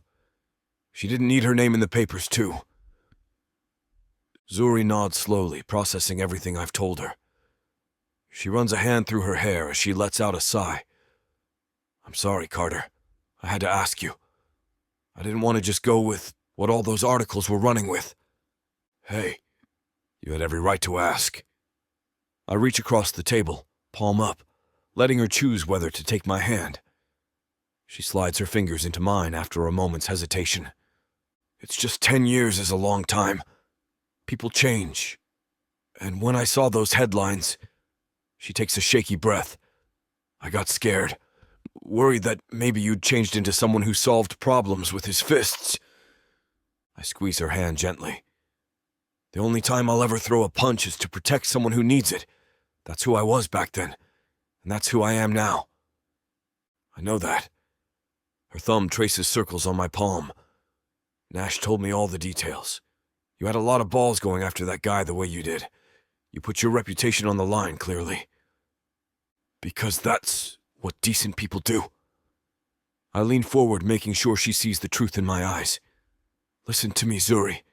With me, you'll always be safe. Always. I protect the people I care about, whether that's random women being harassed at clubs or... I pause, my heart hammering as I realize what I'm about to admit. Or the woman sitting across from me right now. Her eyes shine with unshed tears. The old Carter I knew would have done the same thing. I should have remembered that.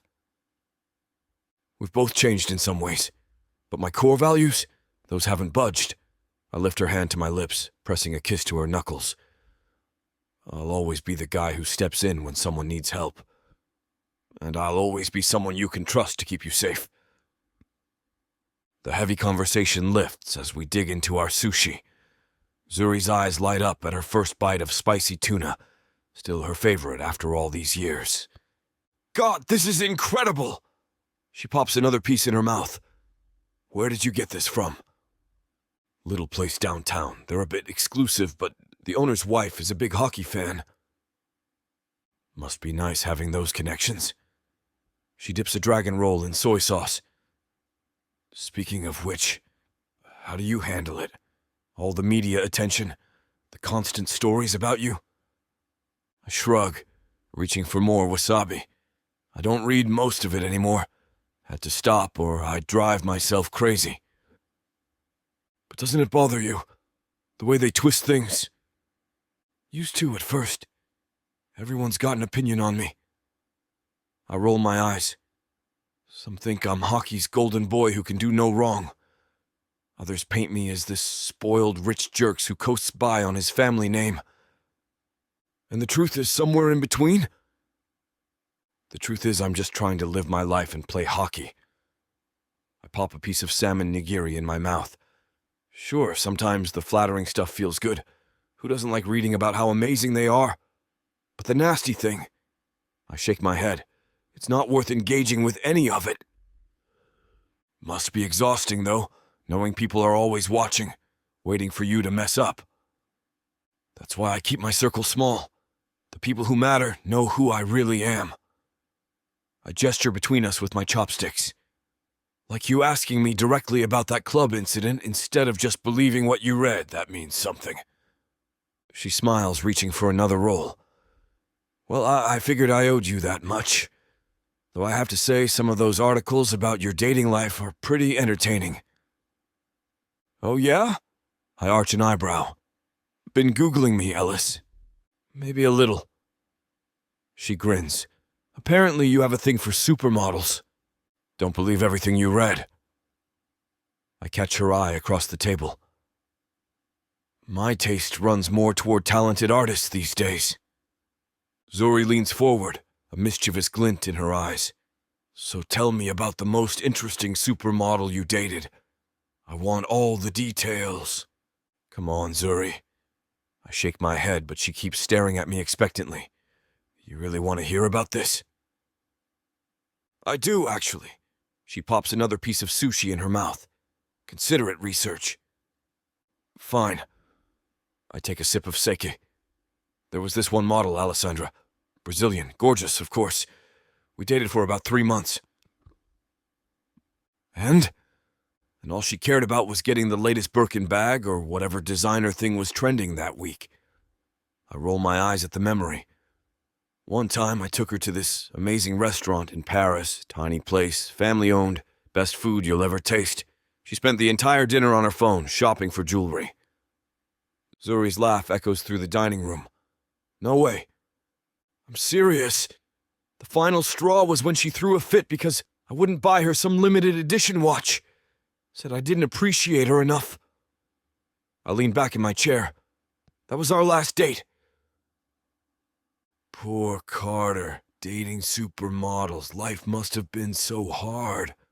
She pretends to wipe away a tear. Hey, you asked. I point my chopsticks at her. Well, the interest anyway. You jealous? Jealous? Zuri's smile turned smug. Why would I be jealous when I clearly won in the end? The confidence in her voice, the way she owns it. Damn if that doesn't make my heart skip a beat. You're right, Ellis. We both won, actually. Chapter 25. Zuri. The camera flashes, assault my eyes as I stand at the podium, gripping its edges. The small press conference at the community center should focus on our expanded art programs, but the reporters have other ideas.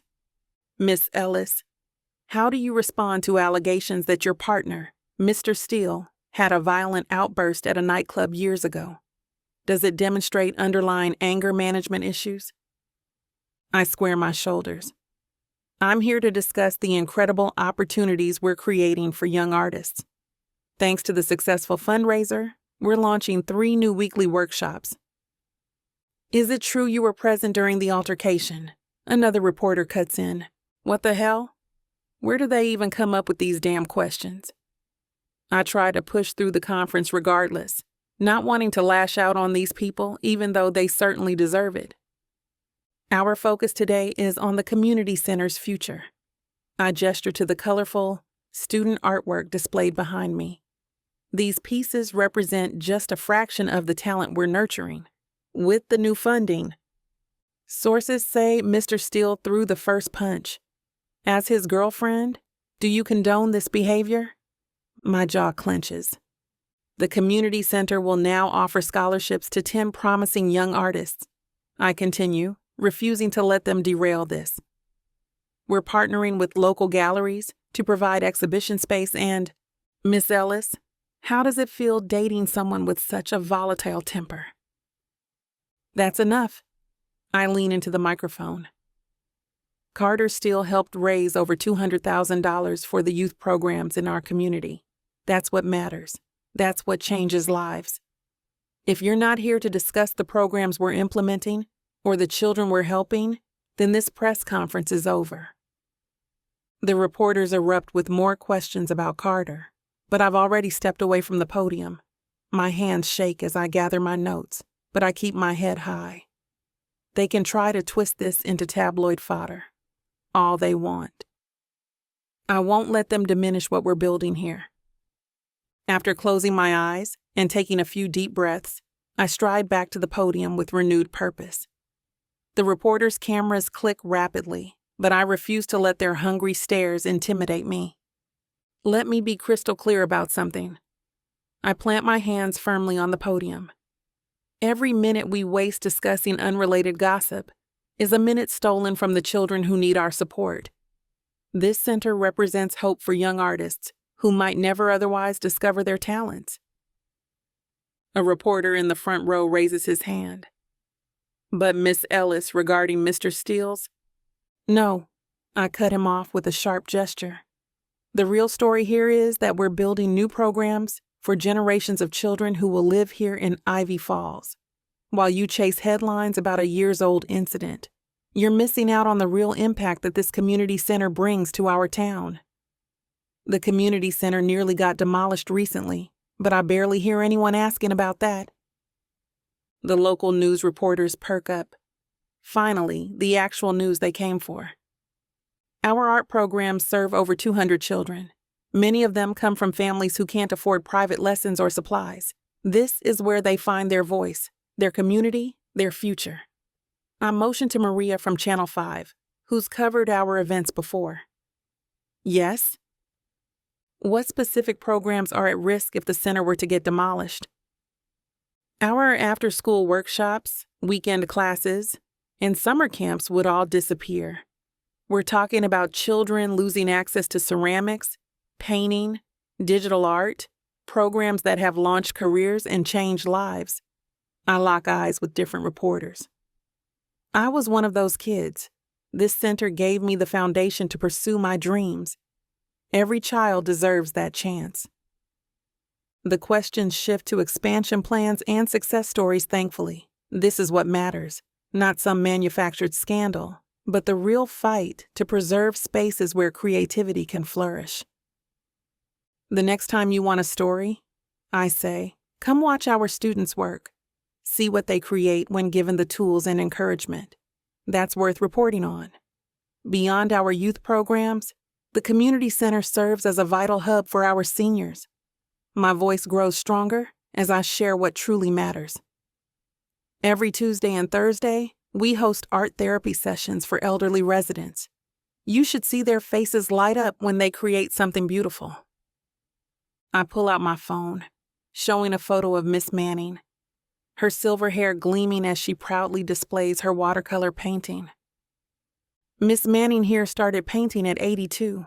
Now her work sells at our quarterly art shows. The proceeds help fund more programs. The energy in the room shifts. These are the stories that resonate. Real people, real impact.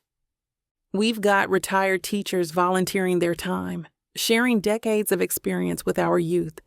There's magic in watching a 7-year-old learn pottery from someone who's been crafting for 50 years. My chest swells with pride as I continue. This center, these programs, they're everything I fought for when I was younger, everything I'm still fighting for. Last month, the senior artists collaborated with third graders on a mural project. That piece now hangs in the local hospital's pediatric wing. I point to photos cycling on the screen behind me. Art brings people together. It heals. It connects generations. The reporters lean forward, their earlier hostility forgotten, standing here, defending not just the programs but everything they represent. I feel something click into place. This isn't just about protecting art classes or senior programs. It's about who I am, the artist who found her voice in these very rooms, the woman who refuses to let others define her relationship with Carter, the fighter who won't back down when things matter. We're not just preserving buildings or programs, I say, my voice steady and clear. We're protecting the soul of our community, and that's worth every battle. After thanking the reporters, I retreat into the community center's art room. The familiar scent of acrylic paint and clay wraps around me like a warm blanket. I sink into a chair by the window, where afternoon light streams across easels and half-finished canvases. My fingers trace the worn wooden table, its surface marked with years of paint splatters and creative endeavors. Each mark tells a story, just like the ones I made here as a teenager, dreaming of galleries and exhibitions. God. I drop my head into my hands. These constant questions about Carter threaten to overshadow everything I'm building. The programs, the workshops, the future I envision for young artists. It all gets buried under sensational headlines. A child's painting catches my eye from across the room. Bright swirls of color depicting what might be a garden or maybe a carnival. The unbridled creativity. The pure joy of creation without judgment. That's what drove me to art in the first place. That's what this place gave me. This is where it all started. My whisper echoes in the empty room. Right here, in this very space, my art teacher from years ago taught me how to mix colors, how to see light and shadow. She believed in me when my own family thought art was just a hobby. Being with Carter complicates things, not because of who he is, but because of how the world sees him, sees us. Yet I refuse to let anyone reduce me to just Carter Steele's girlfriend. I'm an artist, a teacher, a fighter for this community. My relationship with Carter and my dedication to Ivy Falls aren't mutually exclusive. I can love him and still fight for what matters. I can build my future while honoring my past. Rising from my chair, I walk to the window overlooking the community center's garden. The afternoon sun casts long shadows across the flower beds the senior group planted last spring. Each bloom represents their dedication, just like every painting on these walls showcases someone's dream. My phone buzzes, another news alert about Carter. I don't bother reading it. Instead, I open my photos, scrolling to one of us at the fundraiser. His proud smile as I explained the youth program plans to potential donors. The way he squeezed my hand when I got nervous. That's the Carter I know, not the sensationalized version the media wants to sell. Screw their narrative. I set my phone down with purpose. The press can dig up ancient history all they want. They can try to paint him as volatile, try to make me question everything. But I know who Carter is now. The man who shows up early to help set up the fundraising events, who learned every student's name that came into the ice rink to learn, the same man who believes in this place as much as I do. I'm done letting other people's opinions dictate how I live my life or love him. The teenage girl who left Ivy Falls would have run from this spotlight, but I'm not her anymore. I'm stronger now, clear about who I am and what matters. My gaze falls on the mural we're planning for the entrance, a celebration of community and creativity. Carter's help made it possible, but it's my vision, my project. Just like this relationship is ours, not the public's to dissect. We've got this, I whisper, touching the preliminary sketch. I can be both, the woman who loves Carter Steele and the artist fighting for her community. I don't have to choose, and I won't let anyone else force that choice on me. Chapter 26. Carter. Evan was going to have an aneurysm if I didn't address the media's concerns about the nightclub scandal, so here I am, hosting these people in my own home, ready to tackle on each and every question they lob my way. Beside me, Zuri's presence grounds me, her quiet strength a reminder of why I'm doing this. Thank you all for coming today. My voice carries through the speakers with practiced ease. I know there's been speculation about the incident from 5 years ago, and it's time to address it head on. A reporter's hand shoots up, but I raise my palm. There's no way in hell I'm going to let these people come into my house and take control of the situation. Before we get to questions, let me be clear about something. The man I was 5 years ago, he's not who I am today. That night at the club was a wake-up call. The crowd shifts, pens scratching against notepads. I lean forward, commanding their attention. You want to know why I threw that punch? Because I was living in a bubble of privilege, thinking my actions had no consequences. But standing here today, I'm done hiding behind PR statements and carefully crafted images. Zuri's fingers brush against mine beneath the podium, and I draw strength from her touch. What you're going to see moving forward is the real Carter Steele.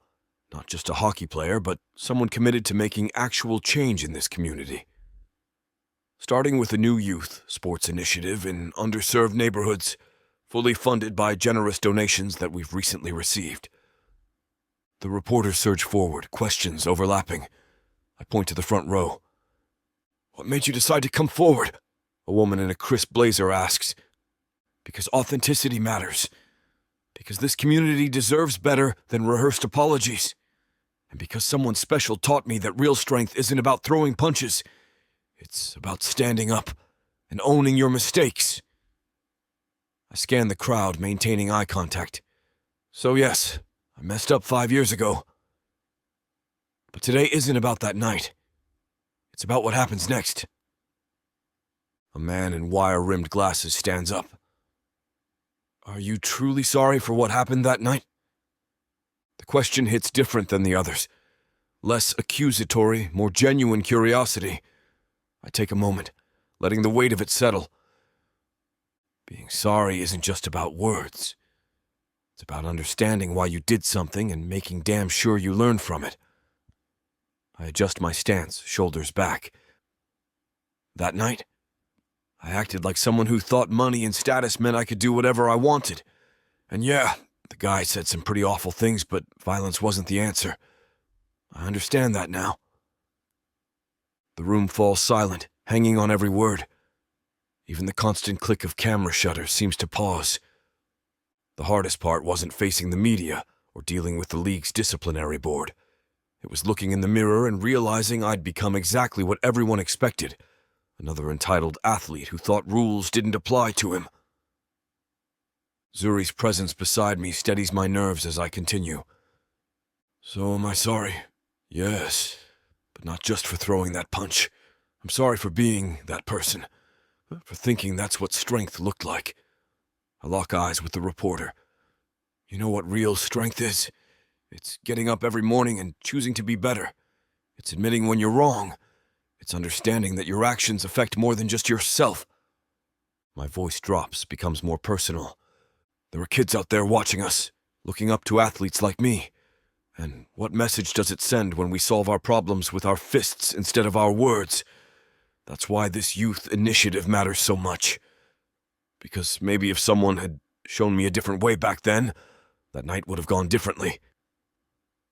The reporter nods, seemingly satisfied with my answer. But I'm not done. Look, I can't change what happened. But I can change how I move forward. And if sharing my story helps even one person make better choices than I did, then yeah, that matters more than any highlight reel or championship ring. After a few more questions, the press conference ends. Internally, I hope I've made Evan proud today. Otherwise, he's going to be blasting my phones with calls and texts about how I'm ruining my potential for more sponsorship deals, as if that matters to me anymore. The last reporter files out, and my shoulders finally dropped their media-ready posture. These vultures got what they came for. Now they can dissect my words however they want. A pair of arms wraps around my waist from behind. Zuri's warmth seeps through my suit jacket, and the tension in my muscles melts away. She steps around to face me, those beautiful hazel eyes searching mine. Did you mean all that? About changing and being better? I cup her face, thumb tracing her cheekbone. Most of it. Her eyebrows lift. Most of it? Look, meant what I said about violence not being the answer, but... I glanced toward the door where the reporters just left. If anyone tried to hurt you or the people I care about, I'd throw more than just one punch, and to hell with the consequences. Carter. No, I mean it. I'll play nice for the cameras, say all the right things about personal growth. But protecting the ones I love, that's non-negotiable. My hands drop to her shoulders. Just pray the media isn't around when it happens, because they'd have a field day with that headline. I lean down and brush my lips against Zuri's. The kiss is soft, tender, worlds away from the heated moments we've shared. Her fingers trail up my chest, settling over my heart. The steady thump beneath her palm picks up speed, and I fight the urge to deepen the kiss, to show her exactly what she does to me. Well, isn't this a sight for these old eyes? We break apart to find Edmund standing in the doorway of the dining room, a knowing smile on his face. He perks a brow, gazing at Zuri and I. After such an ordeal with those reporters, might I suggest some chamomile tea? Edmund, you're a lifesaver. Zuri's face lights up, and I can't help but smile at how fond Edmund is of Zuri. He's always liked having her around for good reason. You always know exactly what we need, I say, wrapping an arm around Zuri's waist. The tension from earlier starts melting away, just knowing Edmund's got our backs. He gives a slight bow, that familiar twinkle in his eye. I'll return shortly. His polished shoes click against the hardwood as he turns to leave, already on his mission to take care of us like he always has. While Edmund bustles off to the kitchen, I guide Zuri to the living room sofa. She curls into my side, head resting against my shoulder. Edmund returns carrying an antique silver tray, the one my grandmother treasured. 3 delicate teacups sit perfectly arranged, steam rising from each. But what catches my eye is the familiar blue tin of butter biscuits. You still have those? Zuri reaches for one. I never stopped stocking them, Miss Ellis. Edmund sets the tray on the coffee table. If memory serves, you two would ravage through an entire tin during your study sessions. God, that feels like forever ago. I grab a biscuit, the buttery sweetness hitting me with a wave of nostalgia. Remember how you'd pretend not to notice when we'd sneak extras after dinner? Edmund's eyes twinkle. I haven't the faintest idea what you're talking about, Master Carter, though the mysterious disappearance of biscuits did keep me quite puzzled. Zuri laughs, the sound warming me more than any tea could. You were too good to us, Edmund. Still is. I raise my teacup in his direction. Don't know what I'd do without him. It's my pleasure, as always. Edmund straightens his jacket with that familiar precision I've come to expect. Now, shall I leave you two to enjoy your tea in peace? Stay, Edmund. Zuri pats the armchair across from us, and I can't help but smile at how she's always made him feel like family. You deserve to relax after dealing with that media circus, too. Edmund sinks into the plush chair, his usual rigid posture softening like ice cream on a warm day. Well, if you insist. He looks more comfortable than I've seen him in weeks. Remember when you used to catch us stealing cookies from the kitchen in the middle of the night? I take another biscuit, letting the sweetness melt on my tongue. You gave us that look. I try to mimic his stern expression, but fail miserably. Ah, yes, what I like to call my disapproving father expression. Edmund lifts his cup with perfect form, his pinky slightly raised just like he taught us years ago. A real Brit through and through. Though it never seemed to work on either of you. You two were quite the handful, sneaking around at all hours. But I must admit, your giggles always gave you away before I even rounded the corner. Zuri snuggles closer to me. That's because you'd always leave more cookies out an hour later. I did no such thing. Edmund's eyes dance with mischief. Perhaps they materialized out of thin air. Sure they did. I laugh. Just like how my homework mysteriously appeared on my desk every morning after I'd fall asleep studying. Or how fresh coffee would show up right when we needed it most, Zuri adds. Edmund takes a thoughtful sip of his tea. In all my years of service, I must say. He pauses, studying us over the rim of his cup. I've never quite seen two young people as enamored with each other as you both were and still are. Even back then, watching you two together, well, it was something special. Zuri's smile lights up her entire face, and my heart skips a beat just looking at her. She reaches for my hand, intertwining our fingers. Chapter 27. Zuri. The community center buzzes with energy as I arrange easels in a circle. Sunlight streams through the tall windows, casting a warm glow on the worn wooden floors. This is my element, surrounded by art supplies and possibility. Miss Ellis, where should I put these paints? Tobias, one of our regular teen volunteers, holds up a box of acrylics. Over by the supply table, and remember, it's just Zuri. I gesture toward the corner, where we've set up our material station. The room transforms with each workshop I organize, from watercolor classes to pottery sessions. My mind races with plans for the upcoming Ivy Falls Art Fair. I pull out my notebook, covered in sketches and to-do lists, and flip to my latest brainstorming session. Hey, did you hear back from the local craftspeople? Natasha, my right-hand volunteer, walks in carrying a stack of flyers. 7 vendors confirmed this morning. We'll have everything from handmade jewelry to wooden sculptures. I tap my pen against the page. I'm thinking we set up the booths along Main Street, maybe extend into the park. Perfect spot. And the interactive stations? That's my favorite part. I stand up, gesturing as I walk through my vision. Picture this. Stations where people can try different art forms. Pottery wheels here, painting corners there, even a massive community mural wall where everyone can contribute. The kids will love that. It's not just for kids. I sketch a quick layout. I want everyone involved, seniors sharing traditional crafts, teens showcasing their digital art, families creating together. Art shouldn't have barriers. Natasha nods, spreading the flyers across the table. Bold letters announce, Ivy Falls' first annual community art fair, above my design of intertwined paintbrushes and music notes. These workshops are just the beginning. I look around at the space we've created. The fair will show everyone what this community center means to Ivy Falls. It's not just a building, it's where creativity lives. Tobias returns with more supplies. When's the fair again? A week from now.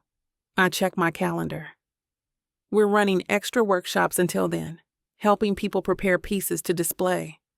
Everyone who wants to participate should have the chance. My phone buzzes against the table, and Carter's name flashes across the screen. My heart does a little flip as I step away from the supply table. Hey, what's up? Zuri, I've been thinking about your art fair. His deep voice carries that familiar intensity. Let me help promote it. I pause, caught off guard. You want to help with the fair? Why do you sound so surprised? A light chuckle travels through the line. I've got millions of followers across my socials. One post from me could pack that place. Plus, it might even get some more eyes on the Ivy Falls art community as a whole. Carter. I lean against the wall, processing his offer. After everything that's happened between us, this gesture feels significant. Look, I know how much this means to you. The community center, the art programs, all of it. Let me use my platform for something that matters. Warmth spreads through my chest. That's actually really thoughtful. I can do a series of posts, maybe even shoot a quick video walking through the center, showing people what they're supporting. You do that? In a heartbeat. Imagine the boost in attendance when people know they might run into a pro hockey player. Careful there, your ego's showing, but I'm smiling now, imagining the possibilities. Though you're right, this could really help get the word out. So that's a yes? I watch Tobias and Natasha arranging art supplies, thinking about how many more people we could reach, how many more lives we could touch through art. Yes, thank you, Carter. This means a lot. I'll swing by tomorrow to shoot some content, if that works for you. Tomorrow's perfect. We've got a youth workshop in the morning. Could make for some great footage. Even better. There's a warmth in his voice that makes my stomach flutter. See you then, Z. After ending the call, I pull up Instagram on my phone. My fingers fly across the screen, capturing the vibrant energy of our workshop space. A shot of Tobias arranging paint tubes becomes a story about our dedication to accessible art. Natasha organizing easels transforms into a post about creative spaces for everyone. Mind if I get a photo of your sketching, Jocelyn? I ask one of our younger participants. She beams, holding up her work-in-progress landscape. Each post I make feels like planting seeds, small actions that could bloom into something bigger. I add location tags, relevant hashtags, and heartfelt captions about the power of community art. Between posts, my mind drifts to Carter. His offer to help promote the fair reveals a side of him I'm rediscovering. The thoughtful guy who once spent hours listening to me ramble about color theory and artistic vision. Now he's using his platform to amplify what matters to me. I pause while editing a photo of our supply corner. The truth hits me. I've fallen in love with him completely, but this time feels different. We're both older, more certain of who we are and what we want. His world of hockey games and spotlight might be vastly different from my artist life, but I don't see that as a barrier anymore. My art isn't just what I do, it's who I am, and Carter seems to get that now. Zuri, check out this composition. Another student calls me over. I tuck my phone away, but the warmth in my chest remains. Whatever happens with Carter, whatever city his career takes him to, I know my art will come with me. My creativity isn't tied to one place. It flows wherever I go, ready to touch new communities and inspire different souls. And I'm ready to stand beside him no matter where life takes us. I snap a photo of the student's work, already planning my next post. The momentum builds with each share, each like, each comment expressing excitement about the upcoming fair. Carter's support is just one piece of a larger puzzle, a community coming together to celebrate creativity. The community center's doors swing open as a group of eager faces file in. I recognize some from around town, the barista from Main Street Coffee, a retired teacher, and even the local bookstore owner. We saw your posts about the art programs. Erasily, the barista adjusts her apron. And then Carter Steele shared them. I had no idea all this was happening here. Perfect timing. I guide them toward our supply area. We're setting up for tomorrow's youth workshop. Could always use more hands. Colin, the bookstore owner, picks up a brush. My daughter's been begging to take art classes. When I saw Carter's video about the community programs, I knew we had to get involved. The response has been incredible. I demonstrate how to properly clean the brushes. Every share brings in more people wanting to help. 2 more volunteers arrive, carrying donations of art supplies. They mention seeing Carter's Instagram stories about the center's need for materials. He really put us on the map, didn't he? Erasely sorts through a box of colored pencils. I nod, thinking about how quickly things changed after Carter's social media push.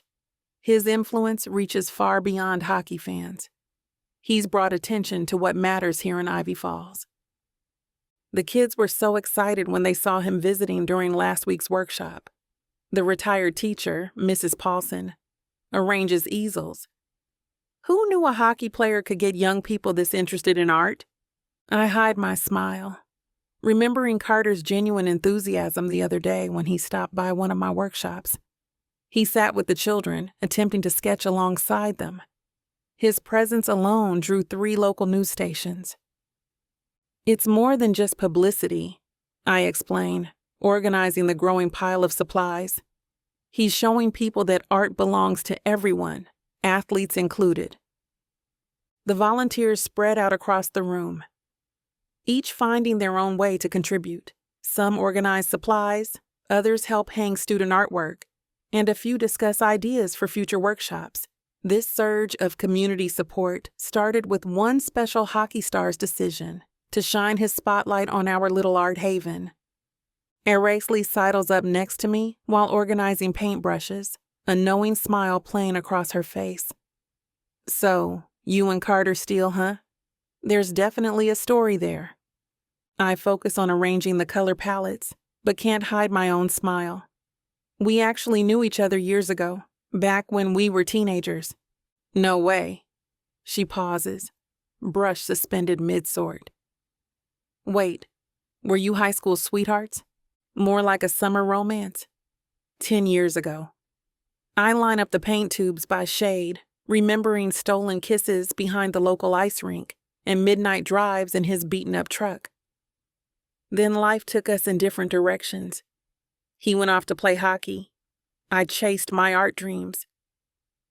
And now here you are, finding each other again. Erasely's eyes sparkle. That's some romantic movie stuff right there. I shake my head, trying to dispel the memories. It's complicated. A lot can change in 10 years. But even as I say it, I can't deny how familiar his smile still is, how he still has that same way of making everyone around him feel special. Besides, we're both different people now. Different people who still have crazy chemistry, Araceli teases, nudging my shoulder. Everyone can see it, you know, the way he looks at you when you're not watching. Trust me, it wasn't smooth sailing at first. But we're starting fresh now, seeing where things go. The memory of our recent conversations, his genuine interest in my art, warms my chest. Sometimes that's exactly what you need, a second chance at love. Erasely touches my arm. When it's meant to be, the universe has a way of bringing people back together.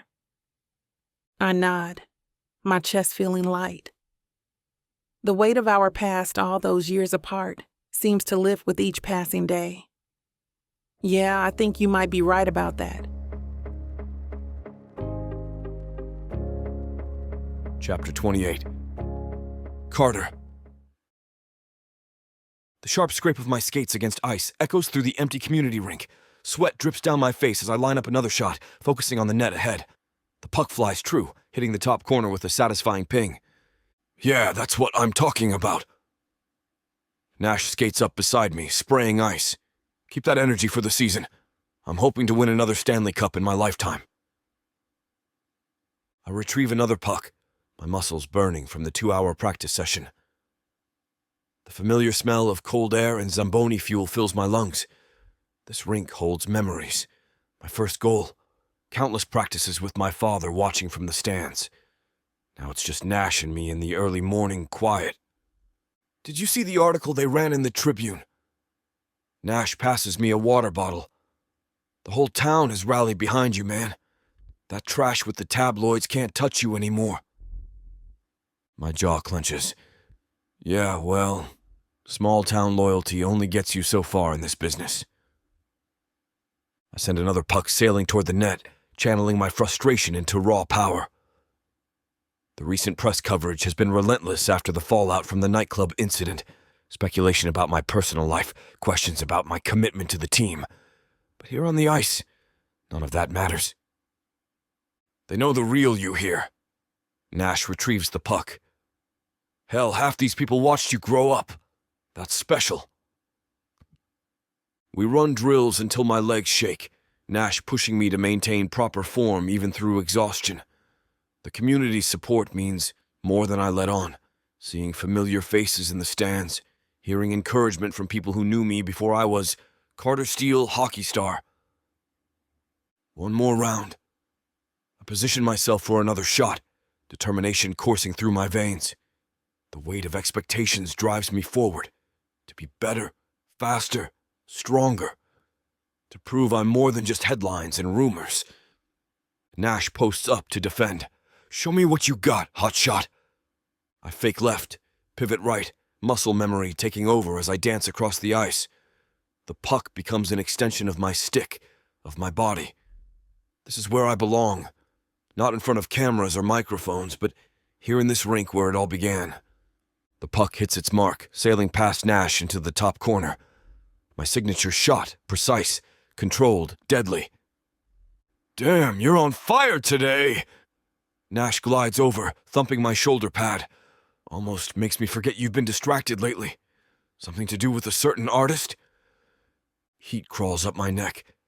She's planning this huge art fair, bringing in talent from all over the East Coast and hosting them here in Ivy Falls. Yeah, heard she's got the whole town buzzing about it. Nash leans against his stick. Never seen your town this excited about anything that wasn't you related. That's Zuri for you, when she sets her mind to something. My voice trails off, thinking about her determination, the way her eyes light up when she talks about her vision for the fair. Speaking of which, Nash's grin turns mischievous. When are you gonna put a ring on it? You two are practically married already. The question hits me square in the chest. I've asked my father about sending me my grandmother's ring. He knew the implications of what that meant as much as I did. Now, I've been waiting for the right moment. Been thinking about it, actually. I skate in lazy circles, processing the weight of what I'm about to admit. I want to do it right this time. Not like before when we were kids and I let her slip away. Look at you getting all sentimental on me. Nash smirks, but his eyes are sincere. About time, though. You two were always meant to be together. Everyone saw it except you two idiots. He's right. All these years, all the wrong turns and missed chances, they led us back to each other. I'm done waiting, done letting fear or doubt or anything else stand in our way. I've got the ring already, I admit. Just need to figure out how to ask her. Just do it at the art fair. Nash shrugs, collecting pucks from around the ice. Everyone will be there anyway. Perfect moment. I shake my head. No way, that's her thing. Her moment. I'm not going to steal the spotlight from what she's built. Man, you're thinking about this all wrong. Nash skates over, dumping the pucks in the bucket. You two are a team now. When she wins, you win. When you score, she celebrates. That's what partnerships are about. Yeah, but nothing. He cuts me off with a wave. Think about it. She's already going to be on cloud 9 from pulling off this huge event. All her hard work paying off. Then boom, you make it even more special. Turn it into a day neither of you will forget. I run a hand through my sweat-soaked hair. The idea has merit, much as I hate to admit it. She'd kill me for making a scene. Please. Nash rolls his eyes. That woman loves grand gestures as much as you do. How do you know that? Didn't you tell me how she dedicated a whole mural to you when you were kids? You won some championship, and she went out of her way to do that. Nash sends me a knowing look. The two of you have a flair for the dramatics. Don't lie to me. He's got a point.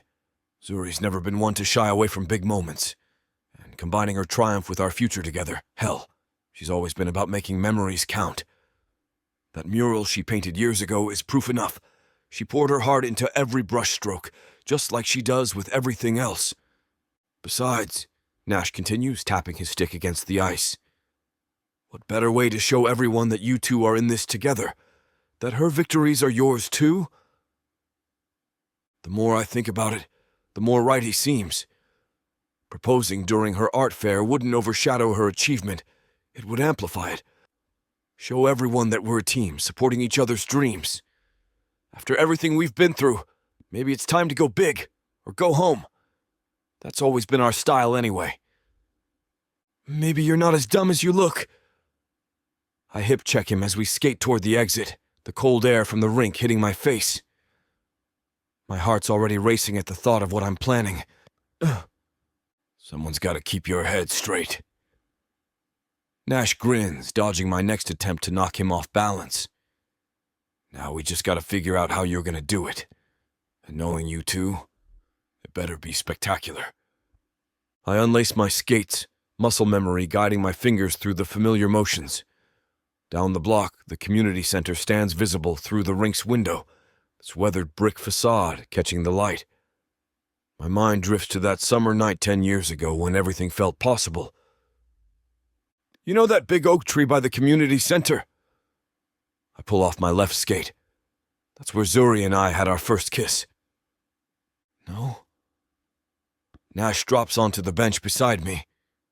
What happened? We'd been dancing around each other all school year. We both liked each other, but neither of us had acted upon it yet. One night, we were walking home from some street fair. The memory hits fresh, her sundress flowing in the breeze, fairy lights strung through downtown casting a soft glow. She was telling me about this art piece she wanted to create. Her hands were moving everywhere. You know how she gets when she's excited. And I couldn't take my eyes off her. We stopped under that tree and I shake my head, chest tight with the memory. Everything just clicked. She was mid-sentence about this mural she wanted to paint, and I just grabbed her hand. The way she looked up at me. The memory of her warm skin against mine, the way her breath caught. It's as vivid now as it was back then. Everything just clicked. Nash's face splits into a wide grin. That's it then. Propose there. What? The oak tree, dumbass. Full circle moment. He claps my shoulder. First kiss to forever. That's some romantic thing right there. Women eat that sentimental stuff right up. The idea settles in my chest, feeling right in a way I can't explain. My mind's already racing ahead, planning how to make it perfect. Yeah. That could work. Could work. It's perfect. Nash stands, grabbing his gear bag. She'll love it, and you know what else? She won't see it coming.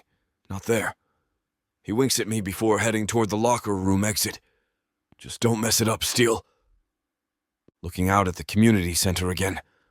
I can almost see us there, young and scared and brave enough to take that first step. Now we get to take another one. Bigger this time. You're right. I zip up my bag, decision made. Under the oak tree it is. Chapter 29. Zuri. The sun sets over Ivy Falls Main Street, transforming our first annual art fair into a twinkling wonderland. Strings of fairy lights crisscross overhead, casting a warm glow that makes every piece of artwork shine like treasure. My heart swells at the sight of so many local artists sharing their work. Look at this turnout! I wave to Mrs. Bowers, who's displaying her intricate paper-cut art in front of the bakery.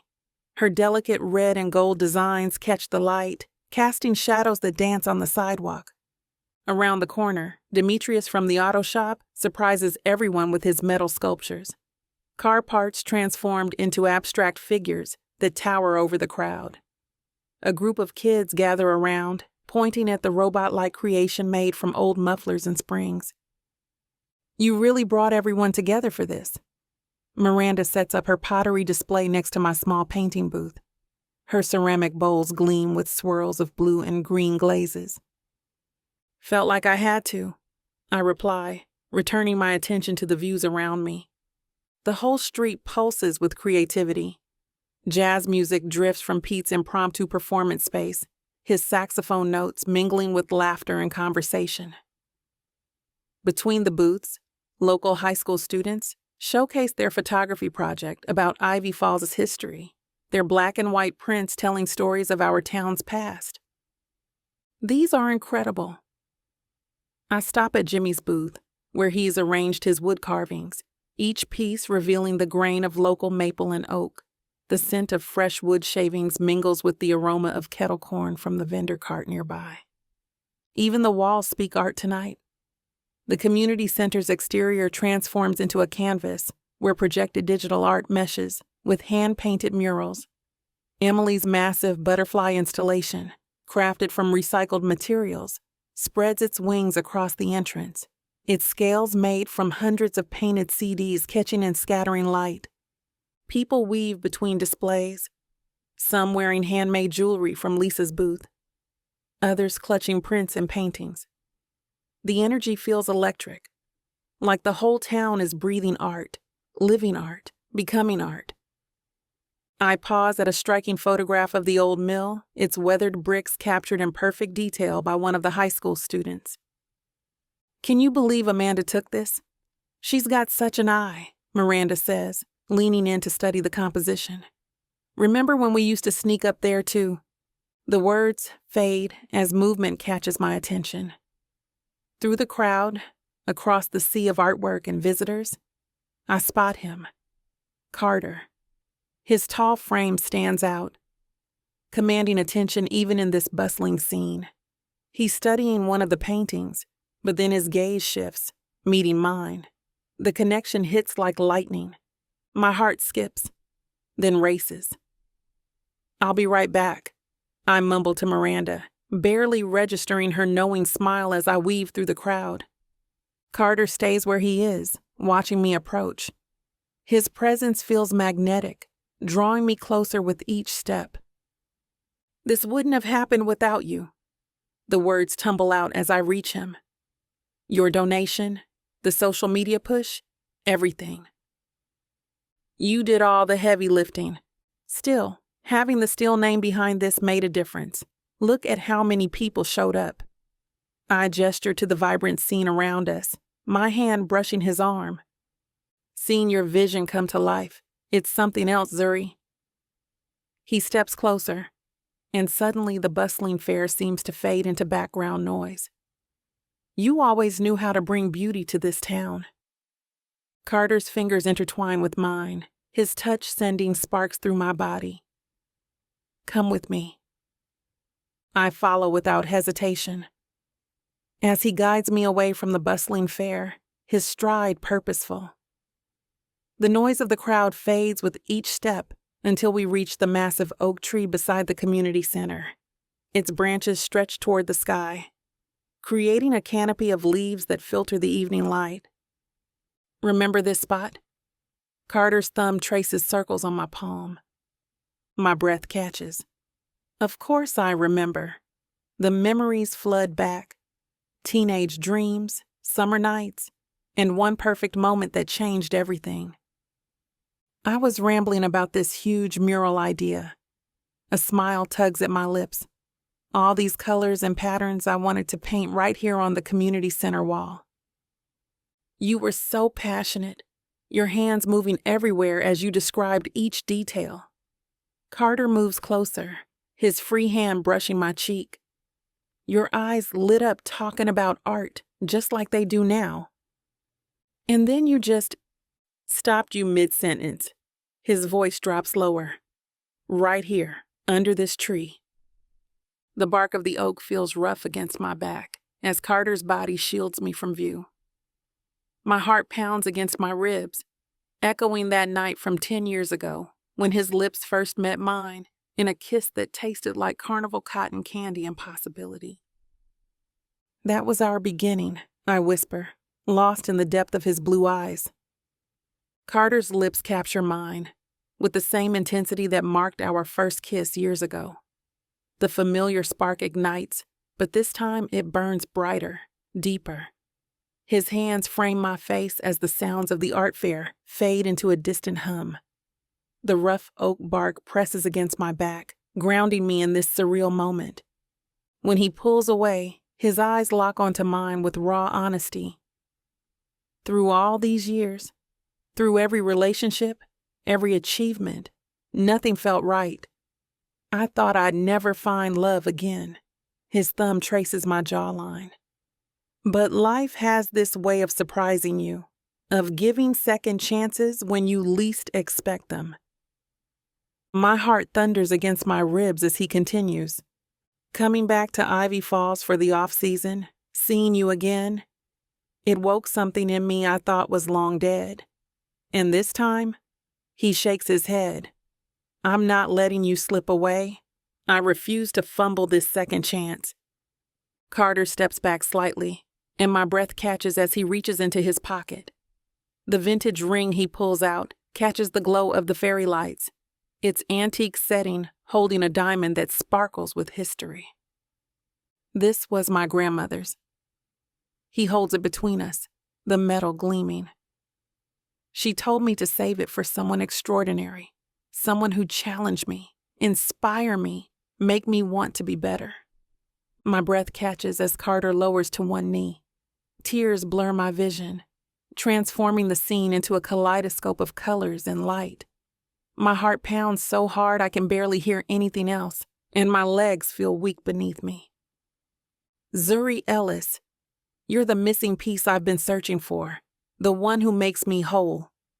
His voice cracks with emotion, and I see his hand shake slightly as he holds the ring steady. Will you marry me? Yes, I gasp through my tears. Yes, 1,000 times yes. The memories flood back, stolen kisses, whispered promises, and endless possibilities that seem to stretch before us like an open road. Carter rises in one fluid motion, taking my trembling left hand in his. The ring slides onto my finger, a perfect fit, as if it was always meant to be there. The vintage diamond catches the light, sending prisms dancing across our skin. His grandmother's ring feels both delicate and solid, carrying the weight of history and promise. When Carter pulls me into his arms, I can feel his heart racing against my chest, matching the wild rhythm of my own. His lips find mine again, but this kiss is different, deeper, filled with promise and forever. His hands cup my face, thumbs brushing away my happy tears. I grip his shoulders, pulling him closer, pouring 10 years of longing into this moment. When we break apart, Carter presses his forehead against mine. I love you, Zuri. I've never stopped loving you. My fingers trace the ring on my hand, its weight both foreign and familiar, like coming home after a long journey. Hand in hand, Carter and I weave through the bustling art fair. My ring sparkles with each movement, catching my attention every now and then. Groups of people cluster around various displays, their excited chatter filling the evening air. I can't wait to watch you play in person again. My thumb traces circles on Carter's palm, supporting you from the stands instead of just catching highlights on TV. You'll get the best seats in the house. Carter squeezes my hand. And between games, we can explore every city, find hidden art galleries, meet local artists, set up pop-up exhibitions wherever we go. The possibilities unfold before me like a blank canvas. My art reaching new audiences while you conquer the ice. We pause at Miranda's booth, where she's wrapping a ceramic piece for a customer. The creative energy of the fair pulses around us, and I picture future scenes, Carter and I in different cities, different countries even. Him returning home after practice to find me covered in paint, working on my latest piece, me cheering from the family section as he scores the winning goal. We could convert part of the mansion into a proper studio. Carter's voice drops lower, meant just for me. That sunroom overlooking the garden would be perfect. Natural light all day long. The image forms instantly. Easels set up by windows, canvases lined against walls, the scent of oil paints mixing with fresh air. Maybe someday, tiny footsteps padding across wooden floors, small hands reaching for paintbrushes, wanting to create alongside me. And when we're not traveling, I lean into him, breathing in his familiar scent. We'll make this town even more beautiful. His arm wraps around my waist. Your art everywhere, bringing color to every corner, building something lasting, together. The future stretches before us, bright and full of promise. No more missed chances, no more what ifs. Just us, finally getting it right. Chapter 30. Carter. The kitchen lights are dimmed, casting a soft glow that bounces off the marble countertops and stainless steel appliances. Zuri and I stand side by side, the sleek wine glasses before us catching the light, reflecting tiny dancing rainbows onto the walls. The house is quiet, unusually so, with Edmund out for the night at that fancy movie showing I scored him tickets to. It's just us, the silence broken only by the gentle hum of the refrigerator and the soft clink of glasses as we pour the wine. To the art fair, Zuri says, raising her glass. Her eyes meet mine, hazel and warm, sparkling with a mix of triumph and mischief. My grandmother's ring sits nicely on her finger. To us, I counter, clinking my glass against hers. The sound echoes, a sharp, clear note that seems to resonate in the quiet kitchen. I watch her as she takes a sip, her lips pressing against the glass, leaving a faint mark on the rim. I set my glass down, the wine untouched. There's something else I'm thirsty for. I step closer, my hand reaching up to cup her cheek. Her skin is soft, smooth under my touch. Her eyes widen slightly, but she doesn't pull away. Instead, she leans into my touch, her lashes lowering as she looks at me, her breath hitching slightly. I lean in, my lips finding hers. It's a soft kiss at first, a gentle exploration, but it deepens quickly, turning hungry, passionate. Her hands reach up, gripping my hair, pulling me closer.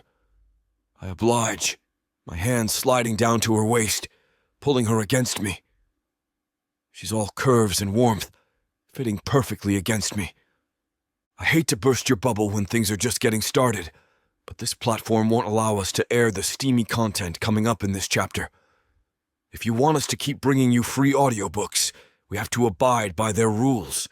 Luckily for you, the unabridged version of every Vic Savon audiobook is available at VicSavonRomance.com. And with promo code VIXA40, you can get 40% off any digital product. Zuri's hazel eyes sparkle as she smiles up at me, her voice soft yet filled with an excitement she can barely contain. You know, about that family thing, she murmurs, her fingers tracing a path down my chest. It might be coming sooner than we thought. I raise an eyebrow, curiosity piqued. Oh, really? And why is that? Her smile widens, a playful glint in her eyes. Well, it's been a while since I've had my period, she confesses. My eyes widen in surprise. I hadn't expected that. My heart pounds in my chest as I look down at her, a mix of emotions swirling within me. Excitement, fear, joy. But more than anything, a sense of rightness. This feels right. We feel right. Are you sure? I ask, my voice barely a whisper. She shrugs slightly, her fingers still tracing patterns on my skin. I haven't tested yet, but I have my suspicions. This morning, the smell of eggs nearly made me hurl. A soft chuckle escapes me, and I lean in, pressing a gentle kiss to her shoulder. Well, that's a sign if I ever heard one. She laughs, the sound light and musical. I love her laugh. I love everything about her. And the thought of her carrying my child fills me with a warmth I can't describe. a warmth that spreads through me, settling deep in my chest. I cup her face, my thumb brushing gently against her cheek. "You're amazing, you know that?" I murmur, my eyes locked onto hers. Her eyes soften, her hand coming up to cover mine. "We're amazing, Carter," she whispers. "Together." I lean in, capturing her lips in a deep, passionate kiss. It's a kiss filled with promise, with hope, with love. She's mine and I'm hers, and now we might be starting a family. The thought is humbling, exhilarating, and terrifying all at once. But with Zuri as my woman, as my wife, I know I can face anything. I break the kiss, resting my forehead against hers. "I love you, Zuri," I whisper, my voice rough with emotion. "And if you're pregnant, then I already love our baby too." Her eyes fill with tears, but she smiles, her hands coming up to wrap around my neck. "I love you too, Carter. So much." I kiss her again, pouring all my love, all my devotion into it. We're entangled together on that kitchen countertop, our bodies pressing tightly against each other, our hearts beating as one. And at this moment, everything is perfect. Everything is right, because I have her by my side again at long last.